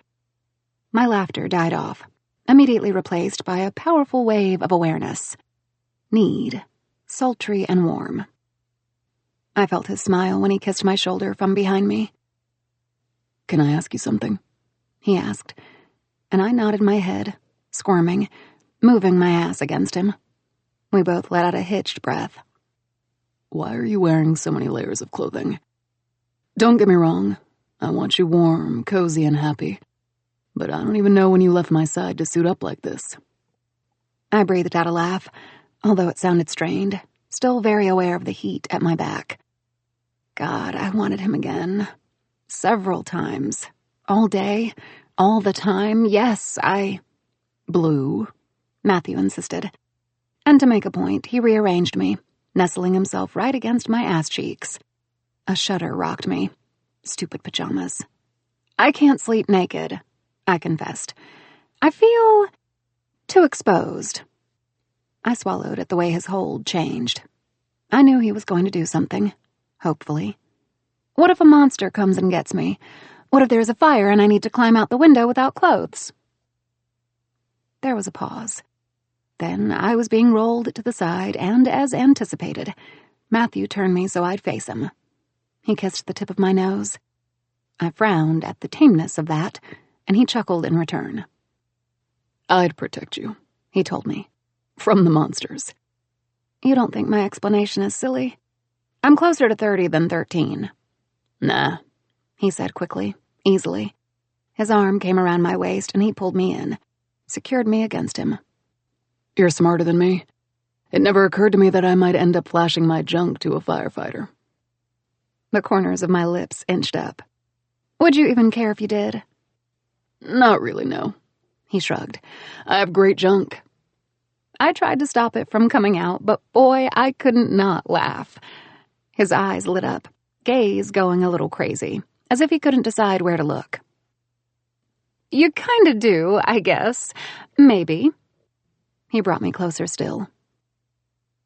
He's not hurt by your reluctance. His chin dipped before adding. He was there last night, for the moaning, the screaming, the coming, the oh shit, math. I punched him in the stomach, softly. A chuckle left him unbothered. I just knew you would be the kind of man who would talk about his penis in third person. He grasped my fist with one hand, bringing it up between us. It was my left. And I knew you'd love that about me.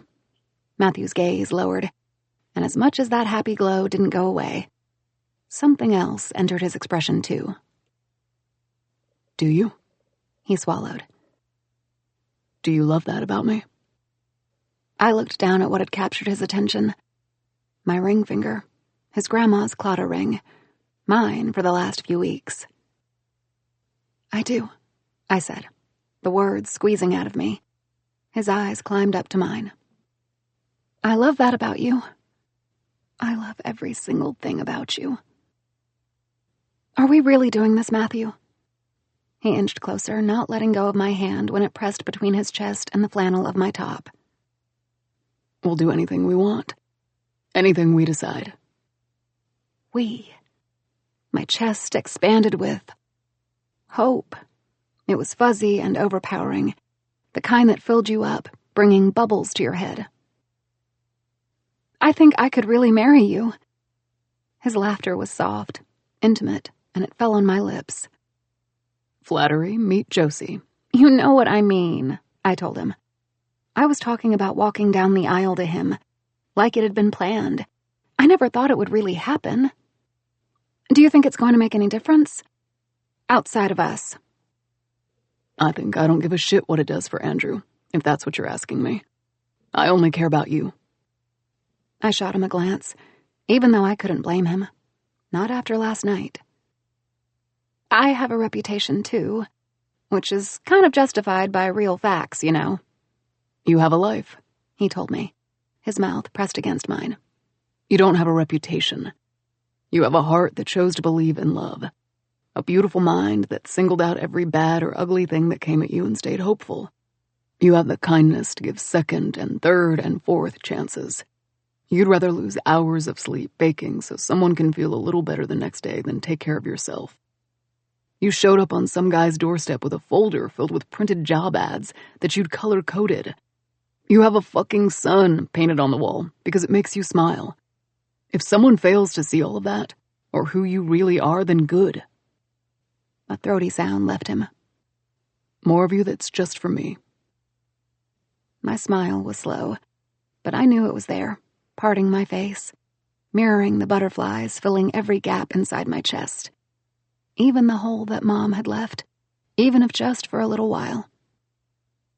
Those should be your vows, I told him, before doing the same and planting a hard kiss on his mouth. Then you can pat your chest with your fist and growl aloud, "Josie, woman, mine, just for me." His gaze darkening was the only warning before he rolled me on my back. Arms caged my head. Poke fun at me, baby blue, he rasped. The truth is scary sometimes, but it doesn't make it any less real. I swallowed, and Matthew licked his lips. That doesn't mean you're not getting that ass. The doorbell rang. My chest heaved with the words that had just been left unsaid. Matthew's nose flared. Ignore it. It rang again. Matthew's jaw clamped, eyes filling up with an irritation I shared. You look so cute when you're grumpy, I told him, before slipping under his arms. I snagged my robe and watched him as he let himself fall on his back with a curse. Grumpy and horny. Yummy, even better now. I tilted my head, watching how nice Matthew looked in my bed. Hunger rekindled in my belly. Actually, don't move. Just stay there. I'll see who it is, shoo them away, and be right back. And with that promise, I sprinted out the door of my bedroom and down the stairs. The realization that Grandpa Mo had beat me to the door made me come to a slow stop before reaching the end of the staircase. Adeline and Cameron stood there, bringing a smile to my face. Hi, guys, I said with a wave. To what do I owe the honor? My sister returned the smile. Then her gaze flickered behind me. Morning. And hey, at least you're not completely naked. Thanks. I looked over my shoulder to find Matthew in his briefs. No shirt, no pants, no nothing. Just the briefs, ruffled hair, his glasses, and a smile. I braced myself on the railing, and he was somehow immediately behind me, an arm snaked around my shoulders, pulling me to his chest. I don't like this extra layer of clothing here, he murmured into my ear. A chuckle escaped me. Fine, a giggle. It was a giggle. Can we speed things along? A bored voice said. Bobby popped in from behind Cameron, sending the man an unimpressed glance when he glared at her. Small talk makes me uncomfy, and we have things to say. My lips popped open, but Adeline beat me to it. We want to make sure you're okay. my sister said, ignoring the other woman. Last night was a lot, and Andrew... It wasn't right. He overshadowed what the dinner should have been about, which was the two of you, not him. Believe me, I talked to him. He wanted to come today, but we asked him to sit this one out. My hands had wrapped around Matthew's forearm at some point. Sit what out? We're pampering the bride-to-be, Adeline said, eyes shining with emotion. Cameron brought her to his side with an arm. I'm apparently also pampering. His green eyes flicked to Matthew. You'll need to be clothed for that, by the way. Pity, Matthew muttered. He lowered his voice, just for me. Is Adeline about to start crying again? I think she might. I was pretty sure she might, in fact, which was strange, to say the least. I never knew weddings made Adeline this emotional, but I wasn't about to do my sister dirty and point that out. Yay! I exclaimed. Totally unnecessary, but I'd absolutely love to be pampered and hang out. What's the plan? It's a surprise. Adeline managed out, barely. I blinked at her. Adeline, are you sure you're She's fine, Bobby interjected. Can we go now? Time's of the essence, and we have places to be. And just like I told burly Brit here, no men allowed, especially not Blondie. Oh, and no, this is not a bachelorette, so there's no need to get your singles out or wear your good underwear. Yes? Now move. She clapped her hands, looking straight at us. Let's go, come on! Oh, Maurice, do you mind showing me to the coffee machine while we wait? The moment I jumped out of Adeline's car, I knew things were about to take a turn. I should have predicted that this was where we were headed when we got on the interstate. The white and baby pink sign crowning the door stared back, as if pointing a finger at me, poking fun. Always a bride, it read. The irony was like a bucket of cold water to the face. Come on, Bobby said, ushering me forward with a hand. Charlene is waiting for us. Charlene. I remembered her. Kind face, a little uptight, well-intentioned. She'd tailored the gown I'd made a run in. One of them. Greg's. Nonsense, Bobby interjected. I know you said you would take care of it, but you're not walking down the aisle in something plain, so we're splurging. If this was a normal wedding, it'd be months too late for any of this, but it's Bobby Shark organizing it, and Charlene and I have come to an understanding. Bobby's hand rose, and she rubbed her finger and thumb in a gesture. Some lady with a perm helped me get your measurements from some costume for a Thanksgiving parade. We should just need to make some small adjustments. As you see, there's nothing Bobby Shark can't do. Now, shall we? Bobby didn't wait for my response, so I watched her make her way inside the shop, remaining rooted in place. Adeline popped by my side. She hooked our arms together and gave me a smile. If you want me to take her down, you just say the word, okay? You should be enjoying this. Her eyes sparkled again, emotion welling. I know I will. I never thought I'd get to do this with someone. Be there for my sister. Be there for my sister. I swallowed the sudden lump in my throat and squeezed her arm. Let's try to keep the taking Bobby down to a minimum. I made my mouth return the gesture, back up my words. This'll be so much fun. I'm so excited. The moment I stepped inside Charlene's always a bride bridal shop, I realized how much of a lie that was. The middle-aged, red-haired woman handed us one flute of champagne each, and before I could so much as take a sip, I was being yanked into a vortex of tulle, lace, silk, and organza. As if watching the scene unravel from above, I found myself in my underwear, inside a spacious dressing room, with Charlene fastening a gown around my torso. Hold your breath for me, honey, I thought she said. My lungs didn't react. My brain couldn't even process whether I was breathing. Was there air in my lungs? She tugged at the fabric, making me brace a hand on the back of a Chesterfield sofa. God, who had a sofa inside a dressing room? Charlene, my mind answered, which you knew because you've been here already. You're always the bride. A second tug. Never the wife. All right, Charlene muttered with a third and final pull.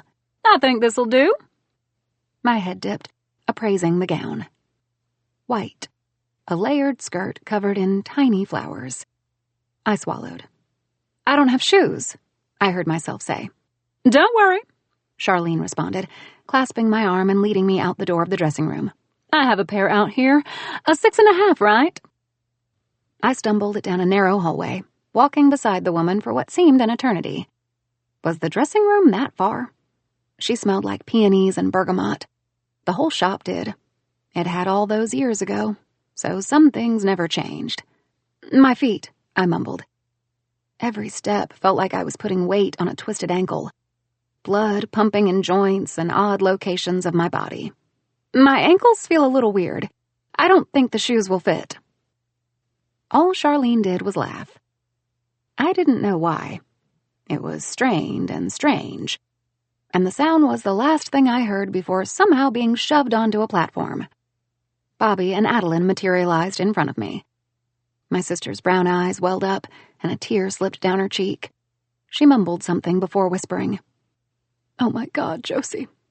"Well, that was quick," Bobby said from her side. I looked at her in time to see her down her glass of champagne. "I don't think there's a point in trying anything else, Josephine. You look perfect."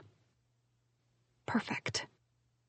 I blinked at them, my brain struggling to sieve through words and my body feeling like one big pounding bell, being hit by a hammer with every beat of my heart. Hands fell on my shoulders, turning me around. My reflection crystallized before my eyes, blue eyes staring back at me wide and void. "I'll get the shoes," Charlene said, her voice sounding distant, away. "Be right back." For the 5th time in my life, I stood in front of a mirror dressed in all white. Ironically, this time the dress was something I would really choose, something that had nobody else's interest at heart when hanging off a rack. Scoop neckline, thin straps, cummerbund-style waist. It was simple, if not for the intricate top layer of the skirt, covered in tiny, beautiful embroidered flowers. It was perfect. Although perhaps I was wrong. Maybe it wasn't perfect. Maybe it didn't have my interests at heart. Maybe it was wrong. Maybe I was. The woman inside, beneath, inside the gown.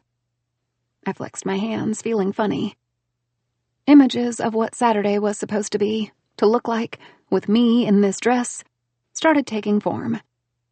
Matthew standing there at the end of an aisle lined with rows of chairs, smiling at me like he had this morning before we left, like he had last night, like every other time before. Everyone I loved was there. Grandpa Mo, Adeline, Cameron, everyone from town, Matthew's parents who believed we'd fallen in love. Weeks ago. Months. Andrew, who'd asked to walk me down that stretch of carpet that would be rolled at our feet. Andrew, who I'd said yes to. I would love that, my father walking me down the aisle, of course. But would I? Did I love that when I didn't even know why he was doing this? Whether he wanted me or not? Whether he'd get this and disappear all over again? Would Matthew do the same if that happened? Would he leave if he discovered all the ugliness beneath the dress? Every single emotion I'd ignored all these weeks, every accusation, every single thing that had been broken.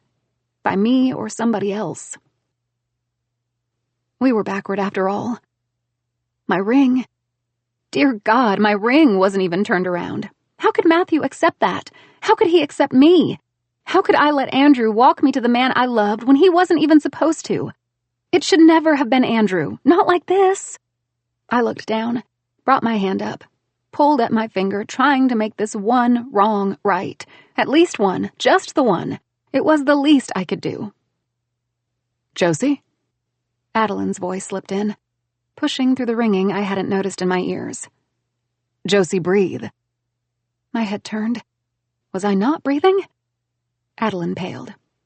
"I think she's having a panic attack." Was I? Hands moved, traveling to my chest.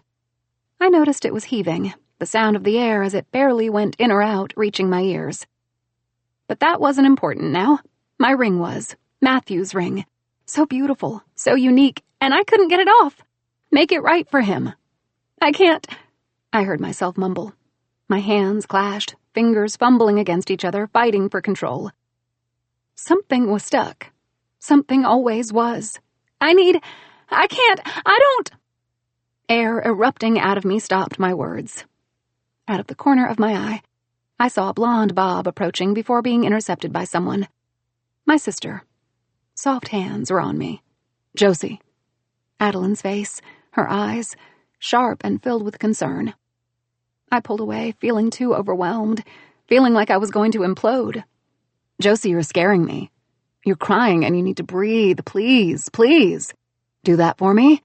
I know it feels too big right now, too hard, but you can do it. You can do this. I can't. I couldn't do this. I was always a bride. Matthew, came out of me with a sob. I pulled at my hand, as if my body had gone on automatic. Nothing was coming out, but something had to. Something must. I want Matthew. I need Matthew. Adeline stood up, and without her support, I felt myself curl into a ball. Someone get Matthew, she shouted. Now! Chapter 25. Where is she? Matthew's voice came from outside the dressing room. I didn't know how much time had passed. Seconds, minutes. It didn't seem long enough for me to collect myself enough to make it out and face everyone. Anyone who isn't him. It didn't seem long enough for my voice not to betray me if I called for him again. If you just let me, Charlene started. Where's Josie? Matthew asked in that deep, seemingly calm tone that made his face look unnaturally hard. I don't fucking care about some bullshit tradition. His voice broke. She asked for me. But, sir, she's only a little overwhelmed. It happens all the time. I'll help her out of the gown. Where is my fiance? Matthew's voice had me scrambling off the couch where I'd curled up. I braced a hand on the back, standing up, but a new voice stopped me. I'm sure everything's fine, Matthew. Andrew was here? How? I became very still. Let's not be dramatic and cause more of a scene. There are enough people outside now, and they can see everything through the window. If Josie... Excuse me, Andrew, but you don't know shit, Matthew answered. You haven't made the effort to know. You haven't earned the right to reassure anyone, so move aside. There was a beat of silence. Dad, a voice warned. Adeline, just let him through. What are you even doing? Let him pass and let's go wait somewhere else. Steps followed my sister's question. Then the door in front of me flew open. I felt my heart stop for a second before resuming that overwhelming pace. Josie, Matthew murmured under his breath, frozen except for his eyes, which bounced all over me. He looked so immediately heartbroken, so devastated for just an instant, then gone. Josie, baby. A sob exploded out of me, as if yanked by those two words, him being with me. There was a click of a door, and then Matthew was suddenly with me. He picked me up, placing me against his chest. The kind of warmth that only he could provide blanketed over me, soaking my skin, body, making more tears trickle down. More sobs come out, more hurt, break and burst out. I'm here, baby. Matthew's words were murmured into my ear. I'm here now. I'm here with you. I'm not going anywhere. His words only made me cry harder, struggle for more air. Matthew's body was rocked by a shiver, a tremor. Or maybe it was just me. You need to tell me what to do, he whispered, that soothing murmur turning into a desperate plea. Tell me what to do to make this better. My right hand was clasped around the fingers of my left, unknowingly pulling and tugging, and if the sight hadn't shattered my heart the way it did, my words would. I can't, I stuttered. Can't do this, Matthew. A new wave of hurt and tears made me breathless for a second. I raised my hands, showing him my left hand. The skin was red, swollen. He made a strange sound. It's all backward. I can't get it off. It's hurting.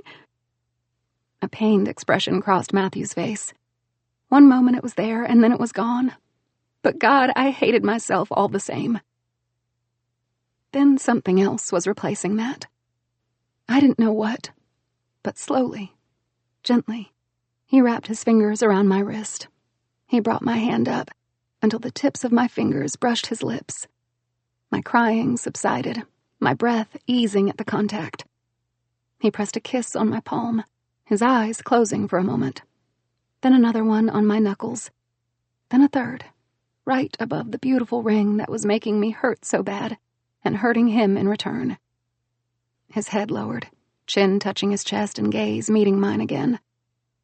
There was a storm behind that beautiful shade of brown as he let his lips close around my finger.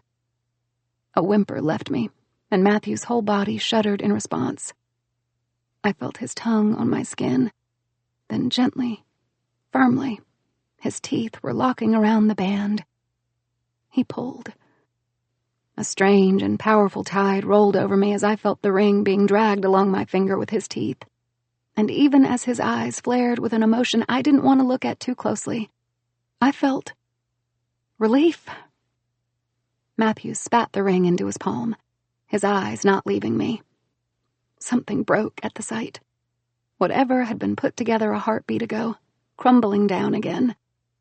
I felt my lip quiver. My whole body did. I don't want to hurt you, I told him. That's all right, baby blue, he murmured before kissing my temple. His voice sounded broken, his arms solid and tight around me. So what if it hurts a little? I'll hurt if it makes you better. But that wasn't all right. It really wasn't. I moved in his lap, that ugliness in me festering. My hands fisted the fabric of his shirt. You shouldn't say that, I told him. You should be mad. A muscle in his jaw jumped. No, I shouldn't. My hold on his clothes tightened, my voice coming out coarse, mean. I just told you I can't do this. I can't walk down that aisle. I can't make vows. I can't say I do. I can't wear your ring. This is what I always do, don't you see? I let out a breath, emotion overtaking my voice. Last night changed everything. I know you feel the same. How can you not be mad? How are you not leaving me? Matthew's hands closed around my waist, and he rearranged me so I was straddling him. My gown moved around me, over him, and I felt so bizarre, so strange, so out of place. This was the gown I'd never wear, the man I wasn't marrying. This position fitting a wedding night we'd never have. Because I only ever wanted you, Josie, he said, meeting my eyes. Not the wedding, not the big party. You. I gave my head one sharp shake. I don't understand. Why would you want me after this? Why would I not? The thrumming doubled. Because I made you tag along. Because I just pushed you away. Because I want to turn around your ring, but I can't. Because I knew it'd hurt you, and I still asked you to take it off my finger. Yet I'm here, with my arms around you, not going anywhere. What else? What else? Because I'm a mess. I broke down at my reflection in a wedding dress. I have a reputation, baggage, issues. I complicate things unnecessarily. I might be incapable of ever getting married. I shook my head. Haven't you heard? I might break your heart, Matthew. Polls say more than 50% chance. You can try. Won't work, though. Indignation bubbled up. Why not? Because with you, I'm unbreakable. A strange sob climbed up my throat. Because you can't push me away. His arms pulled my body even closer to him, and when his palm closed around the side of my face, his gaze sharpened with something that danced between anger and need. Not this easily. His throat worked before kissing me. The press of his lips was hard and fast. Certainly not without a fight. I returned his kiss, my lips now rough against his. I parted his mouth and brushed his tongue with mine. Prove it, I whispered, tugging at his shirt, bringing myself closer into his chest. Show me you mean this. Show me that you'll stay. The quality of Matthew's eyes changed, darkening. His voice lowered. Don't ask for things you don't really mean. I brought myself up on my knees, pulling at the layers of the skirt until I moved them all out of the way. Then I made sure I was staring right into his eyes when I let my hips roll against his before dropping my weight against the pulsing length I could feel through his pants. Matthew hissed a breath. You're upset. I rolled my hips a second time, the violent shudder rocking my body, making me struggle for words. I am. Over the idea of losing you. There was a moment of hesitation. Then his hands were sneaking under the gown, his fingers digging into my skin with barely there restraint. He locked me in place. You want me to fuck you in this dress, Josie? Is that how you want me to show you? I nodded my head. I could see it in his eyes then. I could see that he was going to do this for me, despite the thing that had gone unsaid. I love you, Matthew, I whispered. Or maybe the words burst out of me. I'm so in love with you, and this is not the moment, but God, I'm so goddamn terrified to... His mouth clashed against mine, taking my lips in his, and for a moment, God, for just an instant, I swore I could have dissolved from the impact of that kiss. But I didn't. Couldn't. When all my body lit up, electricity flickering beneath my skin, a dazzling sensation sweeping me head to toes.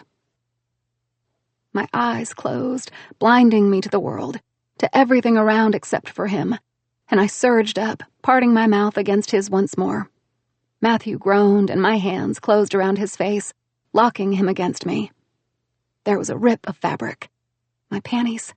Then I was bare, roughly pushed against the hard length in his pants.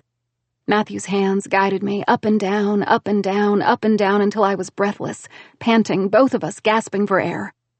Brown eyes, dark like I'd never seen them, met mine. You want me to show you how much I fucking love you? Then all you need to do is ask. The sound of a belt followed by a zipper made my ears ring, stomach dropping with delight. The only thing broken here is my restraint. He pulled me down, nestling himself between my folds and making us both hitch a breath. You're drenched, Josie. Do you need me this bad? I gave my head a nod. Matthew pressed a kiss to the corner of my lips as a reward, but instead of moving, he dragged his mouth across my cheek, all the way to my ear. Beg me for it, he rasped. Say please, Matthew. Please, Matthew. His palms shifted, hands digging into my skin as he squeezed my ass. Good fucking girl, he whispered in my ear. All mine. Now sit on me. My hands grasped his shoulders as I lowered myself. I felt him at my entrance, my eyelids fluttering shut at how much I needed him, how good he felt, how much peace it brought me to be filled. My knees gave in, making my body fall. A whimper rose inside me, and Matthew captured it with his mouth. Lips moving against mine, his hands guided me upward before letting me fall again. Stars prickled my eyes. Electricity surged, stronger, overpowering, all across my body. The position, the urgency, the need to be reassured in any way I could by this beautiful man, who I didn't want to lose, edging me closer, swifter, wickedly fast. I love you, Josephine Moore, Matthew said against my mouth. My heart stopped, then doubled, tripled its pace. I don't care how I have you as long as you're mine. A new sound climbed out of me, but this time Matthew let it topple, falling between us. The pace of my hips increased, encouraged by his words, the way he looked at me, the way his hands encompassed me, the way he made me feel so full, so right, so whole.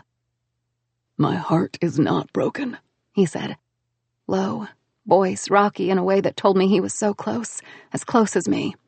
And I'm not leaving you. Hear me? He thrust upward, impaling me before I let myself fall. A wave of bliss rocked me. You're mine to keep. Now say it. My fingers closed around his hair just so I'd hold on to something. I'm yours, I whispered. I'm yours, I'm yours, I'm yours. The words encouraged the motions of his hips, his cock slipping in and out of me at a punishing speed. Call out my name, Josie. His mouth took mine, teeth closing over my bottom lip before letting go.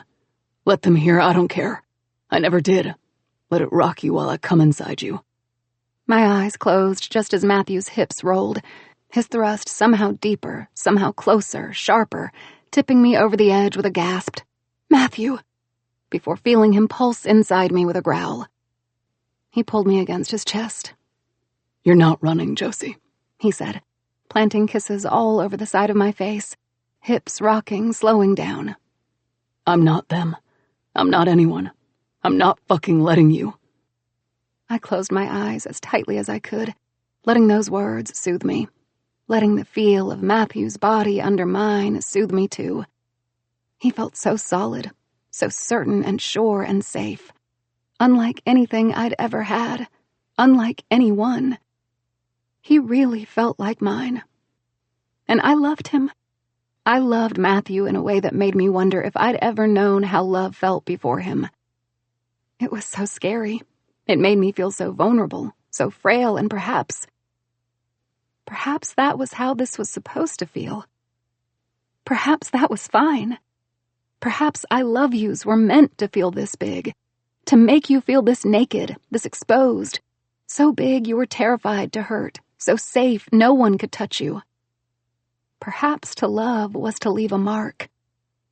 And perhaps I no longer wanted to run from that. It took us a long time to come out of that dressing room. When Matthew slipped out of me, he was still hard. The chuckle that left him when I looked at him with a spark in my eye was strained and pleading, enough for me to let it go and make him promise we'd revisit the topic back at home. Home. The thought made a spot in the middle of my chest tender to the touch. But those were questions that had to take a back seat when there was a bridal shop filled with people to whom I owed an explanation. Once back in my clothes, which Matthew helped me put on, placing a kiss on my skin as a reward for every item that I slipped on, I took his hand in mine. Ready? I gave him a nod.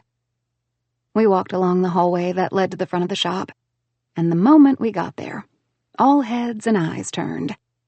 All words, plans, explanations fled my mind. I'm calling off the wedding, Matthew said. Every single person in the bridal shop froze. Then Cameron, who I assumed must have gotten here with Matthew, stood up from some bench she'd been perched on. His jaw clenched. Calm down, Matthew said, fingers squeezing mine. She's holding my hand. We're... I trailed off. Again. We're together, it's just... A sob broke free from Adeline. Everyone turned toward her. It's all okay, I rushed out. We're okay, we're not breaking up. I kept my eyes on my sister, avoiding Andrew's as he stood on one side, avoiding Bobby's too, that I could feel on my profile. It's all so complicated. But we're just not getting married. I can't. I don't think I ever wanted to. I searched for Charlene's gaze, finding her pale. Don't worry, I'll pay for the dress, I promise. You better believe that gown is being paid for, Bobby intervened. She walked closer to where we stood. You have no idea how hard it was to keep everyone from going to check on you while you were in that dressing room. My cheeks flushed slightly, but it wasn't with embarrassment. It was with the memory of Matthew's words. Let them hear. My hand was squeezed, and I squeezed back. Thank you. We had much to discuss. Bobby rolled her eyes. You're lucky the commotion outside was distracting enough. She sent Matthew a glance. I might have underestimated you, Blondie. What commotion? I asked, before Matthew could say whatever had him smirking like that. There was a commotion outside? Bobby spared a look at my father, who stood in the exact same spot, still silent. Andrew decided to show up, she explained. Unlike we'd agreed. Someone must have caught wind of it, and there were a few people with iPhones outside. Everything's so low effort these days. Regardless, the photographers attracted people, a crowd, and they were interested enough in you to stick around, especially after your boo here entered the shop like we were keeping you hostage. Matthew's exhale was so forceful that I glanced over at him. He met my gaze, a muscle in his jaw jumping. Cam told me where they were taking you, and I asked him to turn around and drive here instead. We were already on our way when Bobby called. So that was how he'd gotten here so fast. Slowly, every piece started coming together. His attention returned to Bobby. Now that you've had a chance to get your word in, we're leaving. He took a step forward. I'm taking Josie home. Cam, Ada, let's... The woman's hand fell on Matthew's shoulder. Nuh-uh. Not so fast. We need to talk. The wedding is not happening, Matthew interjected. Bobby's eyes narrowed before turning to me. The dress, she said, softly but stubbornly enough for me to stiffen. Is it still wearable? My voice was apologetic but firm. I'm not wearing it. I can't. I'm sorry, Bobby. Pick another one. Don't make me repeat myself, Shark. Matthew intervened. Bobby huffed a laugh. Well, I'm afraid you'll have to, because this is ridiculous. You can't cancel a wedding just based on a few tears and a quickie in a dressing room. This? It was all a hoax, I rushed out. We were never engaged. Silence fell, thick and sudden. I inhaled deep, then out. Matthew's hold of my hand unmovable. I convinced Matthew to do this with me, for me, to pretend we were engaged to be married until all of this went away. It wasn't supposed to escalate this fast or this far. I didn't want to become an issue, to be a problem. I didn't want to be a bigger problem than I already was. A misstep that came to bite you in the ass. It was stupid and reckless and over the top for something that started as a harmless way for me to make Bobby leave my porch. A big gulp of air left me. I'm so sorry. There was a long moment in which I could only hear my heart drumming in my temples. Feeling disoriented, I looked around. Bobby was shaking her head in denial. Adeline and Cameron were blinking at us, eyes wide. Wider than I'd ever seen. Charlene was gone, probably to scream into one of the velvet pillows I'd defiled on her couch. And Andrew paled. I'm not sorry, Matthew said. About a single fucking thing. Matthew, I warned. But it came out half-heartedly. God, I loved him so much for saying that just to break the strange silence. We are sorry. This was stupid. It was my idea. I'm not sorry, Josie, he repeated, and turned to look at me, as if we weren't standing in the middle of a room filled with people, giving them news that would alter big plans already in place, as if our coming clean wouldn't have consequences. He brought our hands up to his chest, and mine felt so empty without his ring. Be sorry if you have to, but I won't pretend I am. I'm not sorry I stumbled upon your driveway that night. I'm not sorry you thought this was your way to fix a mess that wasn't yours. I'm not sorry I played Fiance when I knew I'd end up falling ridiculously in love with you. And I'm not fucking sorry we're calling off a wedding you don't want. I stared up at him, at a loss for words.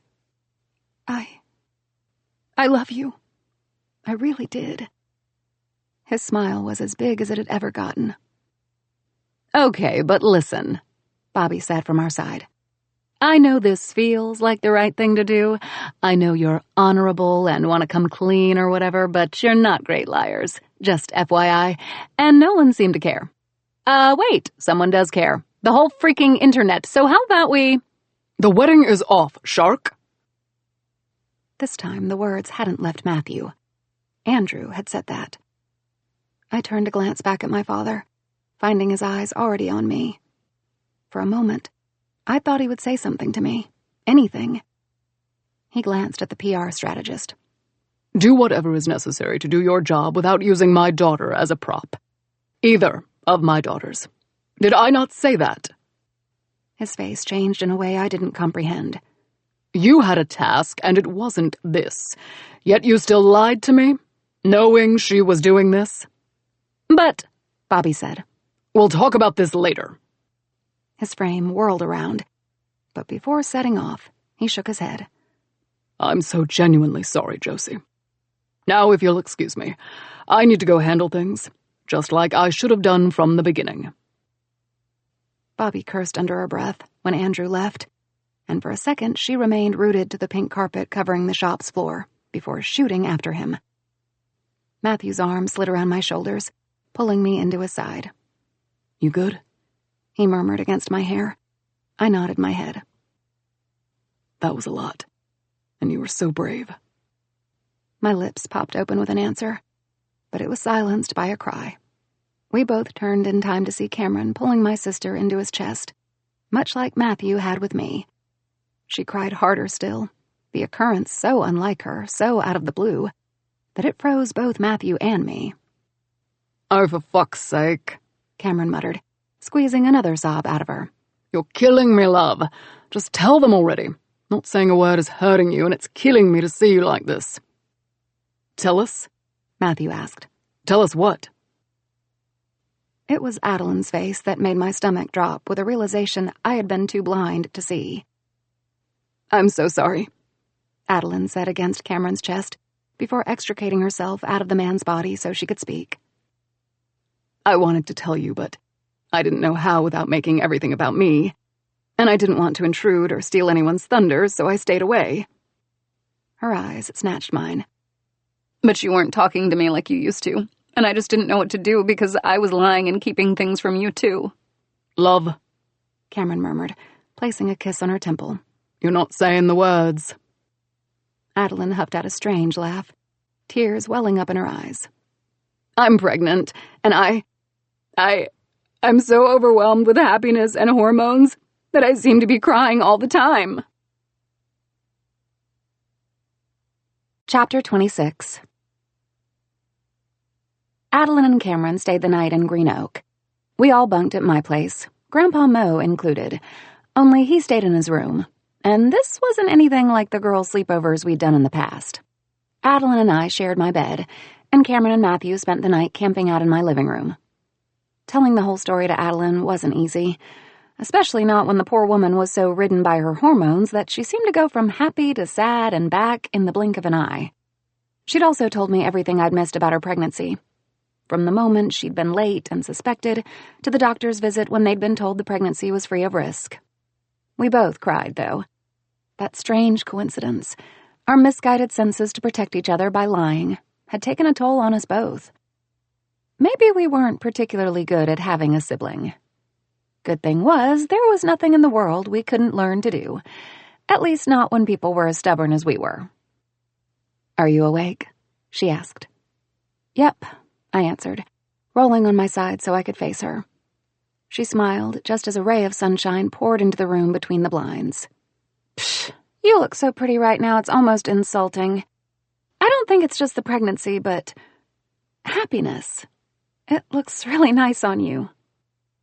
"Both you and Cam are full of BS," she said, but her eyes betrayed her. "My skin is not glowing any more than it used to." I chuckled. "Please, I'm the worst liar in the county, possibly all of North Carolina, and Cam's not better. Don't you remember when he signed both of you up for all of our fall activity brochure and pretended it was some ploy to get revenge? Obvious lie. The man had it so bad." Adeline's laughter was lighthearted and twice as happy. "I still can't believe he did that." A small frown took shape. "And I can't believe I showed up to goat yoga in heels." A chortle escaped. "In your defense, they were very nice stilettos." Adeline's smile remained for a few more seconds. She swallowed. "We're not doing that anymore," I reminded her. "Keeping stuff in for fear of bruising each other's feelings. So speak up." "Matthew's in love with you," she said, and her words brought me pause, as much as we'd talked long and hard about it. "He really is. And I know I had weeks to process this, but it feels like I'm hearing it for the first time. Like I finally get to ask you questions I couldn't because we were both being silly." I scooted a little closer to her still. "I know he is," I whispered. "And I love him too. So much it terrifies me. So much I want to give him things I can't. Things I don't know I'll ever be able to give him." Adeline frowned in question, and I clarified. "He gave me his ring, his grandmother's." My voice lowered. "He would have married me Saturday. I know he would have." My sister processed my words for an instant. Then she smiled. "He's just..." She laughed. "He wasn't joking, you know? The story about the text wasn't made up. He asked me a couple of times how his future wife was doing before I created that group chat with the four of us." A flutter took flight in my chest, but it was short-lived. Future wife. When I saw myself in that dress, I wanted to crawl out of my skin. which is horribly ironic for someone who has been engaged so many times. But I wanted to run, Adeline. Not without him, she said, her hand clasping mine. You aren't scared of a life or a commitment to him. It's something else that's missing. But I don't know, maybe nothing's missing. Or maybe we don't need to be whole to function, you know? Maybe we just need to learn to love who we are and let people around us love us for that too. Maybe nothing's missing. I didn't feel like something was with him. I can't believe I'm about to say this, but I think Bobby was right. It's very likely that I have abandonment and daddy issues, probably other stuff too. I think you tried your best, Josie, Adeline told me, voice hardening. I frowned. I think I could have done better than wrangling the whole town into this. It's okay to be hurt, she continued with a fierce expression. It's okay to have issues. It's fine for life to bruise you and leave a mark. That only means you're living, you know? It means you're trying. It doesn't really matter what the world or anyone says about that. It doesn't matter that you get to experience love in a way that's different from what you expected. We were both raised by our mothers, and in one way or another, Andrew wasn't there for us. For me, he was the man I mimicked but never seemed to impress, to be good enough for. And for you, he wasn't much more than a name. Before he came into your life, you didn't think there was anything wrong with how you approached love or life, so why start now? I smiled. Matthew said a similar thing. Well, he's a great man, she answered. He's my best friend, and he loves to pretend he's silly, but he's not. He will occasionally say some things that blow my mind. I agreed. I loved Adeline. I always had. From the moment I saw her standing at the entrance of what today was Warriors Park, looking very fashionable and completely out of place. I threw my arms around her and hugged her to my chest. You're going to be an incredible mom, and I'm going to spoil my niece or nephew so absolutely rotten it's not even right. I'm going to be their favorite person in the world. Adeline chuckled, and this time she wasn't even crying when she released me. That's exactly what Matthew. The door flew open, and 2 figures ran through it. Jesus Christ, someone grumbled from the foot of the bed, right before I was tackled from the side by a big ball of warmth. You're like a child. I'll give up. Matthew's chuckle fell against my ear. Stop growling and get over here, he hummed. It's as cozy and nice as I expected. Adeline snorted, and I couldn't help but laugh. See, she said from her spot on the bed, bringing herself up. I told you, he was never really good with personal space. I've been telling him that it'd get him into trouble. Matthew snuggled further into me. My most predominant love language is physical touch. Tell that to your baby daddy, by the way. He punched me when I tried to climb onto the couch with him. He's lucky I still have a man crush on him, and I refuse to give up on our bromance just yet. Cameron grunted something before saying, I apologized. And I forgive you, Matthew quipped, hands playing over my sides.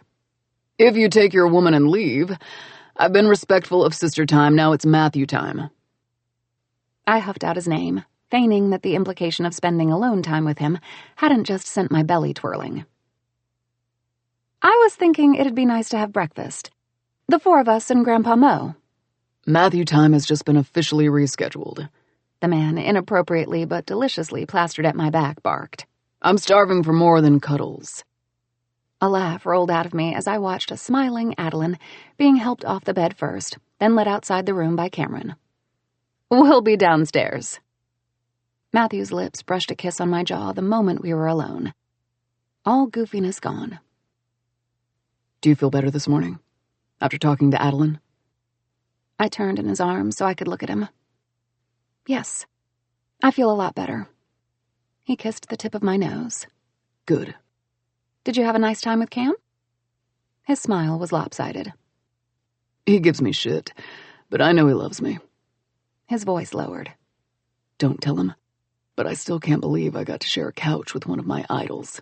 It was really hard to keep it together and act cool. I deserve a reward, even if small. Preferably from you. Ideas? My laughter was unstoppable. You do know you will be their child's godfather, right? His eyes widened with the thought. I kissed him then. There was a surprised, tiny gasp. Then he took over, deepening the kiss with a low hum. That's exactly what I was talking about, he murmured, coming up for breath. I arched my brows. You're my reward, baby blue. Matthew was wrong this time. He was my reward. We spent most of the day together before Adeline and Cameron hugged us goodbye and returned to their place with the promise of coming by the following day. Quickly after, Grandpa Mo retired to his room to watch a rerun from one of his favorite seasons of The Bachelorette, leaving us alone to canoodle or whatever, in his words. Judging from Matthew's face, I doubted Grandpa Mo's comment had left him exactly in the mood to canoodle, so we were innocently curled up on the couch, while we ignored the unfolding consequences of everything that had gone down the day before.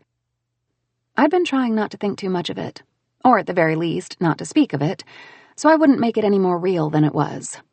But if I'd learned anything these past weeks, it was that keeping stuff from coming out usually meant it'd eventually make something burst.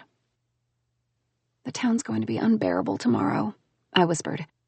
Matthew sat up on the couch, as if immediately ready to talk about why or how much, or anything I needed to, really. He appraised the space between us with a frown, then snatched my legs and placed them on his lap. I'd offer to drive us fast and far away from here, but I don't think that's something you want to do. So, how about I come with you to Josie's tomorrow? We'll open up together, and then you can set me on a stool at the counter and I'll take every question while you work. I considered the plan with a smile. Perfection might be subjective, like Matthew loved to say, but to me there wasn't a thing about this man that I didn't think was perfect. Not after saying that. Not after everything. Driving away is tempting, I admitted. But having him with me at Josie's, just like he'd painted, not just tomorrow but every day, was even more so. It made my smile wider, although it also opened up questions, like Matthew's job or where he'd live. Was now the moment to talk about that? I shook my head. But you're right, He squeezed my ankle. We should face everyone and get that out of the way. It won't be that bad. They were probably expecting me to blow it anyway. Matthew's face hardened. You haven't blown shit, Josie. And if anyone implies that tomorrow, no matter how well-intentioned, I'm kindly but firmly answering by leading them out of your establishment. A chuckle escaped me. I've always wondered what having a bodyguard would feel like. Will you pick me up, princess style, and navigate the crowd of gossip-hungry customers as you pull me away? The corner of his mouth tipped up as he threw me a wink. Absolutely. I couldn't know if it was the goofiness in the wink, or the way he'd said that like it was nothing, or maybe the domesticity of the moment, but I love you. My words seemed to catch Matthew off guard for a second, so I poked his stomach with my foot. Get used to it, mister, I said, and the surprise dissolved, giving way to his smile. Matthew's smile. Then something else. Stop looking at me like that. I'm trying really hard to have a conversation with my... With your what? With my man. My Matthew. The man I love. His face softened impossibly. The man whose parents are arriving in town for a wedding that's not taking place, too. I swallowed. Do you think they'll be mad? They will be surprised, he answered, voice matching his face. They'll want an explanation. But no, I don't think they'll be mad. There's nothing to be mad about. Not where we are concerned. As for myself, I'm most likely getting my ass whooped for lying about my job. But that's a different conversation I need to have with them. I could be there, I offered. When you tell them about that, I can hold your hand, if you need me. Matthew's gaze turned impossibly tender. Sweet. Also hungry. Delicious heat climbed up my neck. I swallowed. You look ridiculously horny, Matthew Flanagan. And you're making your smile. He didn't need to say which one. Matthew chuckled, and his mouth popped open with what I knew was a promise. But a ping from the coffee table distracted us. All amusement was snuffed out, and I knew from the way he looked at me that he wanted us to ignore it, but wouldn't ask me to. We both knew what that message was most likely about, and we both had been ignoring the world, and the internet long enough. He stretched his arm and snatched my phone, handing it to me without peeking at the screen. I sat up, coming to his side so we could both see whatever had torn at the thin bubble I'd carefully blown around us. He brushed a kiss at my temple as I unlocked the screen. Bobby. I know I'm fired and I'm supposed to cut all contact with you, but I'm at the airport and I'm bored, so you're getting this from me. Consider it my breakup text. I looked up at Matthew, eyes widening. Andrew fired Bobby? He clenched his jaw. I'm surprised to agree with the decision the man made, but she should be fired. She played Andrew the moment she decided not to tell him the truth, and even after you broke down like that, she still tried to push you to. His exhale was forceful. You always come first, Josie, and I hated seeing you crying and hurting like that. I kissed his cheek, then his jaw, then his lips. Matthew's tension eased away. I'm all right now. I'm better than all right. I'm with you. Another new text popped up, making us both glance down. Bobby. Andrew's way to handle things is paying page 9 off. I'm saying this because he won't admit it. It won't work. That's why he hired me. They won't take the money. Page 9 makes their own rules. They're the twisted, Gen Z-targeted Robin Hood of gossip. They won't take the money, Matthew said. She's right. They'll probably retaliate if Andrew tries to silence them that way. Bobby. They want Matthew on the podcast. They wanted Josephine at first, but now that she called off the wedding, they want groom number 5. It's the big reveal they were working toward. Live thing, streamed, etc. They were sure he'd be left heartbroken, so they've been biding their time. I blinked at the screen. Fuckers, Matthew murmured. I should have known. Another text came before I could speak. Bobby. They'll offer him big money. His job back. Yes, I also knew about that, Blondie. A raise. Anything, really. My advice is to take it. Go on the thing. Lie and put out the fire once and for all. You're not getting married anyway. And it's not only for Andrew's sake, but for the two of you. Blondie gets the money. Josephine becomes old news. Bobby. Yes, I used you to serve a purpose, but I always tried to protect you. Those two pretend to be righteous, cool, woke, but they forget all about it for the sake of a good story. When it's someone else's life on the screen of a device, we forget that it could be us or someone we care for. Bobby. You can't change that. Just learn to live with it. Make the best out of it. Roll with the punches and take the money. Give them the conclusion to the story. Move on. Bobby. Oh, and it was Duncan who leaked the clip. Don't ask me how he got a hold of it, but I suggest you stop dating politicians. Bobby. It wasn't a pleasure working with you, but it wasn't as harrowing as I thought it would be. So call me if you ever need me. It'll be on the house for all the trouble I might have caused, although you should probably be thanking me for giving you an excuse to bang. Bye. That was a lot, and it all swirled around my head, slowly but distinctly locking into place. Matthew? I asked. I'm not doing that, Matthew said before I could follow that up. I don't want their money, job, a raise, none of that. I understand that, I swallowed. They're horrible people, but I don't want you to turn that down because of me. I can't ask you to uproot your whole life to be with me. I've tried to do that in the past, with every man I've been with. I've molded myself and tried to fit, and sure, I fell in love with certain things that I made mine, but it's never worked, so I can't ask that of you. You're not asking me. Fingers clasped my chin gently, bringing my gaze up. You're not uprooting my life either. They did that. I did that. And I don't want any of that back. I only want you. I only want you. Well, there goes my plan. What plan? Sending you off. Have you consider taking the job and go back to Chicago? Giving you space so you could have a choice. I smiled at him, even though a little weakly. Matthew kissed me and I felt the words on my lips. You are my choice. He was mine, too. What if you take the money, like Bobby advised? We feed them a conclusion and you cash in a check. He snorted. I'm not going on that thing to lie about the woman I love. Then don't. Don't lie. I'm so tired of that. So exhausted by the lies and the shame and caring about what people think and say about anything. His brows met, but I could see him piecing everything together. Where my head was going, what I meant. That's your story to tell, Josie, not mine. I would never dare. I don't think it is, though, I murmured.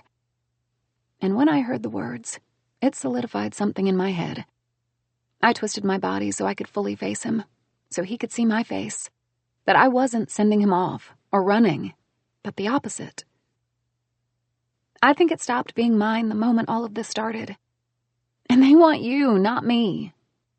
Matthew's arms came around my waist, and he pulled me closer, encouraging, providing the safety I always felt slip through my fingers whenever this whole PR mess was brought up. What are you saying, Blue? I'm saying that I'm a little tired of having strangers treat my life like it's theirs to discuss. I'm saying that I trust you and I love you, and I can't think of anyone better to tell everyone the truth. I'm saying it's no longer my story, that I'm no longer on my own when I'm with you, because it's us now. I'm saying Bobby is partly right, maybe, and this is the only way it'll all be put to rest. And I'm also saying that I've already asked way too much of you, and I keep asking more, so if you don't want to do this, I understand. Matthew kissed me again, a bruising press of his mouth against mine this time. So you're not pushing me away? I don't think I'm capable of that. His arms tightened around my back. What do you suggest we do then? We didn't start this, I said. But we can decide how it ends. Chapter 27. Matthew left North Carolina at dawn. Cameron had dropped Adeline off with Grandpa and me, and then booked himself on the same flight as Matthew. The thought of him tagging along eased me. It made me a little less anxious as I counted down the hours to noon, when Filthy Reality would be on air with the man I loved and had asked to tell the world every secret we have shared. Time had trickled slowly, and although Adeline had been around, Josie's joint remaining closed hadn't helped. Not that the alternative was an option. I couldn't face everyone without Matthew. It didn't feel right, and he'd made me promise I wouldn't. So I'd hung a sign and let everyone believe we were working through our feelings. We were, in a way, because Matthew was going on that podcast to tell my story. Ours. And it filled me with as much relief as anxiety. I also had this gut feeling, my gut tummy drop feeling, that something was about to go down, that whatever plans we'd spent making that night wouldn't necessarily work. But it could just be my insecurities or fear talking. It could be just me. Because I did believe that sometimes love was enough. And some other times it conquered the world. It depended on how much magic was in the air that day. Do you have any of those kale chips around? Adeline asked from the threshold of the kitchen. I'm craving something green. Matthew finished them. Adeline's mouth fell. But I have olives, peas, Brussels sprouts? She sighed. I'll take the olives, I think. Her expression turned hesitant. Are you doing good? Yes, absolutely. Just a little anxious. I wish I'd gone with him. He got all gruffy and scowly when I suggested it, and I conceded because I think a part of me was scared to go. But that was probably selfish. She patted the distance between us and gave me a squeeze. You're the best person I know, she whispered before releasing me. You're not selfish, and there's no way on earth that Matthew would have let you board that flight. Neither would Cam, actually. It's been incredibly hard to keep him from stomping into page 9 to take matters into his own hands all this time. I'm a little worried they secretly plotted doing that, in fact. She sighed. So let's just hope we don't need to bail them out for something stupid tomorrow. Now tell me where the olives are. I'm getting cranky. I chuckled, although it came out a little strained. Top cabinet, left. The doorbell rang and we separated, her disappearing into the kitchen and me jogging over to the door. A set of blue eyes behind a stern expression welcomed me. Oh, I mumbled, surprised. Hiya. I'm sorry, he said, or more like the words left him.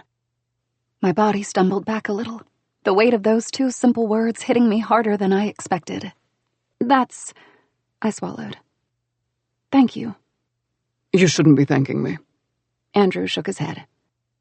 Listen, He trailed off for an instant, hesitating. I don't know how to do this. Any of this. I think it's clear from the way I've acted. The truth is that I don't know how to be around you. I don't know whether you hate me or are skittish because you don't trust me, but I do know I've done enough to deserve both.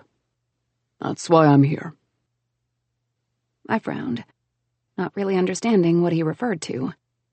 There was so much to unpack, so much to ask and to say and to discuss. I don't hate you, I told him. But you're right, I don't trust you either.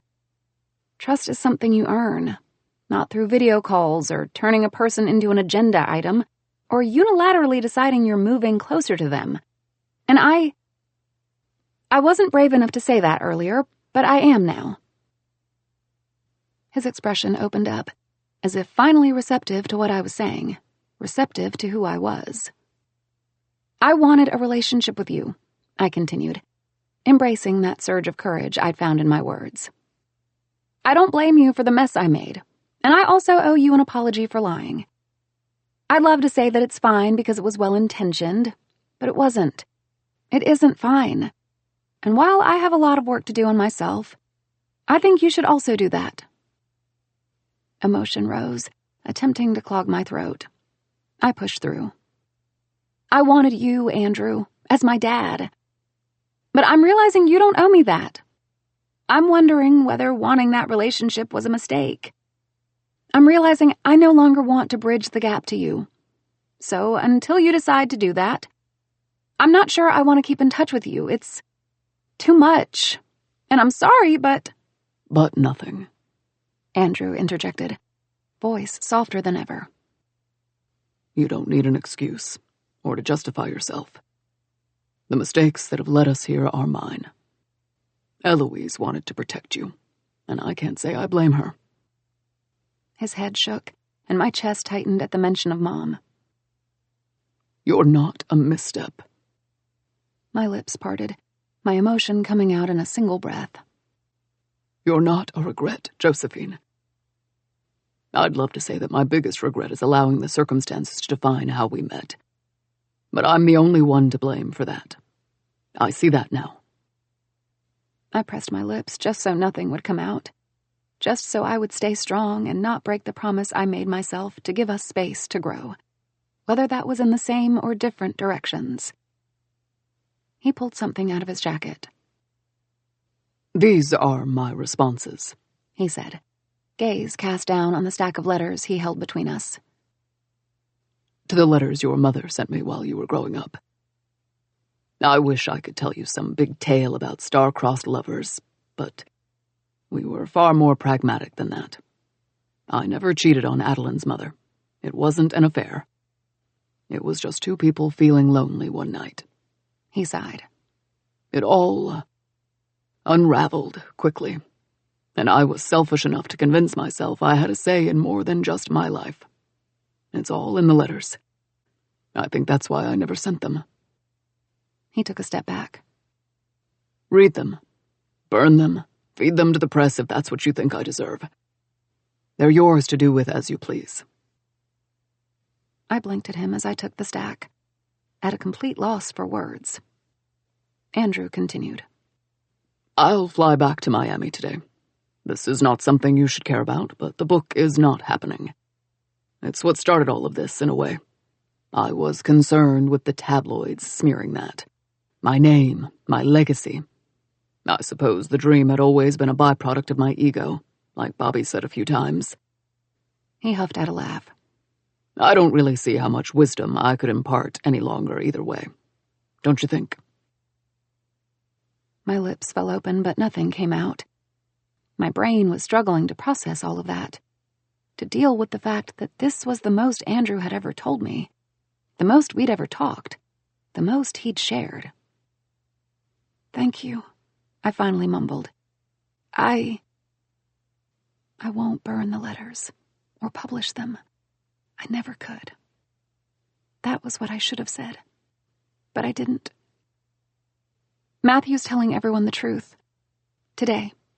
He's landing in Chicago as we speak. Andrew's mouth twitched and tipped up, gracing his face with a smile. It was an odd one, small and crooked, as if rusty from misuse. It was also a surprise. Good, he said. I won't bother you for a while, but I'd love to have the 4 of you over for Christmas. Doesn't need to be a holiday. Any day you can all spare will do. My brows arched. Feel free to say no. He took a step back, then another one. I'll keep trying until you ask me to stop. His head dipped, giving me one stern nod. Bye, Josephine. Bye, Adeline. I was watching him descend the porch steps in the direction of a black sedan, barely making sense of his last words, when a hand fell on my shoulder. You okay? Adeline said, squeezing. You're barely blinking, and my brain is saying that's not necessarily bad, but my hormones are on high alert. I shook my head, a strange laugh coming out. I think I'm fine. Yeah. I think I'm starting to see how both our mothers weren't completely blind. Adeline snorted, but the amusement was short-lived. He has his moments. A pause. It's about to start. My heart plundered, and I hugged the letters to my chest. I still didn't know whether I wanted to read them, but he'd given me the chance to. The choice. Let's go. Interior. Filthy Reality Studio Day. Sam. Hi, hello, this is Sam. Nick. And this is Nick. Sam and Nick. And you're listening to Filthy Reality. Sam laughs. Wow, look at us. Nailing that for the first time in filthy history. Nick. I know, who are we? Chuckles. It must be the pressure of having such a special guest with us today. And let me tell you, if you're not watching the video recording and are listening, yes, he's hella cute too. And he showed up with a man that had me gasping for. Sam. Stop that, Nick. You said you'd stop flirting with our guests, and the guests of our guests. Nick. I said I'd try. Sam. Well, try a little harder than that before you derail this train. All right, let's all ignore Nick being Nick and give a warm welcome to our guest, Matthew Flanagan, who you know as Fiance number 5 if you've been following the Underwood affair. Hi, Matthew. Beat of silence. Matthew. Hi. Nick.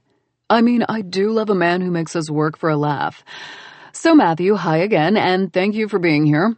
You really love playing hard to get, and not just for that smile you're hiding. When the boss, who you also had the pleasure of working under, told us you'd confirm last minute, it took me a moment to process. Sam.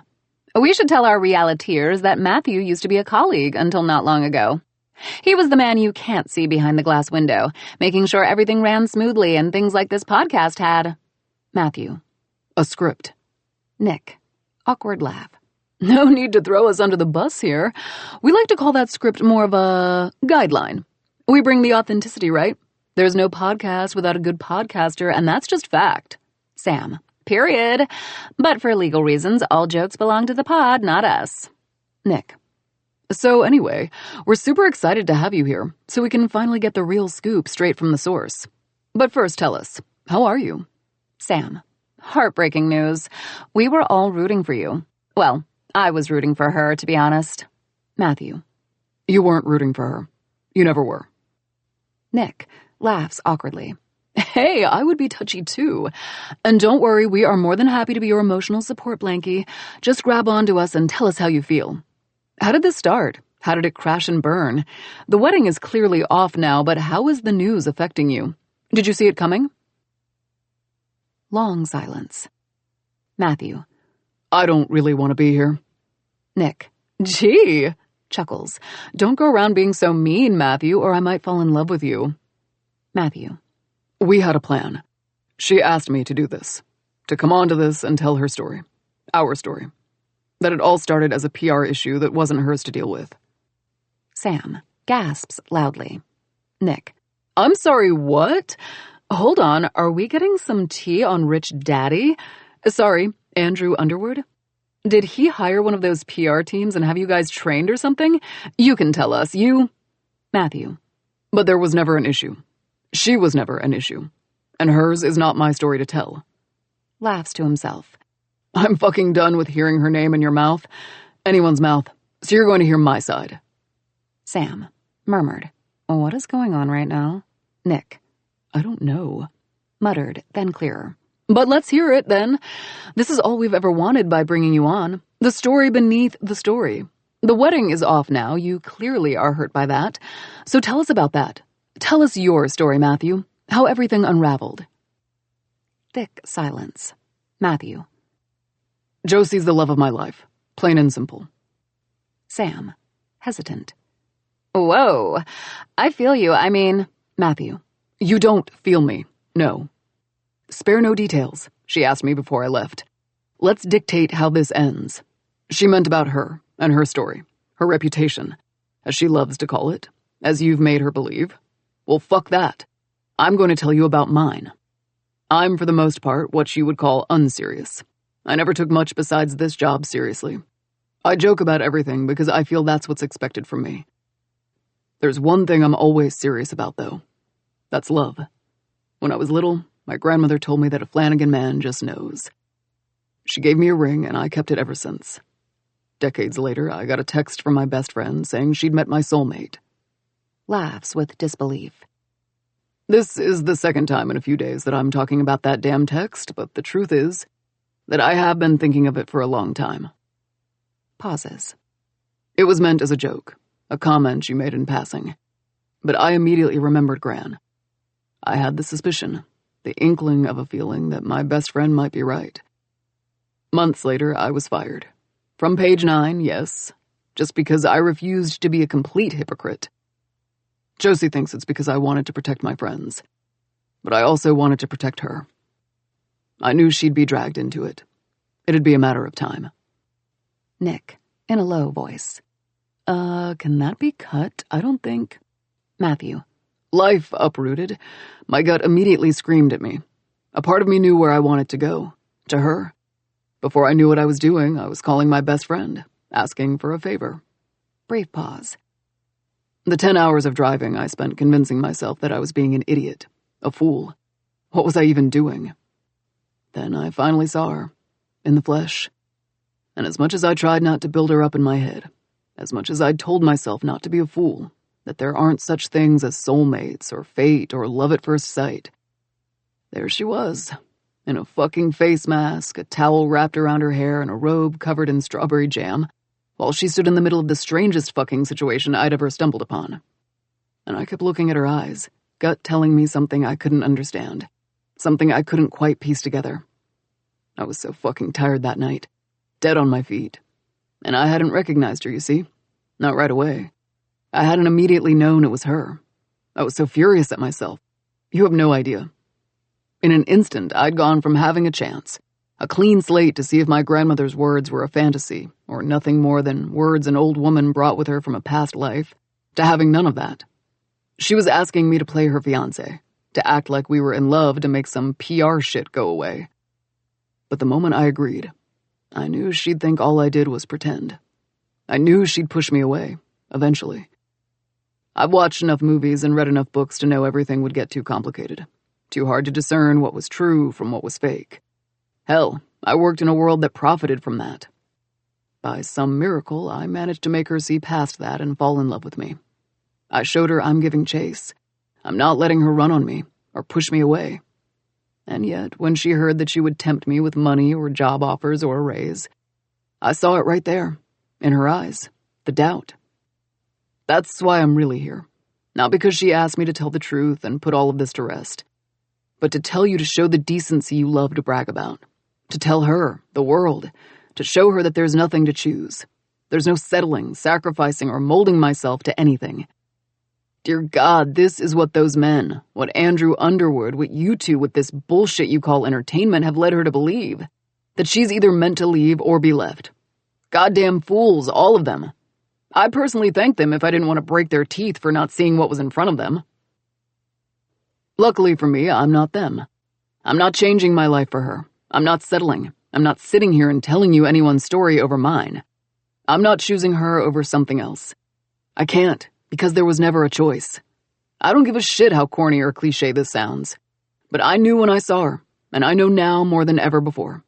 I don't need her to walk down an aisle, wear my ring, or sign her name on a dotted line. She's my happy. The rest is only important when you need it, and everyone should fucking know that. I only need her. Jobs are replaceable. Careers are fickle. Roots grow anywhere there's ground. Commitment and love are shown with actions.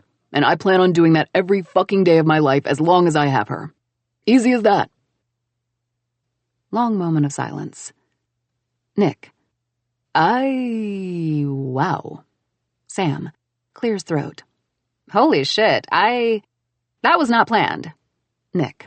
I did not expect that, no. Wait, Matthew? Matthew, where are you going? We're not done, Matthew. Muffled, then clearer. Josie won't be happy with me after I get this one last thing out, but as I've said many times, she has a class I lack.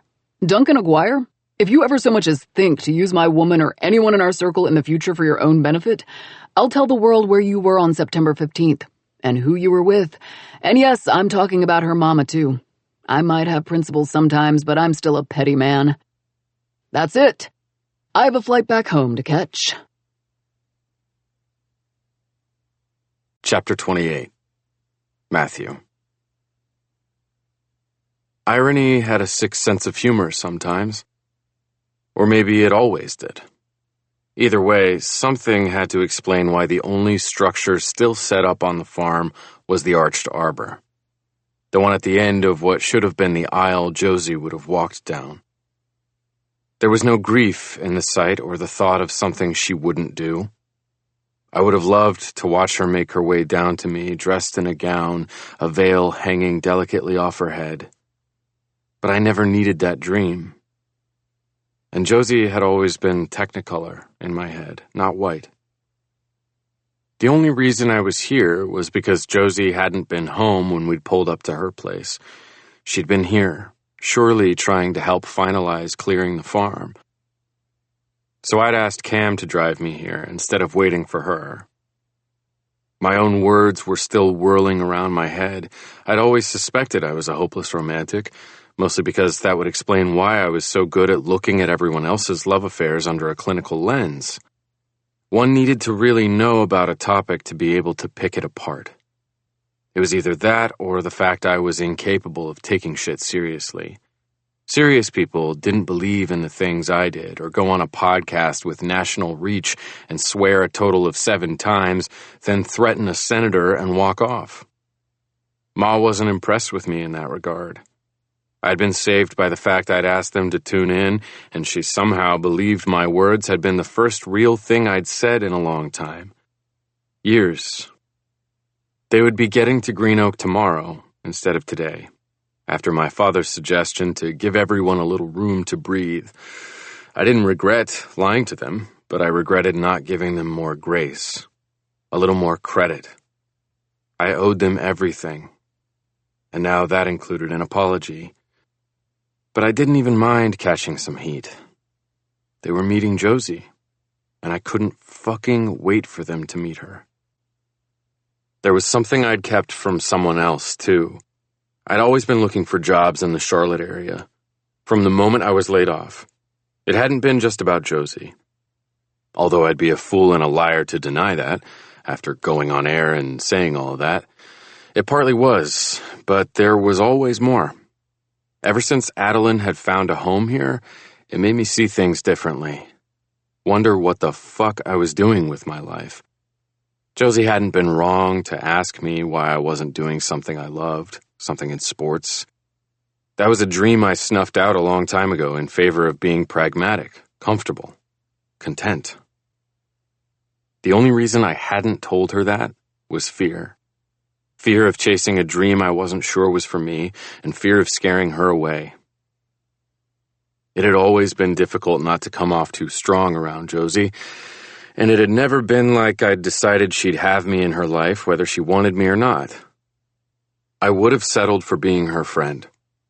I simply hoped for the possibility of becoming more than that to her. Steps sounded behind me, and I immediately knew who was there at the other end of what could hardly be called an aisle anymore. Blue eyes met mine when I turned, and man, she was so beautiful standing there, looking at me like that. Watching her smile had always overwhelmed me. "You knew I'd be here," she said. Her lips were pink today, and the idea of kissing that lipstick off them made my chest flare. "You also went rogue." "I did." "We had a plan," she added.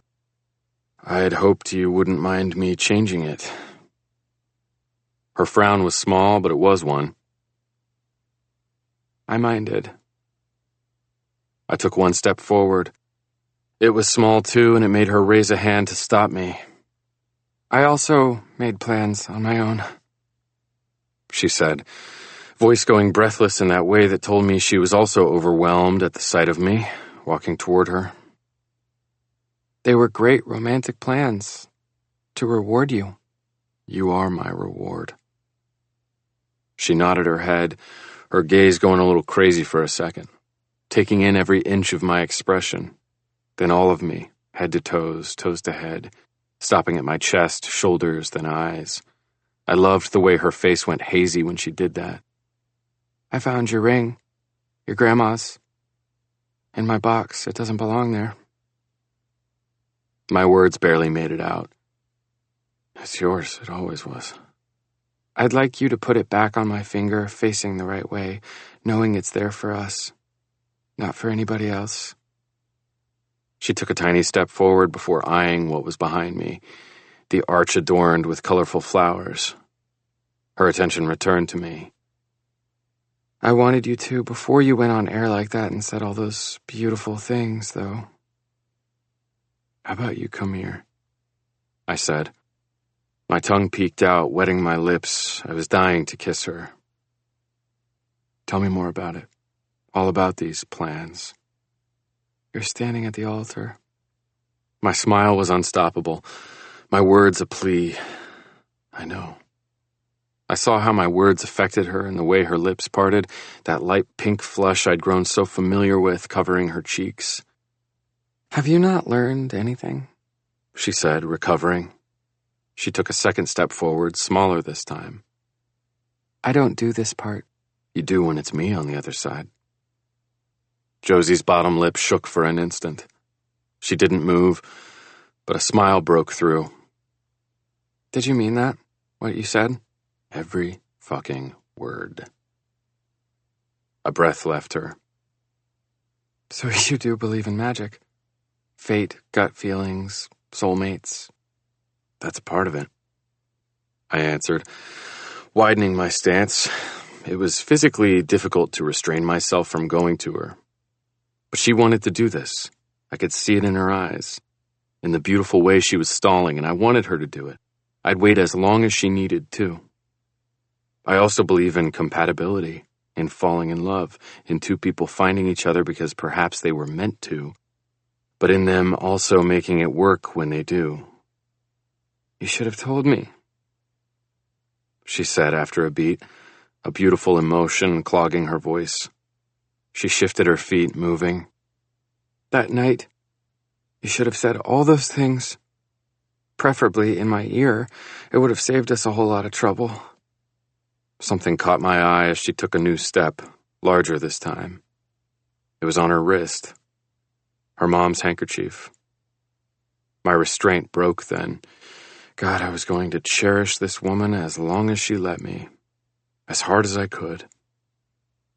I returned my gaze to her eyes. She knew I'd seen it, and there were tears welling up. They weren't sad, but they broke me, punched me in the gut all the same. I wanted to kiss that away. "Come here, Josie," I begged. I was done for. I always had been. Get over here before I lose my mind. Walk this distance with that handkerchief tied around your wrist, and let me show you how much I mean every promise I ever made you. Her whole body seemed to shake, tremble. Go on, baby blue, it's me you're running to. A beautiful laugh left her as she ran, and when I caught her in my arms and lifted her up, I captured her laughter with my mouth. I kissed her, basking in the feel of her lips as they moved around mine, and how having her in my arms felt like one of the best things I'd ever get to have. Not simply enough, but everything. Right. Whether something had led me here to this spot on this farmland, to this woman who had my heart, or whether there weren't things like luck, fate, or magic. I love you, Matthew Flanagan, she said against my mouth. Even when you're really bad at following plans, and even when you've kept from me all these things that would have made me love you instantly. Say that again. Her face softened. I love you, she said. You already knew that. I kissed her again, making sure she knew how grateful I was for getting the right. How deeply I'd fallen in love with her, and when I came up for air, I made sure she could see it in my eyes, all over my face. That's my favorite, I said, out of all your smiles. She was a little breathless when she asked, Which one is it? It's your I've just walked down a goddamn aisle smile, I said before I placed her down on her feet. And that's your don't ever let me go smile. I brought her hand up, the one with the handkerchief. I brushed the fabric over my cheek. That's your mom would have loved you smile. The breathtaking blue in her eyes turned watery.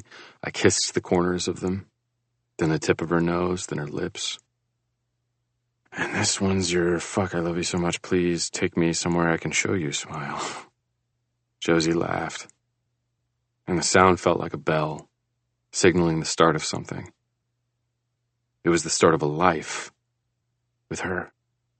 And I had every intention of doing all those smiles justice, every morning, evening, and night, every dawn, every sunset, every time she frowned or laughed, every time she saw me standing before her, for the rest of my fucking life.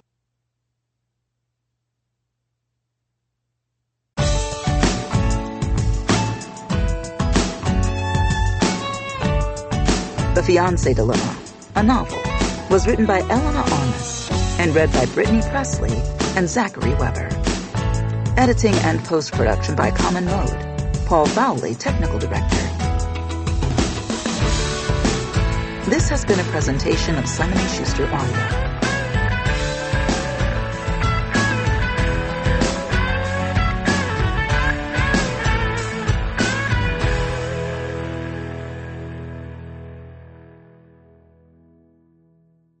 The Fiance Dilemma is available in print from Atria Books.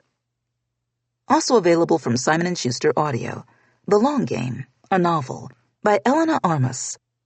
Read by Frankie Corzo and Shane East.